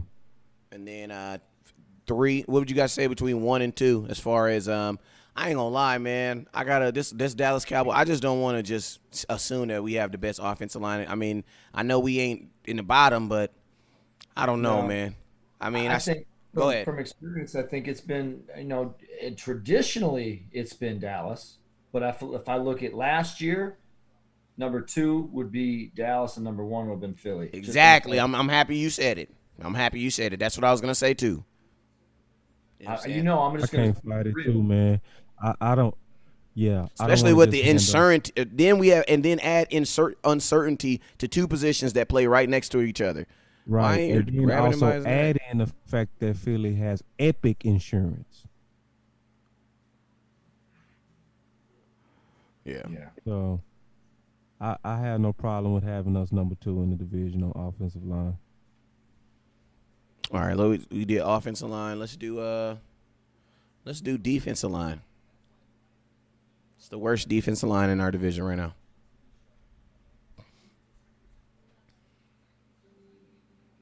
Philly go be 2 on that. I would say we're 1. As the worst defense? No, hold on. No, I'm saying starting. I'm sorry. We always start with the worst. Who's the worst? Okay. I would probably have to say the Giants. Because in my opinion, I think Washington's probably. I think y'all, when it comes to defensive line, defensive front 4, I would probably give you guys number 1. You going? But what's worst? Giants. Giants is definitely worse. And who's the next worst? Number 3. I agree with the Giants. I would say Philadelphia, and then you would say Cowboys at 2, and then you guys at number 1. I think that's fair. I think that's fair. Yeah. I don't know. I don't want to go by names. I want to go by how we play. I mean, I just see how you guys play Zeke every year. What do you mean? Every year. I look at every year, man. Y'all play Zeke every year. Every year. Zeke has the hardest game of. There's in 2 games. I promise you, Zeke will have 1 game over 100 yards. But I promise you, at least 1 game a season when we play Washington, you guys keep him under 100 yards. If we can't throw on Washington, it's gonna be bad. Or it's gonna come down to a field goal. If it's in Washington, it's gonna come down to a field goal. You don't think we cannot run on Washington. 7 though from Philly. You don't think it was better than Washington? I guess I said 7. My question is y'all front 4 better than my offensive line? Because those are the guys who play against. And I would say that y'all front 4, when they match, you guys win. Y'all win that matchup. Y'all win that matchup. All right, me and Boss, we documented on that one too. You heard us. We get a lot of hate because of our belief. Y'all on the back end. Yeah. Yep. Yeah. On that. And Landon Collins didn't help. I mean, that didn't do nothing but help y'all. So. It's true. Yes. Facts. Like now, defensively, the Redskins is all about. That's why. That's how you build a defensive line if you're starting from scratch. We're down to round 3. Y'all messed up with that Chase pick. You see what I'm saying now? Yep. Yeah, because now it's real evident on what you could have had. You know what you could have done. You know, like in terms of just I wasn't even thinking about Chase. That y'all needed. Looking at Mims go my so question. late. Not to question. I don't like to, but I put my coach hat on, and I'm sitting here not as a fan, and I don't want to think with my heart. I want to think with my brain. So, what is it that, if we're seeing it, what is it that somebody else is not seeing it, or are they saying right now, well, no, that's not how we're looking at it, and then what is the because or the but? What can you say? Jets just took Jabari Zuglin out of defensive end, Florida. I mean, what can you say to that? Only he's going to be a great player for years to come? I mean, that's about the only answer you could say, and if that is true. But other than that, what can you say? What's the thinking? Because you could fill potentially a few needs. Just bad thinking, Coach. Yeah. And sometimes teams do that, And then think about this, man. We're already – and I'm going to just be honest with you, Coach. I was saying you guys had the number 1 defensive line, and I wasn't even thinking about Chase Young. I wasn't even thinking about him. I was thinking about last year. So, yeah, man, I get it. And you got to think like this, man. You got – they're also thinking like this. You got 3 upcoming quarterbacks that should be pretty good. And Carson Wentz, Dak Prescott, and freaking Daniel Jones. So you guys going to have to get after him. You know what I'm saying? We're getting close to our pick.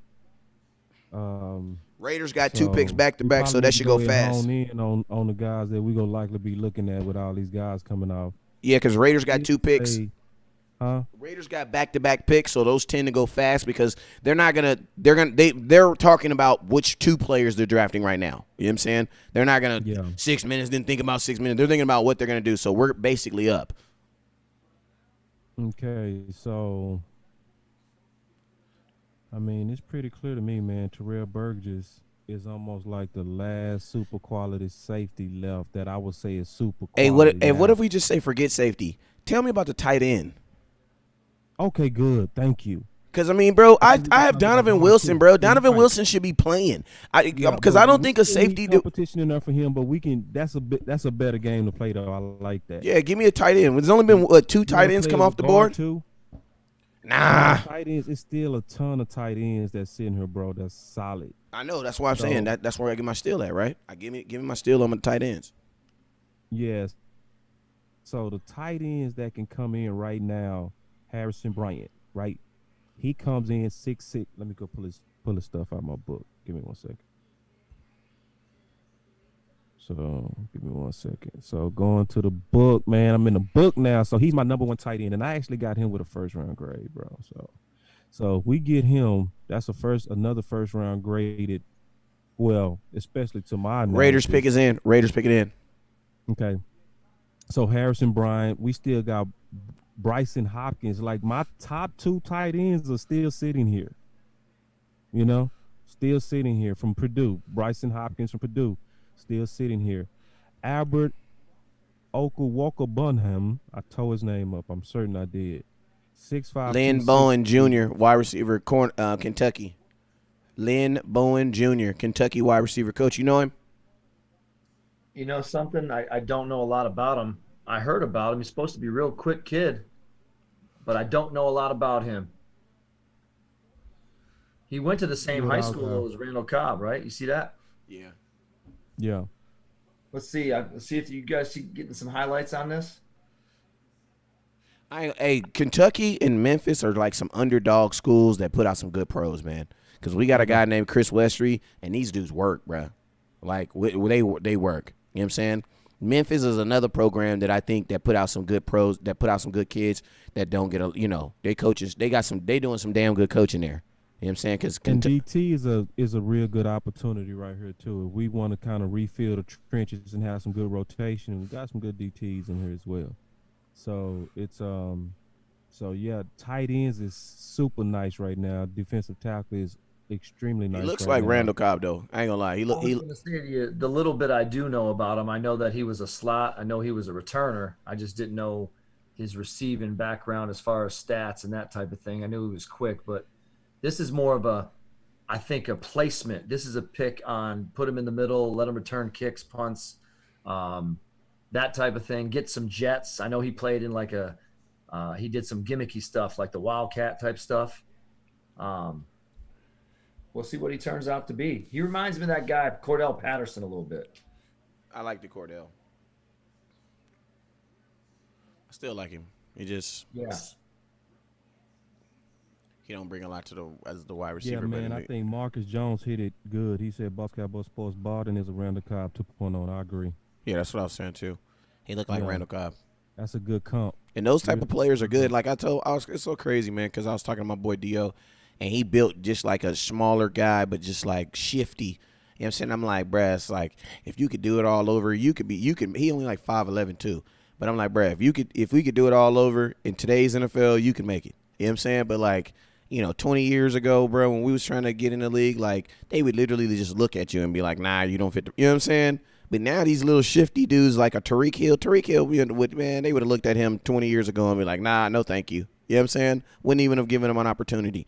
But these new guys, man, if you were a guy who can create your own separation and get open and move, man, you got action in the NFL. The Raiders are taking. Let's see who they second pick. Cowboys gonna beat them board next.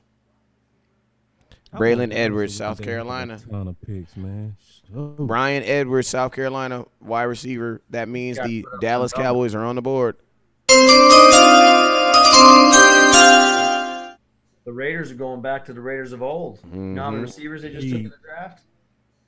Because they took one earlier, didn't they? Don't you remember their first receiver?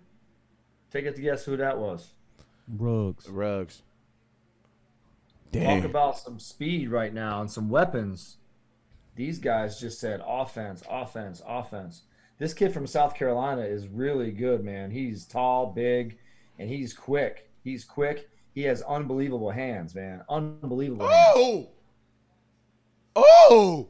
No, he's the real deal. I know y'all saw that. He's the real deal. His body control is ridiculous too in the air. I like that.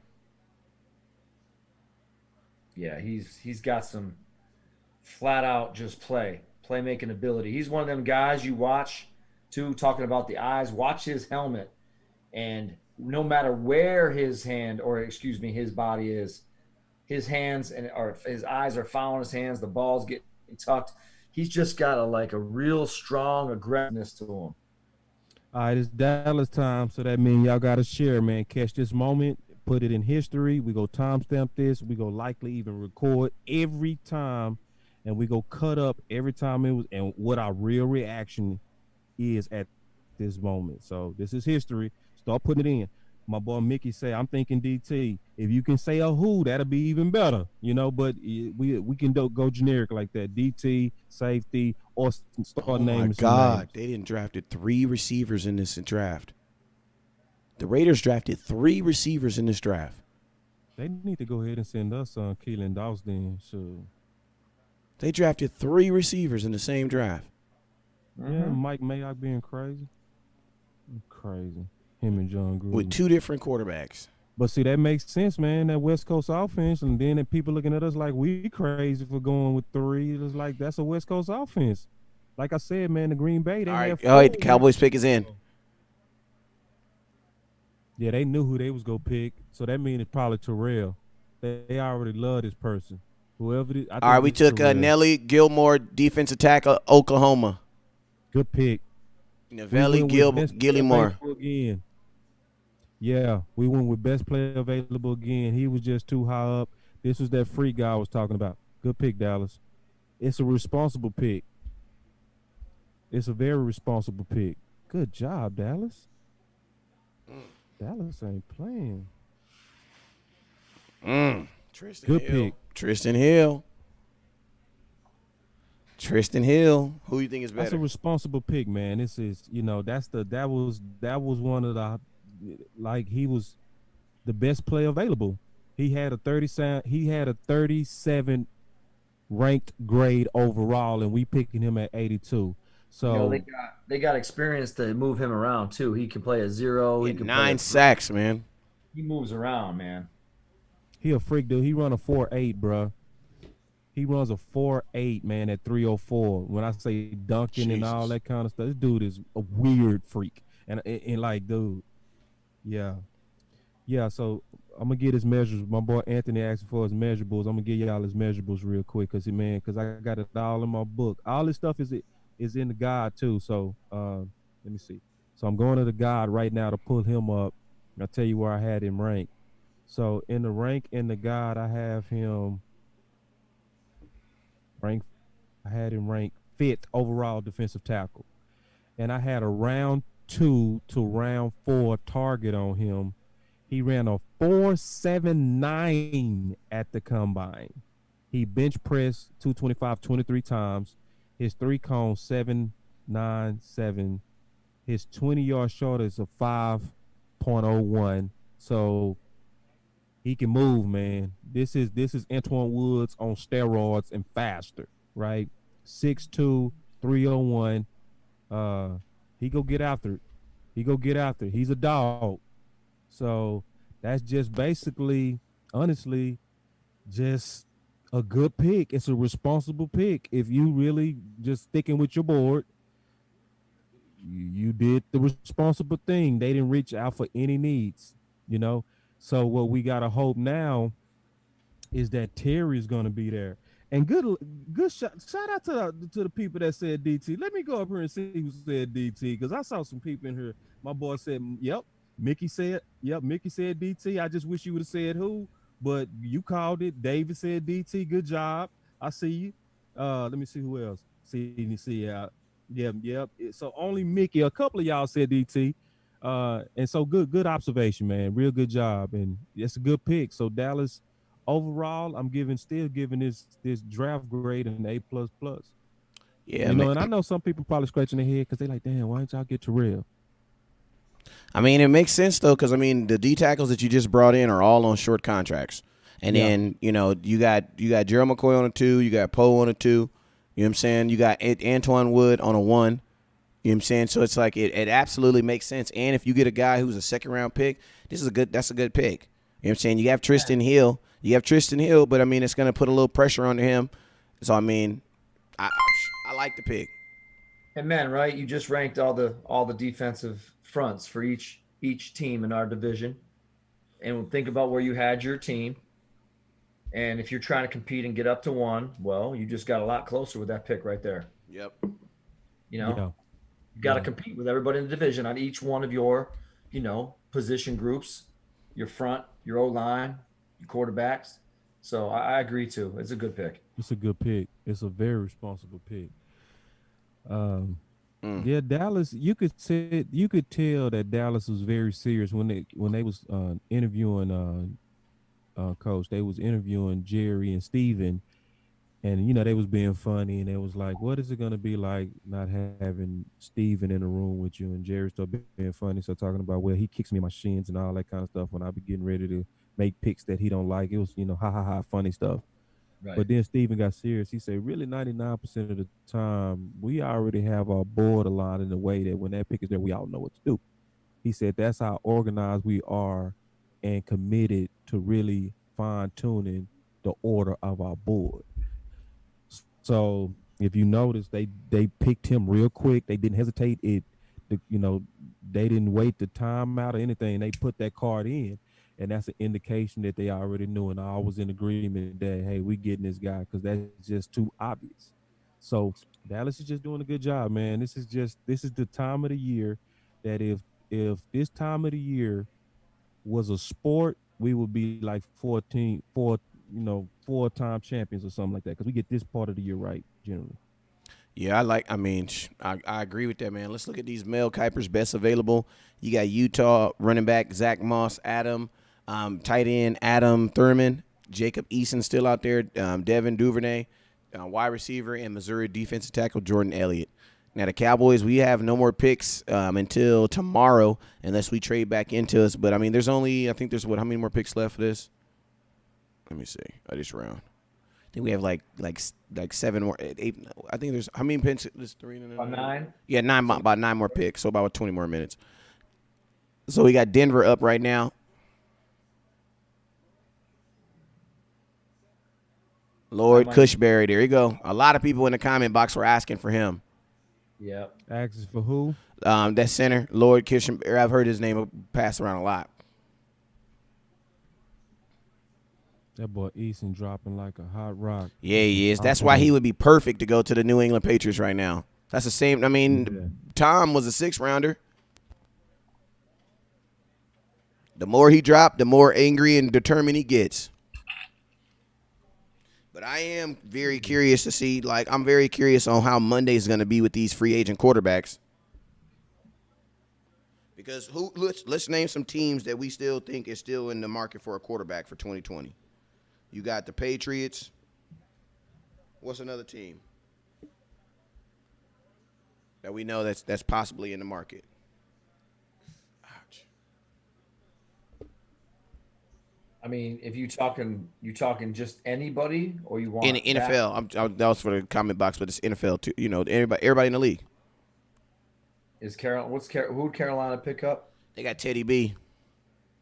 I mean, but do they need another one because they just lost Kyle Allen? They gotta have some competition, right? Yeah. Hey, I'm surprised did Carolina draft a wide receiver? Let me check for you. Because I would have been thinking Broncos got Drew Luck. They cool.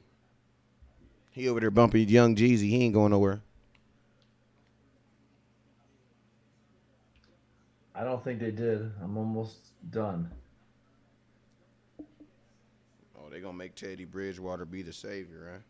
No, they did not. Unless they got the tackle from Auburn. They did not. I don't have a receiver for him.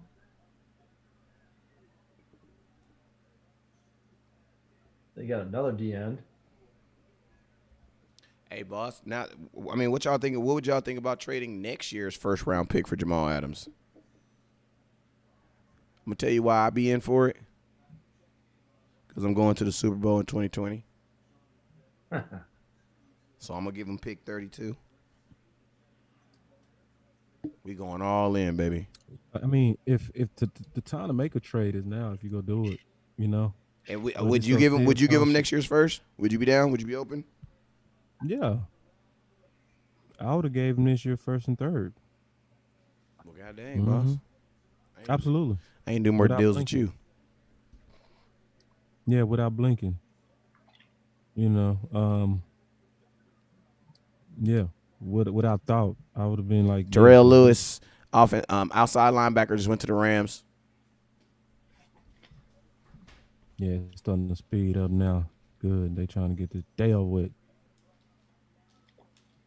Yeah, and at this point, man, you probably have 3 or 4 people in your box that you're looking at, and if one of them pops up, boom, you get him. Right. Right. So he went to the Rams. He went to the Rams.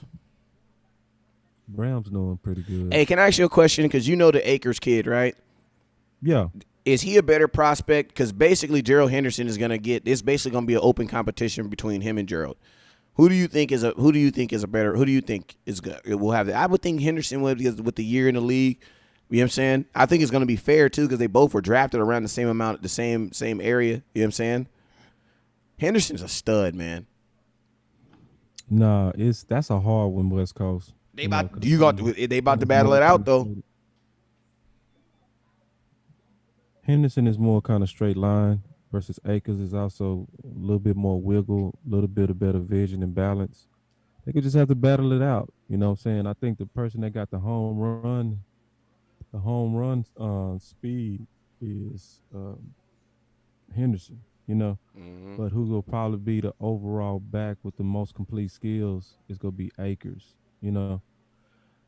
So I want to see Henderson though year 2. I'm curious on that as well. I want to say, okay, it's year 2. Let's see if you settled in and gonna beast out like you did at Memphis. Because at Memphis, he was an explosion machine. I mean, he had the highest average per carry in the entire NCAA last year. You know, so and obviously getting most of the reps, even over the guy that we love. You know, so our number 2 running back. So.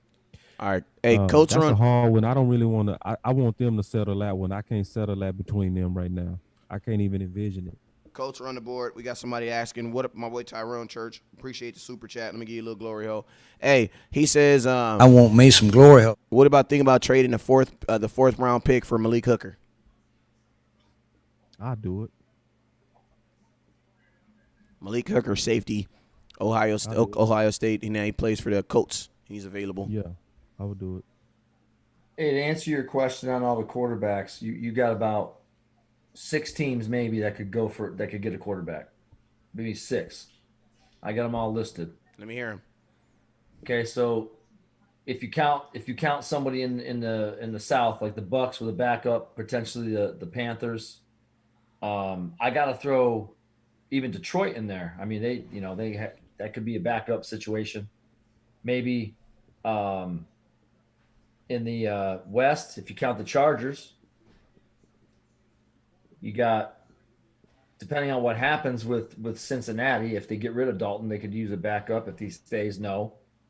And then maybe Colts. One more, maybe, obviously, the Patriots. That's including backups and potential competition starters. I mean, why wouldn't the Patriots be in there? Who's the Patriots starting quarterback right now, as of today? He has not on the team yet. You know, his they got, what's his name? And that's the thing. I can't even tell you his name right here. It'll pop up in just a second. Gleason, what's it? Gleason. Give me a second. So we can all assume that there's a free agent quarterback that they're looking at, unless they take Eason. Yeah, I mean, the only thing is if for some reason they know something. Bill Belichick knows something we don't, and their backup is ready to go. But I just don't see that happening. Right on their depth chart, after Tom Brady, they had got that Cole McDonald up there.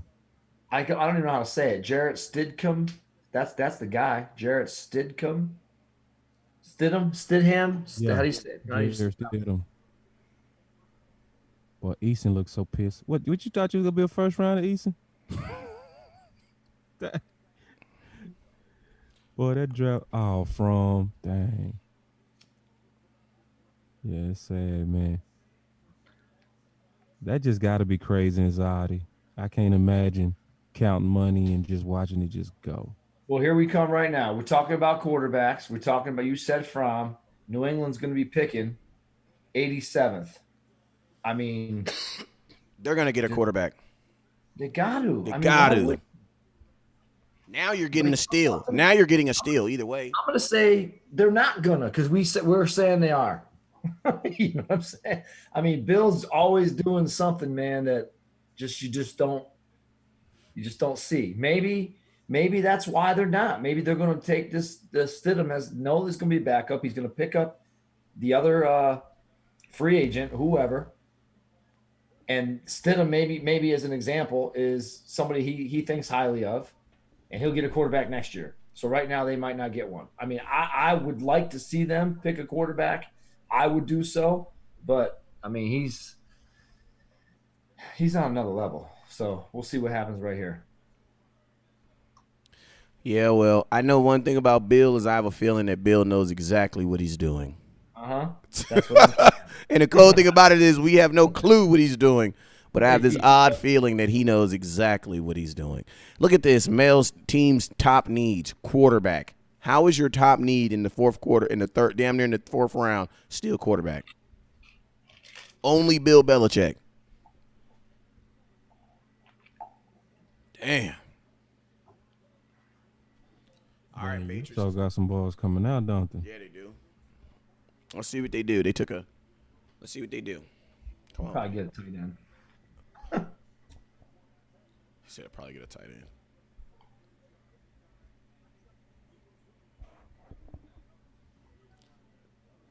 Oh, you know what team he going to. It got to be horrible to go to school in Utah.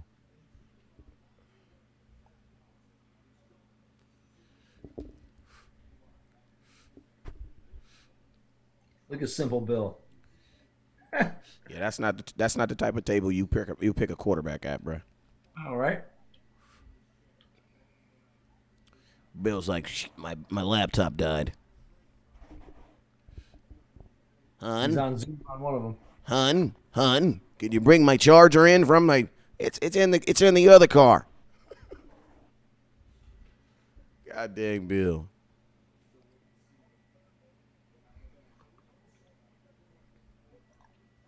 Where Robert Kraft at? Oh, here you go. See a couple of my boys just hop in the chat, man. Give my guys, Boss Man, West Coast, a shout out. They're doing their thing here. I'm glad to be here. I know you come on before on my Facebook. These guys do a great job, man. Send them a shout out. Put a comment in the box. What up with you, Roderick? Larry Sosa, Virgil. Check look like an evil genius, just sitting there in some old Massachusetts. Look at this. Oh my God, they picked a linebacker. I'm telling you, they know something we don't, bruh. Yes. They know something we don't. Yes. So it's evident that they're gonna pick up some type of quarterback, whether that's a free agent or trade or something. I want me some glory hole. Yeah. Those are the guys are gonna compete. If they get one now at this point, I mean, it's gonna be somebody that's left over. And New England is showing that they trust what they got too. That's what they're showing. They trust what they got and they trust their plan. Yeah, they trust their plan. They to me, New England doesn't make moves without evidence. So if they this late and they not doing quarterbacks, especially with the quality that's just sitting there, they feel good about what they have. Do they have another pick in the third? They likely do because they moved down. No, not in the third. I doubt it.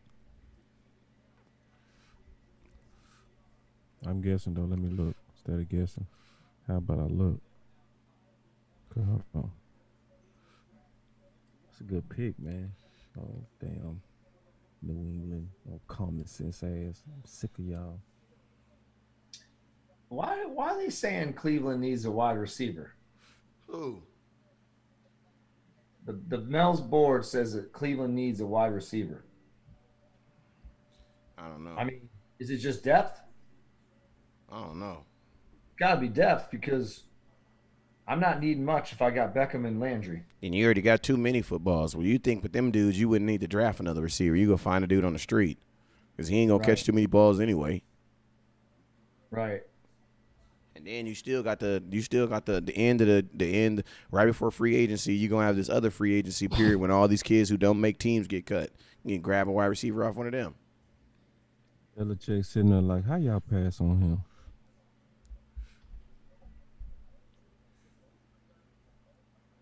Just mad scientists.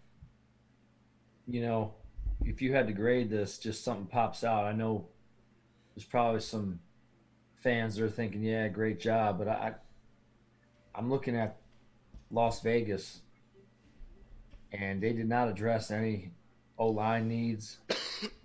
Nope. They're just going to throw the ball. Yeah, they got receivers and a DB. Three receivers. Yep. Like for that, you know what I would have did? If I was Oakland, it would have made more sense if they would have just like went into free agency and would have just went and got one of these big name 3 receivers, bruh. Boy, that Anthony asked a hell of a question. What the hell Anthony talking about? Can we cut Crawford now? Golly. No, because Crawford's been listed as a DN for 2020. Not D tackle. Remember, as of right now, did we just draft a DN right now? Or did we draft another D tackle? Because right now, all 3 of our DNs on the right are technically suspended as of today. And I don't know if Goodell got that money I sent him. You know what I'm saying? If he get that, hold on, let me see. Let me see if he got that money. Playing with my money is like playing with my emotions. So I sent the money, man. I don't know if he got the money yet. If he get the money, then we're going to be good. But if he don't get that money, man, we might be really messed up. But the fact that we ain't drafted no DN probably lets me know that Jerry already sent that money and that check already been cleared. So we hopefully be good. I'm not buying it. I think he might be out of here. Bro, we got 3 dudes that play the same position. We all trying to get them reinstated. If I was Vegas, I would have went after AJ Green instead of doing the 3 receivers. Yeah, exactly. That's what I'm saying. Like, I would have went after a veteran receiver before I invested damn near a. Because think about this: the whole 2020 draft for them basically is surrounded around these wide receivers making it.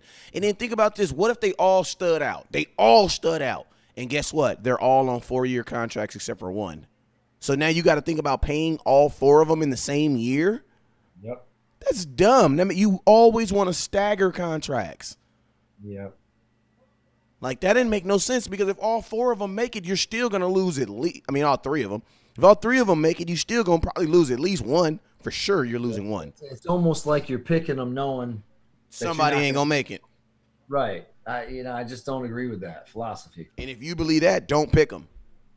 And remember, they had the receiver that looked pretty decent. They had him there this year. Young kid.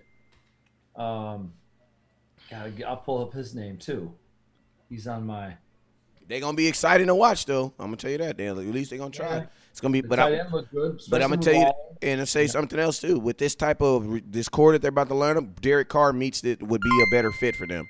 Because Marcus Mariota ain't throwing that ball like that. I'll tell you one thing though: if the draft ended right now, I will still go get Leary and Trey Boston. Yep. Appreciate you, Tony. I'm about to give you some right now. I want me some glory. I got you, Tony. Yep. I will go get Leary and Trey Boston right now if the draft ended right now.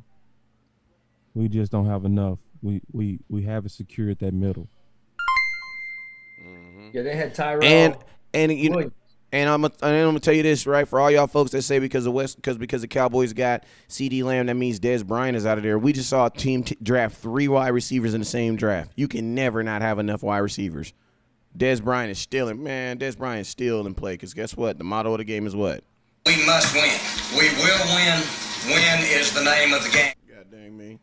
Yeah, you bring in 5 or 6. Damn! That too. You know? Say it again. Yeah. You know what's funny? In the Raiders, they got Tyrell Williams, Zay Jones, Nelson Aguilar, Hunter Renfro. Damn. What are they doing? I don't know. It was all part of Carol Baskin's plan. I don't know, Coach. Nelson's cut. He didn't even step on the field yet. He didn't even go to practice.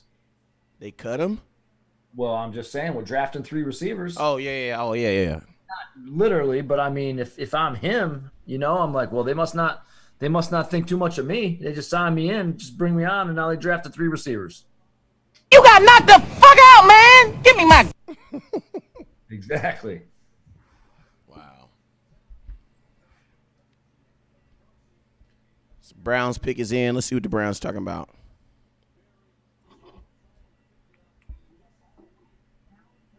My boy said hamstrings are soft as cotton. Wide receivers. I know, that's what I said, man. Until they get on that first, young receivers always got them. They always got them soft hamstrings. Appreciate you, Richie Star Breezy. I want me some glory hole. My boy Jeffrey says, and we got rid of Lance Lenore. Actually, that's a good point. We lost 2 I want me some glory hole. We lost 2 wide receivers on our roster this year. We lost Randall Cobb and Lance Lenore.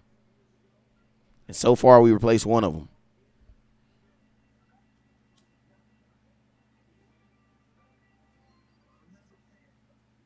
All right, let's go. Browns pick is in.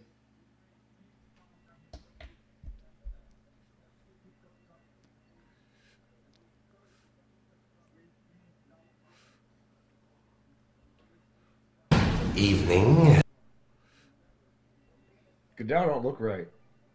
He looked tired, man. Right? Tired, yeah. Standing up. Yep.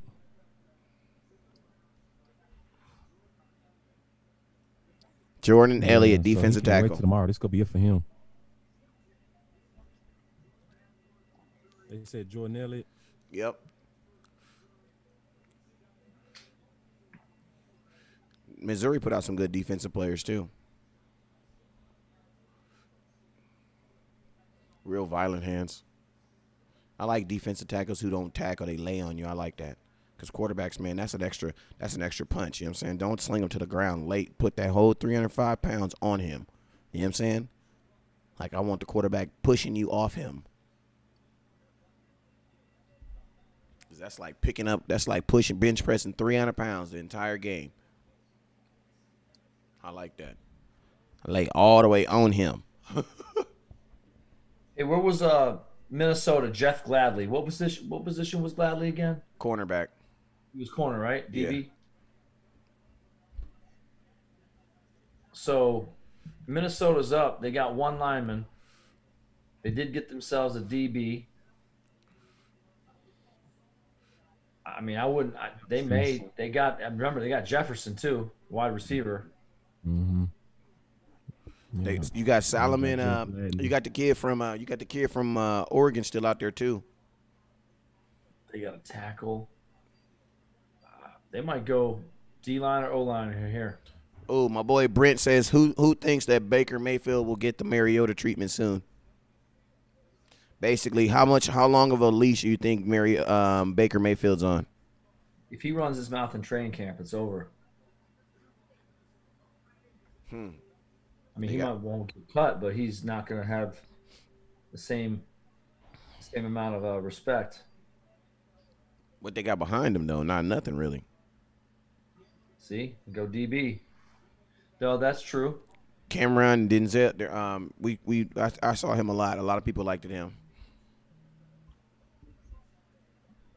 And that makes sense with Rhodes not playing the best, and they already got one of them. If I'm not mistaken, they let Rhodes. I thought they let Rhodes walk. They may have. Yeah, I think they let him walk. He didn't play well this year. It's crazy because before we played the Minnesota Viking, I had my boy SK come on here, and he said it. He was like, "Bro, we're gonna let Rhodes go at the end of the year." He told us. Didn't remember, boss? He told us. He was like, "We're gonna let him go." To be honest with you, every game he stepped behind. He wasn't as physical. He just, he wasn't going to the next play, man. Oh, It was give me that. Well, Cowboy fans sick. What are they sick for? They should be happy. Well, Cowboy fans like Cameron. Yeah, but they should be happy with what we got so far.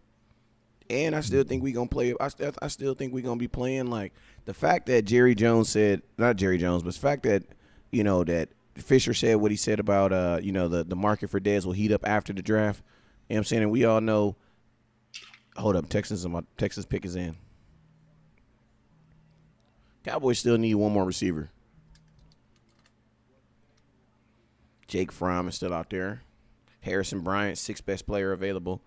I know that, but I'm listening to last night immediately after the first round. Jerry said the honor of his friend that he played would be the honor of letting Lamb wear 88 immediately. Lets me know that he thought about Dez 88 coming back.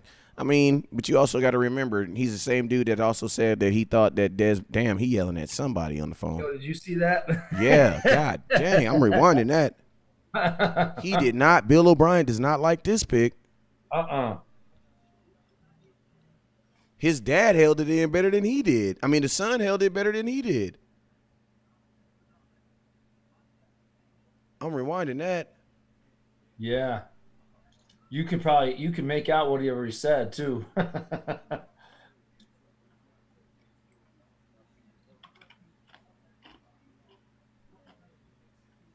He said, I effing told him.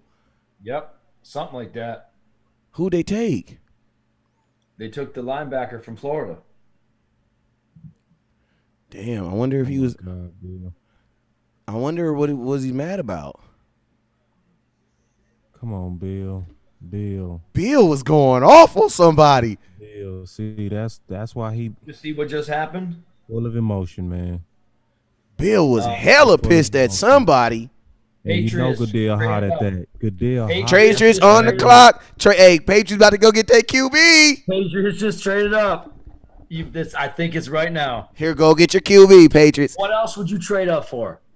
What if they go get Eason and then you have to in the 4th round he end up being like their next ooh-oppy ooey. I know, right? Bill, you bastard, you. Mm-hmm. You bastard, like Bill. Man, a lot. I call I him. make that call, boss man. What is it right here? If it's not a quarterback, Brian Hoyer is their starting quarterback right now. I can't guess on New England, man. Colin Johnson. That's why I'm asking you. Colin Johnson. Duvernay. No, That'd but be I funny. will say this: if it's not the quarterback, based on their need. Oh, you know what Bill was mad about? What? No, because they picked. Never mind. I take that back. I was thinking they traded with the. Did the Texans just trade with the Patriots? No, Raiders gave the pick to New England. Okay. Just making sure. I was like, damn, maybe he mad about the trade. I don't know, bro, but he looked pissed. No, he was swearing. He said, I effing told him. I effing. And you did that on national television, man.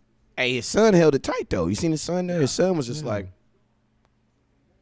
So what I was going to say to you is based on need, if it's not the quarterback, it's someone that's very talented. In other words, they came up to get this guy for a need on that. All right, here go.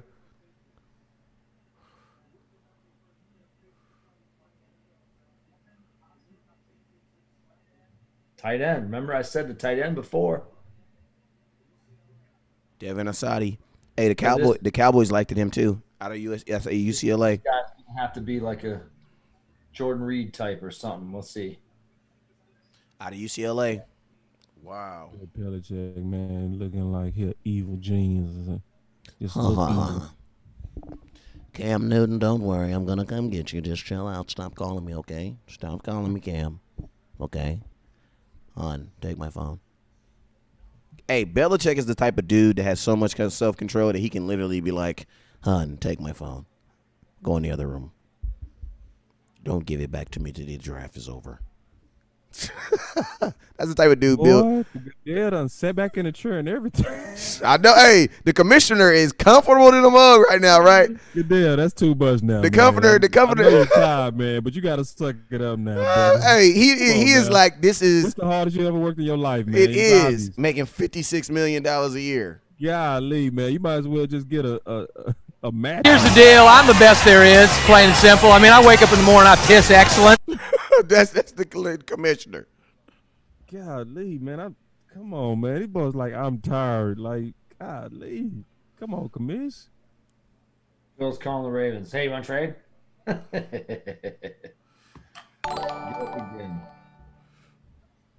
I want me some glory hole.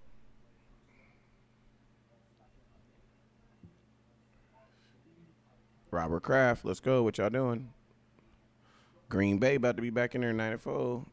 You got Ravens, Tennessee, and Green Bay. Yep. I wonder if the Patriots are thinking about compete 2020 or if they're thinking about, like, let's just chill out and go get sunshine 2021. Them boys went 11-5 with Matt Castle. In that division, I think Belichick probably he's too good to. Even if he accidental tank, he'll probably still win like 8 games, especially with that defense. So when do they get their quarterback? Probably on Monday. Baltimore been hitting on their picks. They got better. Yeah, and he already had a good team. I got to give this one comment in here a props. Tyler Cutright says the Raiders decided to trade the pick since they didn't like the remaining wide receivers. Nah.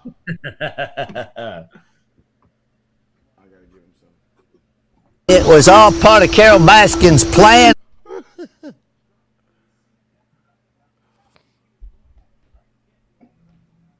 Let's see what the Baltimore Ravens going to do. And you know what? Go ahead, Coach. New England was smart because Baltimore's right here. Baltimore could have potentially picked up that kid because they do need that. That is a need that they could throw in there. That tight end. It looked like my dude over here, Eric. It looked like he and his wife's she shed. What's going on with that? Look like you had a ball of yarn in the back. Yeah, I just checked my Cash App, everybody. Thank y'all for the tips. Been a real good day. If the super chat is not working, you can consider the tip at Boss Cowboy at Dallas Boss. Well, at Dallas Boss, and then you got the West Coast at 1482, as well as you got Coach Higgins as Coach Higgins 12. So, if anybody want to say, hey man, I appreciate it by throwing a couple of dollars in there, that'd be great. And especially if you can't use the super chat feature, that's another way to do it. If you feel more secure, you can do it that way as well. And also definitely go to our page and hit that like button, hit that follow button, so that if we have articles, videos, and different stuff that we drop about the Cowboys, you'll be the first to know.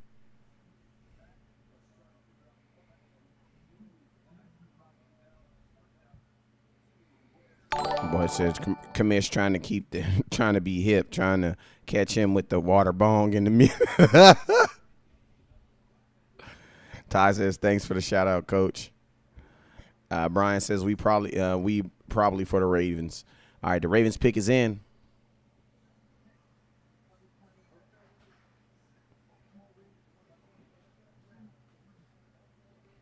Yeah, Baltimore Ravens, that's a solid organization, man. You got to give them the props. Devin It's a good organization. wide receiver, Texan. Bill moved up so Colin that Johnson. he thought the Ravens might take somebody skill-wise, receiver, tight end, and they did. They took a receiver, but they didn't get the guy that he wanted, obviously, because he moved up. So he has a twin brother that's at Texas. Who did the Ravens get? They took the wide receiver Devin Duvernay out of Texas. That's a good pick. Dang, all right, Titans pick is up. Dang, see all these boys coming from Texas, though. Texas putting out some pros. I would think at least 60% of these kids is coming out of the state of Texas.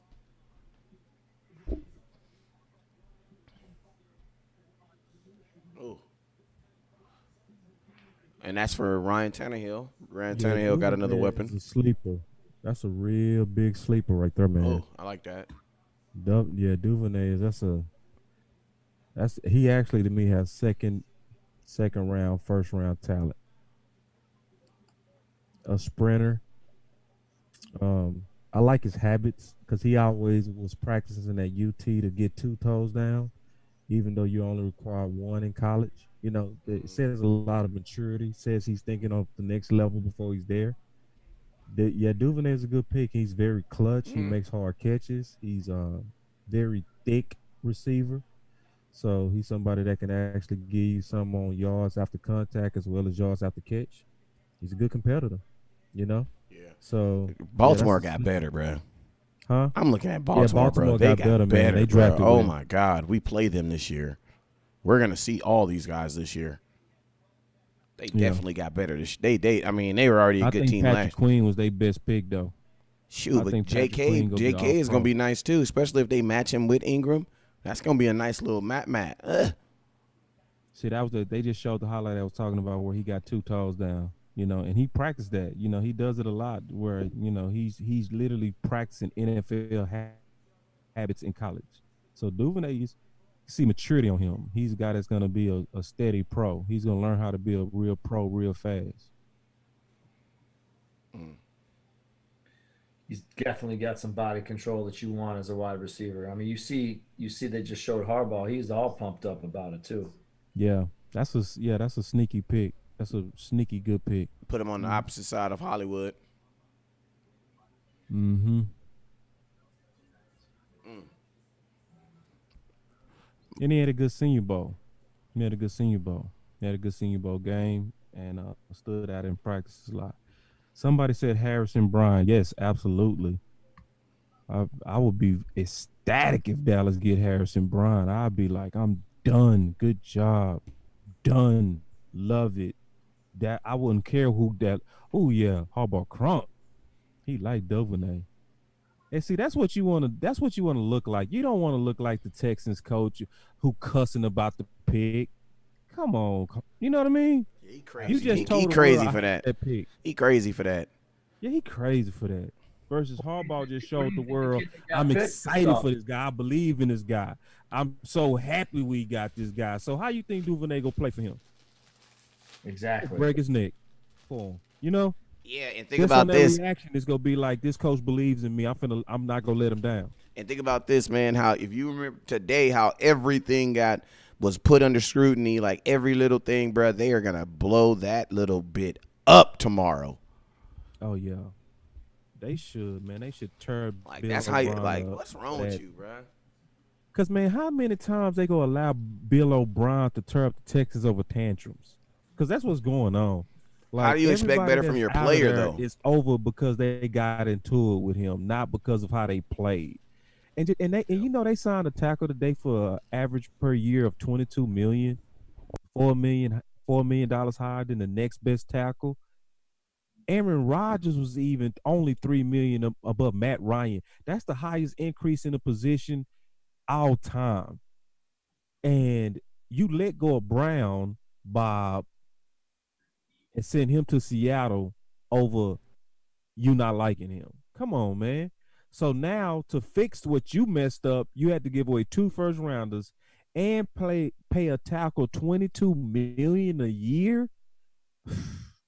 And then you get rid of Hopkins because y'all got into it, man. It's like, come on, man. You know what? Just a thought too, seeing him all upset about that pick. And then seeing the picks that came in, I mean, I'm not saying it's definitely about the DeAndre Hopkins, but he's got to know that that was a very nice weapon that he just unloaded. And now there's other picks come about, and he might not have gotten the guy he wanted. He might have been saying, I told you, we should have worked it out. I don't know. But it might not necessarily been about the kid that we saw, but that sends a bad message to that kid. I agree. It's a bad look. Yep, without a doubt. It's bad judgment. It shows that you don't know how to control yourself and recognize that the camera is on you in the moment. Yep. Now, I can see you maybe acting like that 5 picks before, but he was conducting himself at the pick like that.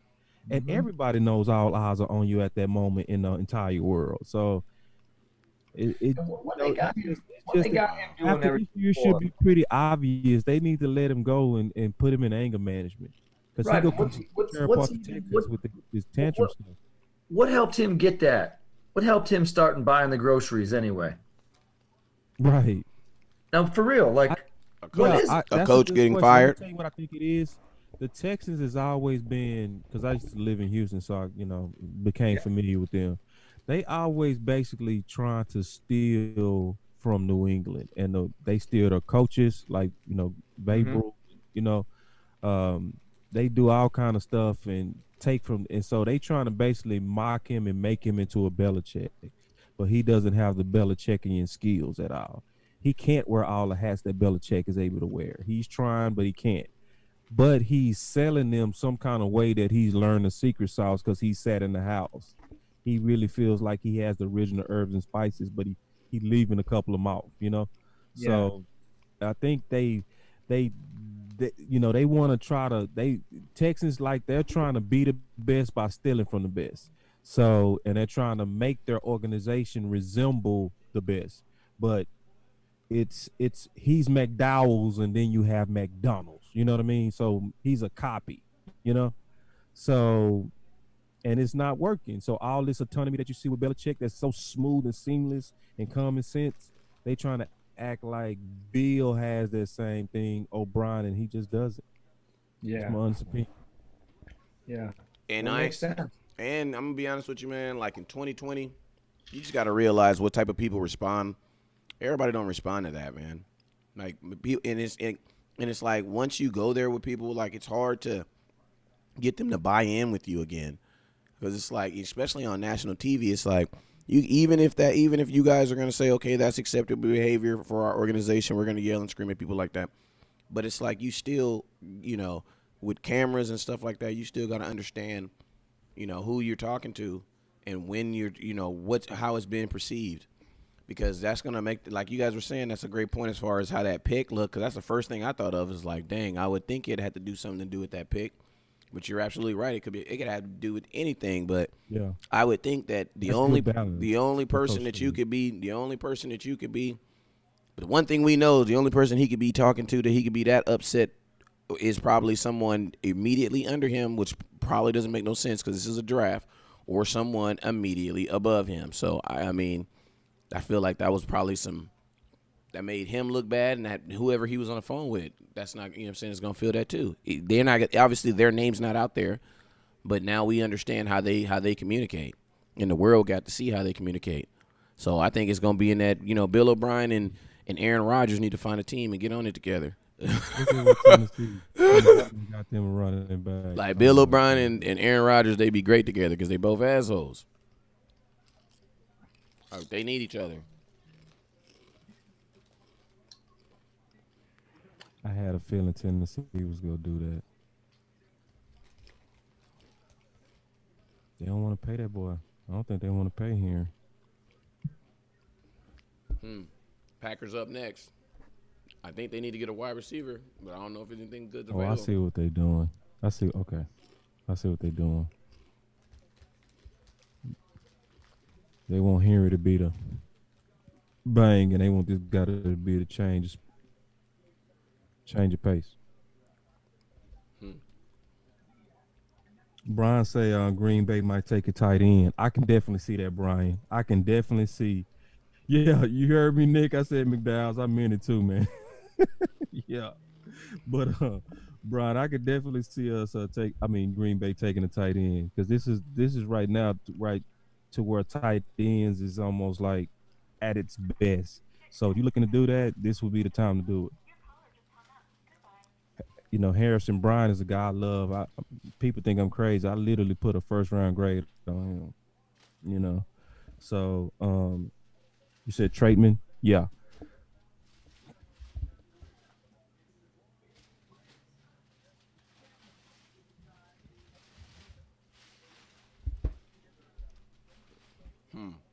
All right, so Packers pick is in.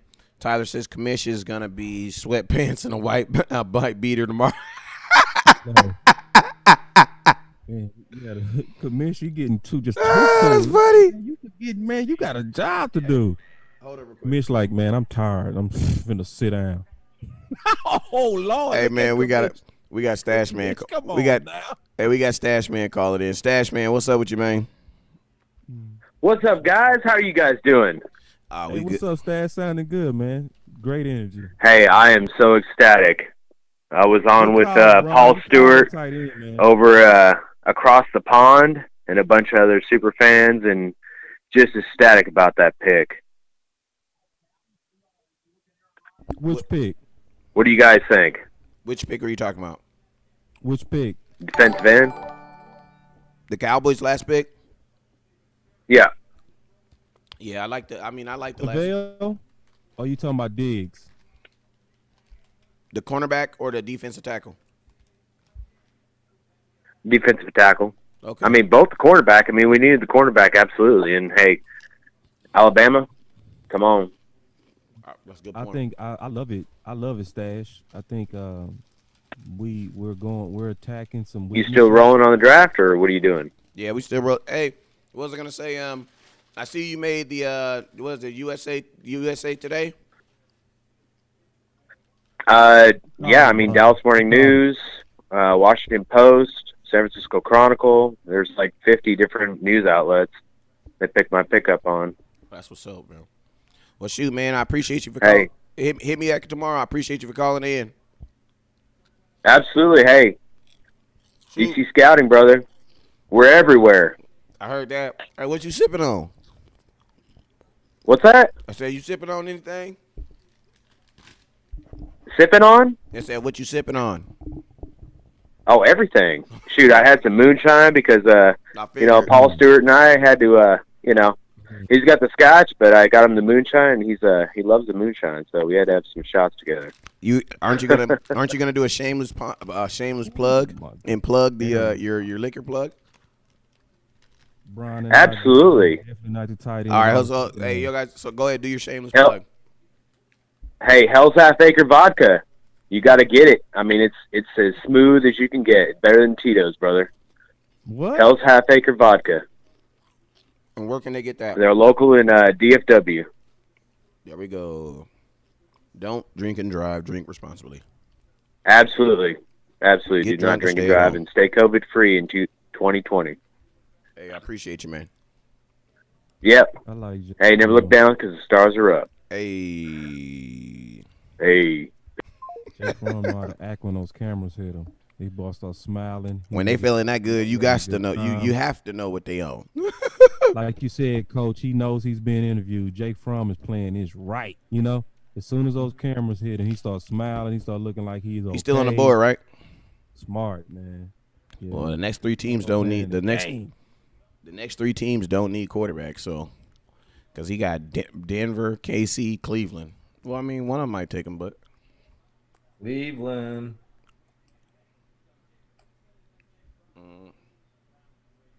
Easton's still there too, right? Or did Easton get taken? Easton's still there, man.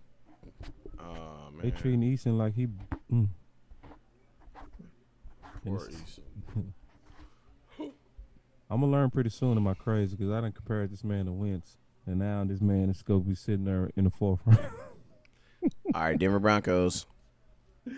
So you better ball when you get in, man, because my whole boss Cowboy guy on the line. Trevon Ingham out of Arkansas. My boy said Green Bay's gonna draft a running back again. Y'all funny. If Denver get another weapon, man, I'm walking out. But like, Nah, Denver got a defense tackle. Who they get? McTervelvin Agin. Agim. He looked nice. He got a nice bend on him. He played a 4-3 and a 3. Ooh, get him. All right, get him. All right, you got him. You play inside and out. Come on. Goodell done got his feet kicked up. Oh, smacked him down. Come on. Goodell, like, I'm the boss of this NFL, and I do what I want to do. It's called a cap. You know what? Well, Goodell, where do he live in New York? I would think. I figured out the conversation. It was Bill O'Brien yelling at him because he can't sign AB. So now he's throwing his feet up and saying, I'm in charge. Yeah, he's probably in New York, though. Hey, can we all agree that John Elway needs to get in the sun? Just a little bit. Yeah, we're looking like The Walking Dead.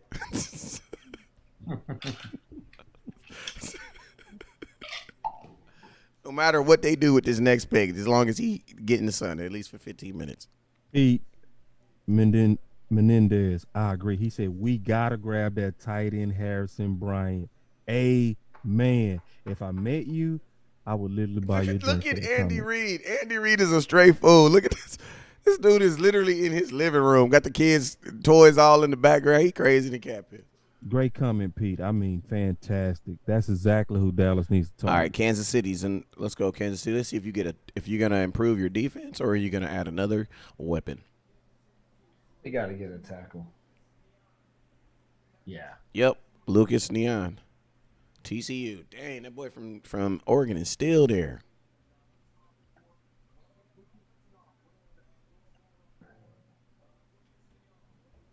He's still there.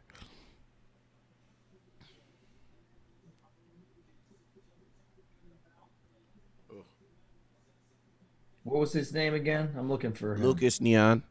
Yep. Kuiper looking like an old super villain in a Disney movie. That was funny. David, you're going to get some glory hole for that. That was funny. I want me some glory hole.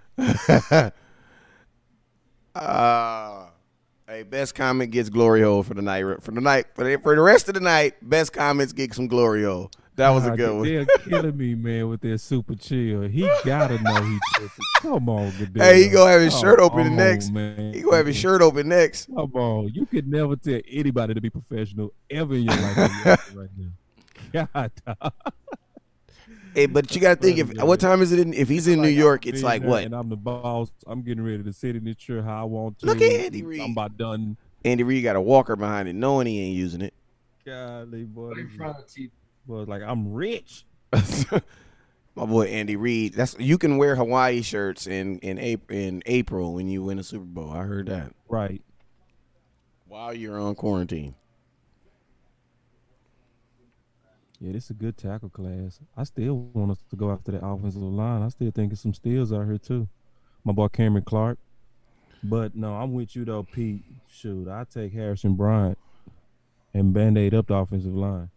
At this point. Andrew Berry, what up? Cowboys interviewed him.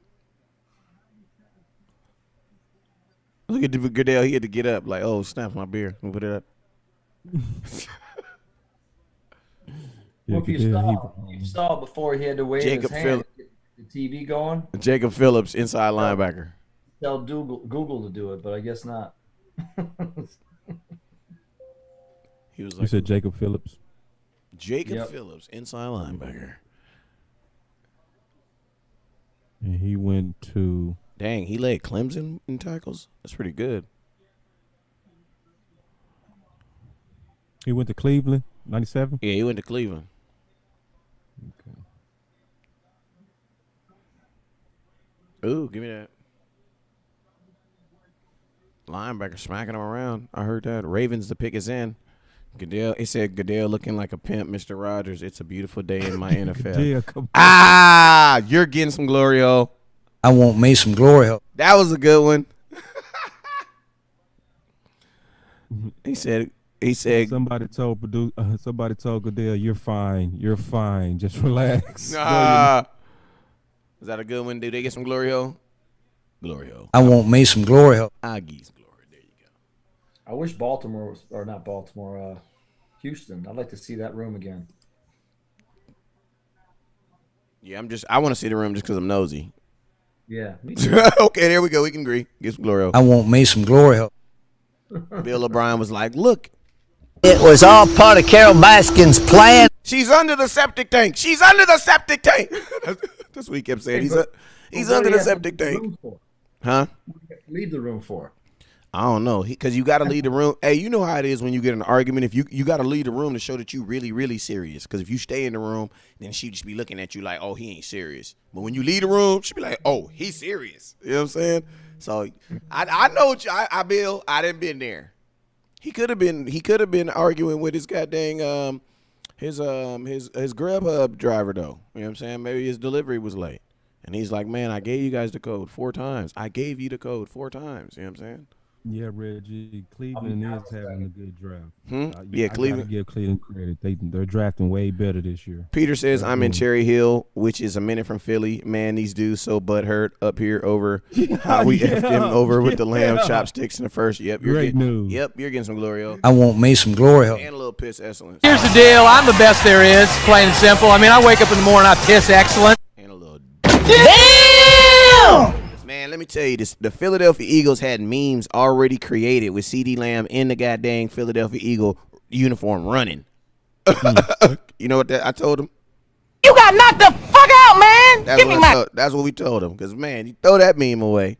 San Francisco, the San Francisco, but the Eagles, man, I don't know. But one thing I will say, though, Doug be slightly knowing what he doing, but not knowing what he doing. But then sometime it work. You know what I'm saying? So Doug, one of them smarty smarts. Well, sometimes he figured out because, I mean, you got to think, man, they went 60, 70 years without a Super Bowl. Doug came in there 2 years, got him that ring. And it was mainly because of management. Because the greatest thing that Doug ever did for the Philadelphia Eagles, he made there they had a good backup quarterback. That was the smartest thing they ever had. Because you got to remember, when our quarterback went down in 2015, we called that same exact quarterback. We called him. And you know what he said? That's not enough money. In 2015, the Dallas Cowboys, we tried to hire Nick Foles, you know what I'm saying, to come in and save our season, and he said it wasn't enough money. 2 years later, he went back to Philadelphia. Doug Peterson signed him as a backup. God dang, Wentz goes down, and I think it was that Rams game, and the rest is history. You know what I'm saying? One of the best things Doug ever did for that organization is having the intuition to having a good backup on the field. I mean, to back up Carson Wentz. And Carson Wentz was also injury prone in college, so it made freaking sense. Like, he didn't just come to in the NFL and just start automatically getting hurt. Like, he was injury prone in college. So he paid attention to that. So that's good for him. And maybe that's Doug too. Maybe because sometimes they be thinking like, shoot, these quarterbacks got lifespans. So maybe he thinking like, shoot, at some point Carson Wentz really gonna have that one injury where it's, how many season-ending injuries? I mean, season-ending injuries you gonna come back from? Like, come on, he got cat lives now. He'd say the Philly fans are like emotionally drunk. Yeah, but think about this: Jalen Hurts might be the smartest thing he did in this entire draft. Because, just think, how many more times is Carson Wentz gonna get hit before he just be like ooey for real, or it's just not worth it? You have him on. That's why Anthony's comment was so on point when he said, like, there has to be some real doubt going on with Carson Wentz for that pick. Like, honestly, and it's so sweet though, because all the hate that we do on Dak, and we've been wanting. I just love that we literally wanted that same guy to take out Dak, and it's just such sweet revenge to watch them go after Wentz with that same guy, and he might take him out. Yeah, it's round 3. The Cowboys don't have another pick until tomorrow, and the Cowboys ain't looked at a Cowboy at a quarterback. We ain't even looked at a quarterback. So all y'all folks who thought, okay, well, the Cowboys can just go in and draft, no, it's not happening. It's not happening now. Dak is your quarterback. Dak is your quarterback in 2020. At this point, it's like, he's gonna be your quarterback in 2020. So now it's about getting him signed. What are the latest reports been on that? What's I know they reported they made some hedgeway with it, but what do you know what they're trying to work out? What are the reports been out there?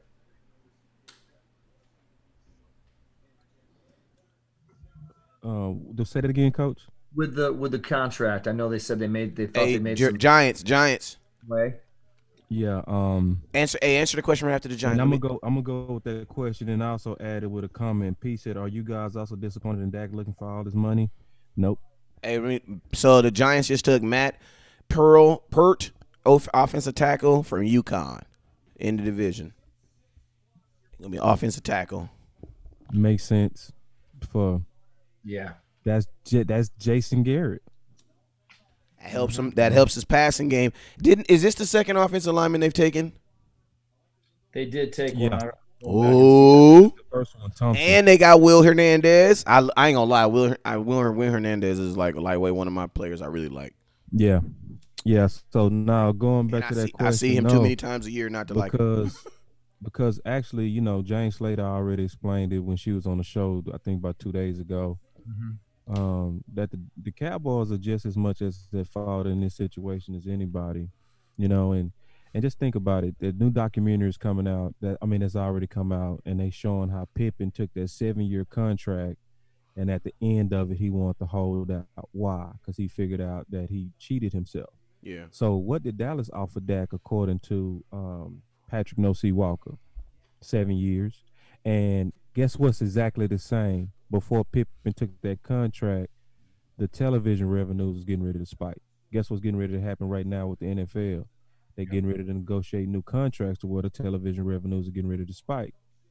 So for Dak to be only wanting a 4-year contract and reflect to be at a higher guarantee than at this point, golf, that's actually fair. And still would be good for the Cowboys because once those revenues spike, they're not going to even feel the contract on Dak Prescott. All right, and Raiders are up. Raiders, let's see, Raiders selection. And on top of that, just to answer your question, Pete, and on top of that, Tanner Muse, safety, Clemson. Tanner Muse. We talked about him. Yeah, I remember him that's from Clemson. Pick. Yeah, he flies around like his hair on fire. That's a major reach for where they picked him, but it makes sense because I can see them liking him as a just overall football player. So Dak is not asking for anything outrageous. New York Jets just traded their pick. Hold up. Jets trade pick to Patriots. Patriots are back on the clock. Remember I talked about them trading up. They've done it twice now, right? 2 or 3 times. They traded down once and traded up twice.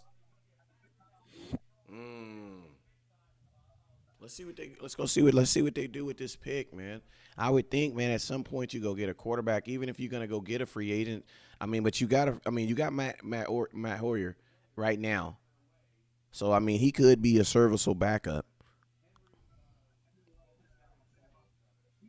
Damn, Patriots. So because people don't realize, and I'm done after this, Pete, that where Dak would be cheating himself the worst is not in the average per year or even in the guarantee. It's actually having too long of a contract. Because the biggest number that they came out with in the Jordan documentary was this. They said if Pippen would have had shorter contracts in that 7-year contract that he signed, he would have made $90 million more. And that was in the 90s. So what is that telling you that Dak then would be losing out if he signed him a long-term contract? Yep. So Dak just approaching them like I'm smarter than that. I'm on a 4-year like all the rest of the guys because I want to be able to come back, after that 4 years and get into this new market, which is going to have the new television revenues. The easiest way. Dak is not being greedy. He's just being smart. The easiest way to put it is if your boss told you, like, yo, I'm going to lock your salary for 7 years or I'm going to lock your salary for 4 years. Which one would you want? 4 years. What makes sense? You would want the 4 years, right? Why? Yeah, because even if you're in the fact because even if you're making everybody raises in 2 years, and even if you're making minimum wage, that's going to go up at least every 2 years. So Patriots. Let's see if they grab this quarterback. My boy Brent says Patriots know it's getting slim. You might as well trade up and finish out the call and call it a draft. Shoot, man, we still got. Asked, but is he worth the money? Yes. Because a lot of people don't notice that the Dallas Cowboys organization itself is making $125 million off of the brand of Dak Prescott. So I always ask people this question. If you could spend 35 million, but make 125 million, would that be worth it? You would do it every time. You would spend the 35 million to make 125 million. So be very careful when you say worth, because worth is about return on investment. The best return on investment in the whole National Football League is Dak Prescott. No quarterback would have shut down over a tragedy like Dak Prescott suffered. a lot of people suffer debts and stuff like that. But it was the Dallas Cowboys quarterback that the NFL said, today, let's have a moment of silence for. That's how big the brand is. That's how much he means to the NFL. So is he worth it? Absolutely. I'm talking about every cent and max. And really, if it was about worth, he really should be getting more. Because the NFL, all the television networks, who they talking about every day? Dallas Cowboys and who? Dak Prescott, meaning the ratings itself is built on Dak. So yeah, he worth it. Raises in 2 years. Yeah, Even if return on investment, it's not even close. 2 years. Right. My boy says Pete says he personally thinks Wentz is better. Well, I mean, that's the best thing about it. I mean, we gotta. That's the one thing I love about it. My boy Pete is being honest. Is that he's saying he's not using factual He's not using like factual evidence, or he's not using like statisticals or anything like that. He's only using his personal opinion. So I mean,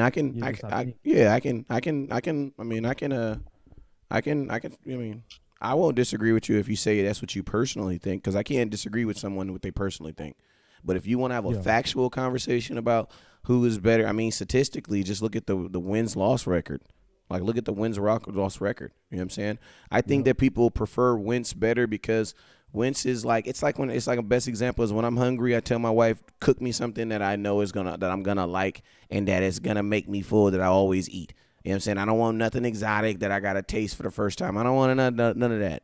And I think some of you guys' minds are just so programmed to what a standard quarterback is that that's what you want, even if that's not even what's really winning in the NFL right now. Like, what's winning in the NFL right now is quarterbacks like Dak Prescott. You know what I'm saying? And then a lot of times, like, fans, they use very bland comments like, he says, like the word elite. Like, I'm going to be honest with you, Pete. I want you to give me the definition of the word elite, because the word elite usually means, this is what people say the word elite. They usually mean when you want to use a stat or use a comparison that can't be tracked on paper or via any type of mathematics. Because when you say elite, how do I say no, he's not elite if there's no scale? What is it? Does elite mean his speed? Does elite mean how fast he runs? What is elite? No, elite is a moment. You know what I'm saying? No, Tom Brady was not elite in 2019. And I'm sorry, Pete, if you believe that Tom Brady was elite in 2019, then I'm going to be honest with you. I shouldn't even be really conversing with you, because that means that lets me know that your thoughts are more about the players that you like, because statistically, Tom Brady had one of the worst seasons in his career. Isn't it also, a coincidence that's also the same year the New England Patriots said, nah, we're not going to pay you, bruh. There's a reason why New England said, nah, we're not going to pay you after last year. So it's like, I think you guys compare Dak Prescott's name to Tom Brady, but you need to compare Dak Prescott's game to Tom Brady. And if you compare it, man, he's whipping him up and down the field, man. Like, knock it off. And you know what I'm saying? And then you have stuff like, he says, I understand his stats are crazy. And I mean, if you understand his stats are crazy right there, that lets me know that you do recognize that he is a good player. But then you say, but means that you're going to say, okay, he's a good player, but I'm going to overlook that. Now, I'm from Los Angeles. I'm from California. This is where I'm from, right? Out here, we really didn't have too much love for Shaquille O'Neal, right? Why? Because we believe he broke up the team. But at the same time, I can't deny that he's one of the best centers to ever play the game. You know what I'm saying? So, like, my dislike for him personally does not cloud my judgment as for him as a basketball player or what he did on the football field. You know what I'm saying? So I think you gotta kind of first ask yourself what it is that you personally have against Dak Prescott, because your personal opinion are definitely outweighing the statistical. And you actually even said that in your statement right here when you said, I understand his stats, but for real, he shouldn't be taken. You know what I'm saying? So it's like, I think there's a lot of people out there that, and it's Cowboy fans too. I think you get programmed one way on how a quarterback is supposed to be. And then when you don't have that, no matter what it is, you kind of reject it. I think we kind of need to open up our minds to what these new quarterbacks. I mean, imagine if the Baltimore fan base didn't accept Lamar Jackson.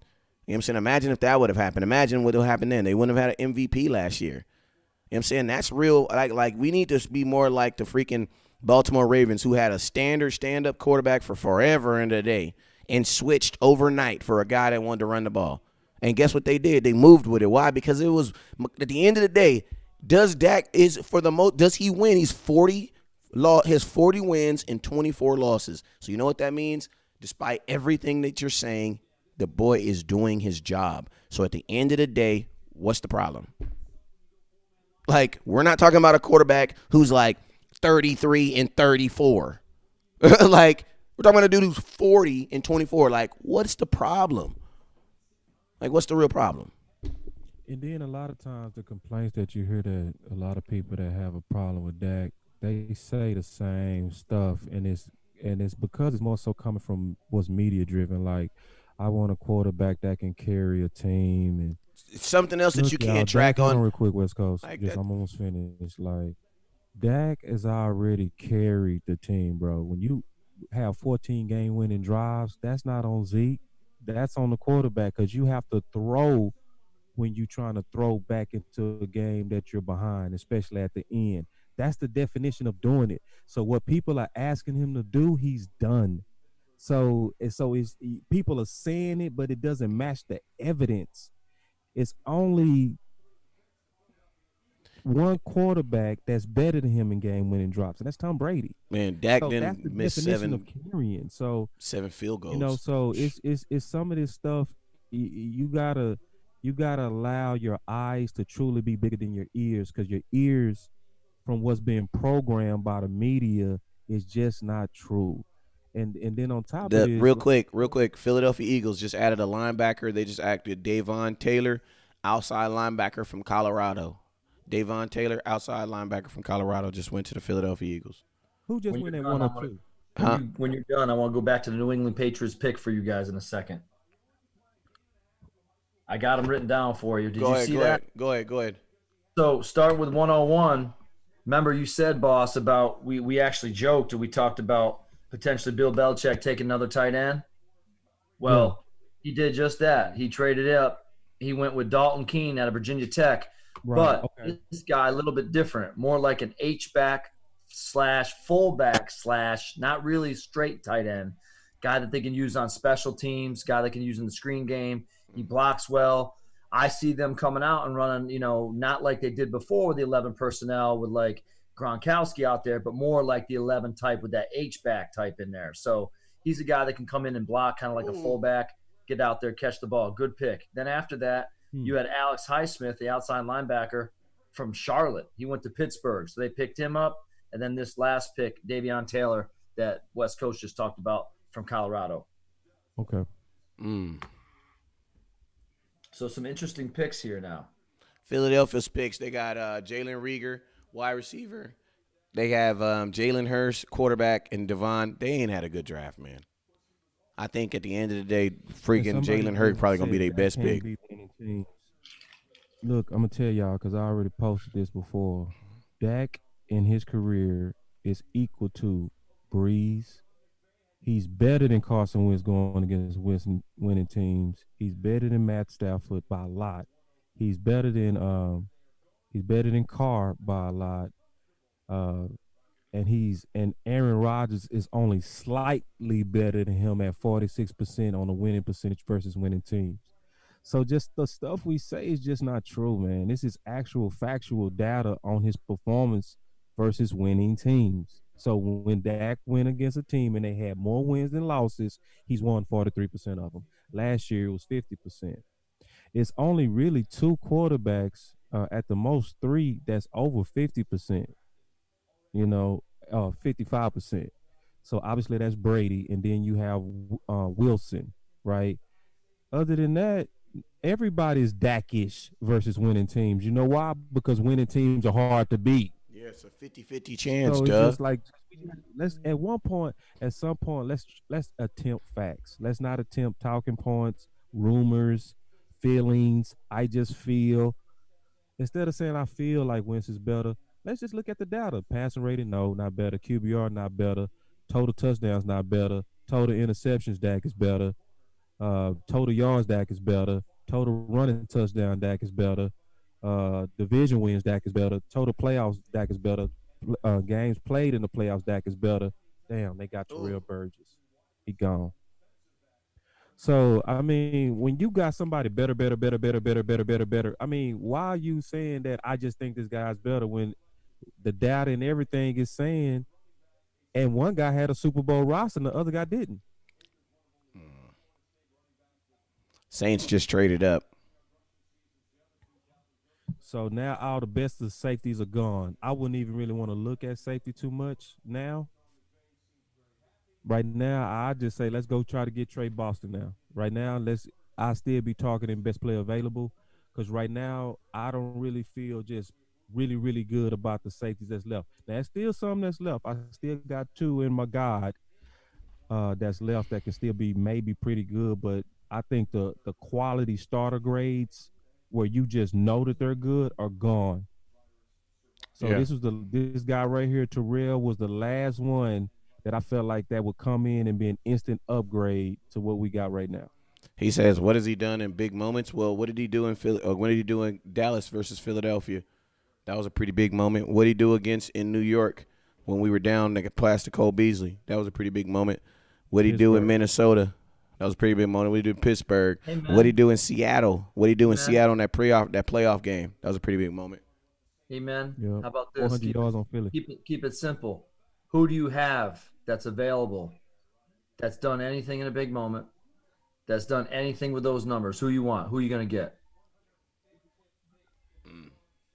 So if they say Jameis Winston, can't say that. You say Cam Newton, well, there's maybe a little bit of an argument, but it's also of what have you done for me lately? So Cam hasn't done it recently, but as a fan of the game of football and a coach, you need to stick with Dak Prescott. Yeah, and then also go. Man, hold up real quick. I'm about to in a big moment and winning. That's a big moment. We forget his big moments. We act like we just don't even see his big moments. It's like, what do you mean? What has he done in a big moment? It's like it's obvious. Man, I gotta. Pete, if you're a Cowboy fan, I'm about to shut you up. And then if you say anything negative about my quarterback, I'm gonna block you straight up. We gave you enough time. This is what I'm gonna show you right here. Because I mean, you got people that want to learn, and then you got people that just want to, be highlight superstars. And we don't do that here, bruh. So this is what I'm gonna do. I'm gonna show you either gonna take these facts and you're gonna go sit down somewhere, or we're gonna have a good day. This is gonna be it right here. Because I've been reading your comments, and this is what it is, man. My quarterback has already been persecuted enough. For y'all to then hop on here and just say random stuff. I'm gonna show you these facts real quick. All right, so Cam Newton has played the double amount of time that Dak Prescott's played, double. So you would think that Cam Newton would have better stats than him. You would think you would, right? Cam Newton started 124 games. Dak started 64, all right? So wins. Let's just do wins, right? Wins. Cam Newton has 68. Dak has 40. Cam Newton has played double the amount as Dak. Cam Newton been in the league 9 years. Okay, losses. Cam got 55. Let's just go to percentages real quick. Cam Newton winning percentage, 55%. Dak Prescott, 62. All right, let's look at completion percentage. Cam Newton, 59.6. Dak Prescott, 65.8. That's damn near 7 points. All right. Let's go to touchdown percentage. Cam Newton, 4.6. Dak Prescott, 4.7. Let's go to interception percentage. Cam Newton, 2.7. Dak Prescott, 1.7. We haven't found one statistical stat so far. Let's think about this. Cam Newton's been in the league 9 years. Dak's been in the league how many? 4? Cam Newton has 17 winning drive. Dak has 14. 14. Yards per yard. The only stat. Let's look at this. Yards gained per play per played. How many yards is getting? Dak Prescott 246. Cam Newton 232. The only thing on here that Cam Newton beats Dak Prescott in is rushing attempts. That's it. So man, I gotta ask you, man. We've been on here for 4.5 hours. We've been talking all night. I want to know, man, what is it you have against your quarterback, man? You say you're a Cowboy fan. What do you have against your quarterback? Because he ain't missed a game. He ain't missed a game. Hold up real quick, Coach. He ain't missed a game. Every quarterback that you just said right now has missed a game. Dak Prescott has not missed a game. Not one game. Not one game. This that fake love that I be talking about, man. This that fake love I be talking about. He ain't missed one game. One game. Think about it like this. For all y'all people that compare Ezekiel Elliott didn't miss 8 games. Actually, more than that because he got suspended for 6. Then we sat him down for 2 games. No, he missed 8 games. I hit that right on the head. Like, let's just be real, man. Like, we didn't have some great running backs come through here that had some good yards, but guess what? No quarterback, where you going? So, Pete, before you, I don't want to hear no more long comments. I've been on here for 5.5 hours, man. I don't want to hear no more long comments, man. I want to know what you ain't got. What is it that you really don't like about Dak Prescott? Because at the end of the day, man, it's just a bunch of blah, blah, blah, blah, blah. We need to get on this train to get this kid paid. And then I be really questioning Cowboys' real Super Bowl integrity. Like, you talk all that stuff, but then at the same mouth, you're going to want to say you want to win a Super Bowl in 2020. Like, come on, bruh. How you talking all this stuff about he ain't this and this ain't that, but then you want to win a Super Bowl in 2020? Like, what are we really doing here? Why did we just draft it like that? Like, come on, man. Y'all gotta stop believing the hype. Like, for real, like, Cowboy fans, we are the only fan base, I promise you, that tear their own fans, their own players down. And y'all be wondering why I be blocking y'all over weird stuff. Like, I'm just keeping it real. Y'all be wondering why I be blocking y'all over some weird stuff. I blocked 4 people over because I said Quincy Carter was, I said we're going to have former great Cowboy quarterback Quincy Carter. And then, y'all get in the cornerbacks being all disrespectful. Oh, he wasn't great. Well, you know what? Blocked. Want to know why, man? It's called appreciation, man. That's your level of appreciation. We are a fan base who have no appreciation. We act like we just won Super Bowls 3 and 4 times in the last. We ain't won a Super Bowl in 26 years. This is the closest we've ever been, and y'all complaining. So from now on, we just going to keep it real. If you don't like them, just say you don't like them, but be real enough to say why you don't like them. Because anything else, you just flat out hating. And me and Boston did enough video. Boss, I get tired of Boss over here freaking explaining to y'all what, like, I'm sorry, Boss, but I'm tired of hearing that speech, bruh. I'm tired of hearing it. Like, I'm tired, like, bro, y'all know Dak better. Y'all know what time it is with your quarterback. Y'all know what it is. Stop playing. Like, y'all know what it is. When we was in, well, let's just keep it all, let's all think about it for a minute, right? When we was in LA, and we needed 3 plays to go down the field. I don't care if we won the game. When y'all saw Dak going out on that field when we was in L.A., man, you're not going to tell me that you didn't have all faith in your mind thinking that young man was going to bring us back. See, that's that fake stuff. I'm going to start calling y'all out on it. That's that fake stuff. You know what I'm saying? When we was in L.A., in 2018, and we had 1 drive to go, you not going to tell me y'all was talking that same crap. You was not. You believed in this kid. And then you know what he had? You know what he did for you, Boss? You know what he did for these selfish, ungrateful fans? You know what he did? Went out there and gave you the greatest season, the best season. I mean, what else you want him to do? He had the best season of his life. I don't understand. Of his life. I don't get it. Big moments. It's like, bro, like, I don't get it. Have you been watching the games? Like, what was Pittsburgh? Like, what was playing and winning 11 games straight? Like, none of that was big moments. They're corny, bro. Like, you telling me 11 games, a franchise record that's never happened in our rich history. None of that was big games. Are you serious?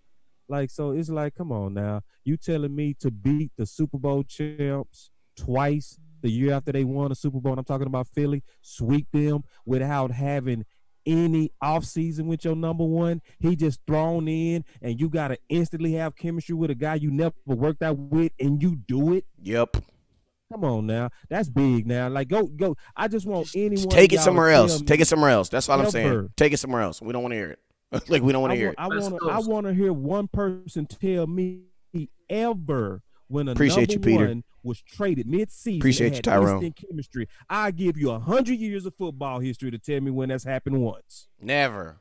It's never happened. Never. So when this guy already jumps these super high-ass hurdles that we ask him to jump, like, bruh, say, oh, that 14-foot hurdle that you just jump ain't shit. That's what we do. And then when he goes and beat the Super Bowl champs while they're healthy, and I'm talking about Philly, sweep them with no offseason with his number one. Yeah. Beat them in overtime. Bro. Put up 400 yards. We say that's not a big moment. Hey, listen to this, boss. We say winning 7-1 in the last games when you started 3-5 is not big. We say beating Russell Wilson, who we always like to say he don't deserve more money than, but that's the same guy he beat in the playoffs. Hey, boss, and tell me this. I love Romo, but I'm going to tell you this. Romo never went 7-1 against any divisional team. Bro, there was a time where the Giants hadn't beat us in like 2 years. Then Philly hadn't beat us in damn near like 2.5 seasons. Philly, at one point, Philly was damn near 7-1 against us because we swept him. Like, bruh, it's what Dak Prescott, and I don't even care what he do against the rest of the NFL. I don't even care. You want to know why? Because if you don't win your division, you ain't getting in the playoffs anyway. So when it's all said and done, put Dak Prescott against the other quarterbacks in the division, and he's the best quarterback. All this, if you put Dak on this other team crap, man, and that stuff don't matter. Because guess what? If that's the case, if you're going to say if we can do that, if we just bring let's just bring Troy Aikman back then. If we're going to say if West Coast won the lottery, I'd be at every home game. You know what I'm saying? I love it how people like to use these ifs to prove these points, and it's like you be adamant on a point that's not even, you can't even prove. That's why on my page, don't use words like elite. Don't use word like I hate that word because people use the word elite when they're trying to compare something that is not comparable. They trying to bring you down. Yeah, exactly. Oh, he's not elite. What is elite? Like this, West Coast. What is elite? Tell me what elite is. But think of it like what this. Is that? You say Dak is average, but you only compare him to Brady and Mahomes. And Brady was average last year, statistically. But you see what I'm saying? Yeah. Why you always bringing up the best? But I gotta give you. You Go ahead, coach. Go ahead, coach. Average quarterbacks. Go ahead, coach. Rookie of the year too. Give you a coaching perspective with facts, and here it's a question to answer. How many years has Dak been in the league? 4. And if you heard me talk about football, and if you don't know the answer, it's fine. I've said it only maybe once or twice. How many years did I tell you? I think from a coaching perspective that you were going to come to the top, or at least meet to your potential in the league. When? What year is that? Usually about 3. I said it a couple times. About 3, year 4. It takes 5 years. Yeah. I say 5 years you're about at your potential, or at least we know what your value is. Right. So then I always also go by sayings, right? And I say, well, potential doesn't get you paid, right? So not only right now does Dak Prescott have a lot of potential, but he's already producing. So thank you for bringing up the stats where you bring it up and you're comparing him to Cam Newton, a guy that's been to the Super Bowl, right? And in every statistical category, before he's even reached his full potential, he's already performing at a what have you done for me lately league in the top 10. Maybe you don't want to say I don't want to put a number on him because the potential's not there, but hasn't reached his potential. But he is in those top 10 numbers in all those statistical categories. But the most important thing that I want to say is this. If you don't have somebody that is ready to come in and I'm all about upgrading, trust me. If you don't have somebody that you can 100% say, we are going to come in and upgrade and either push you and you do better or push you out and we'll go with the other guy, then what are we talking about? Yeah. And There's then nothing to talk about. And then my question There's is nothing to talk about. And my question is this: what did Tom Brady? I mean, the guy that you bring up, Tom Brady had a ridiculous roster. What did he win last year? What did that do? Nothing. It got him a lost playoff game. Lamar Jackson. What did Lamar Jackson do? I mean, he was the MVP of the league, by quote, the best player in the NFL. What did that get him? That got him. He got to play in one extra game than us. That's it. They got to play in one extra game. That's all they did. They got one extra game. You know what I'm saying? So it's like, and then you just have the Dak Prescott critics because when you do win, it's definitely not Dak Prescott's fault. It's always Zeke carried us or Zeke did this, and I love Zeke. But let's just be realistic, quarterback, this is a quarterback driven league. You know what I'm saying? It's a quarterback-driven league. And to show you how much of a quarterback-driven league, Zeke didn't even go to training camp, showed up 3 days later and was goddamn a second in all-purpose logs. Ain't no quarterback doing that. Ain't no quarterback holding out, showing up 3 days before training and going out and having a 1,200, 1,300-yard season. No, bruh. That's not how it works in the NFL. Nope. And the films don't lie, right? The films don't lie. Love that saying. You go back and look at the films and look at those drives and look at those comebacks, and they're gonna be there because it's all on film. It's all on Yeah, film. It's all and on let's the just, diamond. and can I say something too? I want to hurt. I gotta hurt a couple, one or two more Cowboy fans.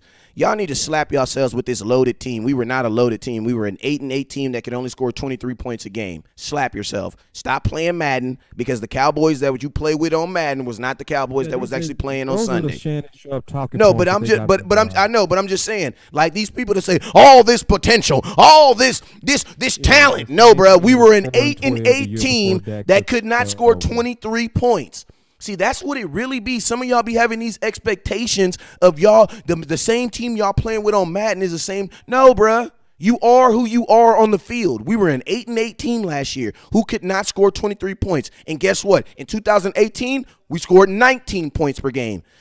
And then we got Amari Cooper and we scored 22. We improved 1 whole point. 1 whole point. We have had problems on the offense for about since basically since 2017. So I mean, you guys need to, like, the first step of someone who is sick is realizing that, you know what, I'm coughing, I might need to go get a checkup. Like, the only way as a Cowboy fan base is we're going to get better is if we stop lying to ourselves and stop saying, oh, we have the best offensive line in the NFL. No, we did not. In 2018, we gave up 56 sacks. All three of That's us how I just be put knowing. Philly. That's how I be knowing. All three of us just put Philly offensive line above. But think Dallas. about this. In 2018, we gave up 56 sacks.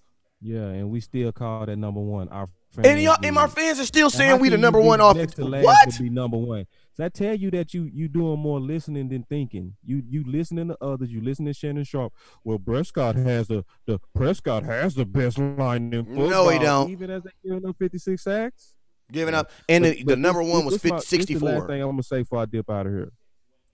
Jerry Lewis said it like this: for people that support you, no justification is ever necessary. For people that don't like you, feel like they see something negative about you, no justification would ever suffice. Nope. So I don't even want to waste my time no more, because it's not going to suffice to them anyway. They go ignore it. They go ignore all facts. They go look at all the data. They go look at all the tape. They go look at all the evidence. They're going to ignore it because it has nothing to do with play. It has nothing to do with facts. It has everything to do with feeling and preference and bias. Can't do nothing about that. So on that note, yeah, man, and I'm up here getting crazy text messages from my lady talking about I need my kids is acting crazy in the mug, and y'all up here talking crazy. Here, so man. Larry, you kind of got what I was about to get him. You kind of got what I was about to get him, Larry. Hey, thanks for having me on here. Facts, If it was about emotions and feelings, you two wouldn't even have me on here. So obviously, I'm thinking about as a coach and as a football guy, not as a fan. Because I was thinking about a fan, you wouldn't even be talking to me right now. Exactly. So. You know what I'm saying? Yeah, exactly. My boy Dominic said we averaged 30 points per game last year. That's what's up, Dominic. That's what's up. All right. I would love that. I'm gonna tell you something. I'm gonna also tell you guys something else Dak didn't do. Dak didn't miss 7 field goals that cost us 4 games either, though. He didn't do that either. What the? Say. Huh? I'm sorry. I was looking at a draft tracker. They gave us a B+ for CeeDee Lamb, and then they gave us a B for Trayvon Diggs and an A for Neville. Yeah. They out there. Hey, man, but you guys already know. Hey, let everybody know where you guys are. Let them know where they can find you guys. Very Boss Cowboy Sports, and I'm going to have an article because every day what I'm doing is I'm putting out who's the potentials that's still coming up. So in the morning, go on my page, you'll see a new article that's going to recap the draft and where we are with the grades. But it's going to also give the candidates that's ideal for now round 4, 5, and 6, and 7. Absolutely, Coach. Where they can find you at, man? At Coach Higgs Training on Instagram, or Jeff Higgins for Facebook, and at Coach Higgs Training on Facebook as well. I'm helping these guys out with what they need, and hit me up if you need something. I'm just going to add when warranted. So all you blessed fans out there, think with your minds and your eyes. Trust your eyes. Trust your eyes. Trust your eyes. Hey, man, and I'm going to tell y'all this. Don't listen to nobody else that's not on this show page right now, because I don't trust them. I'm just listening. I'm reading these comments box. Some crazy stuff. There's some crazy stuff being put out there on the internet right now. Trust me, man. You getting that real fire from over here, man. I appreciate it for rocking with us. Appreciate all the supporters. And you guys already know what it is, man. Never look down, because the stars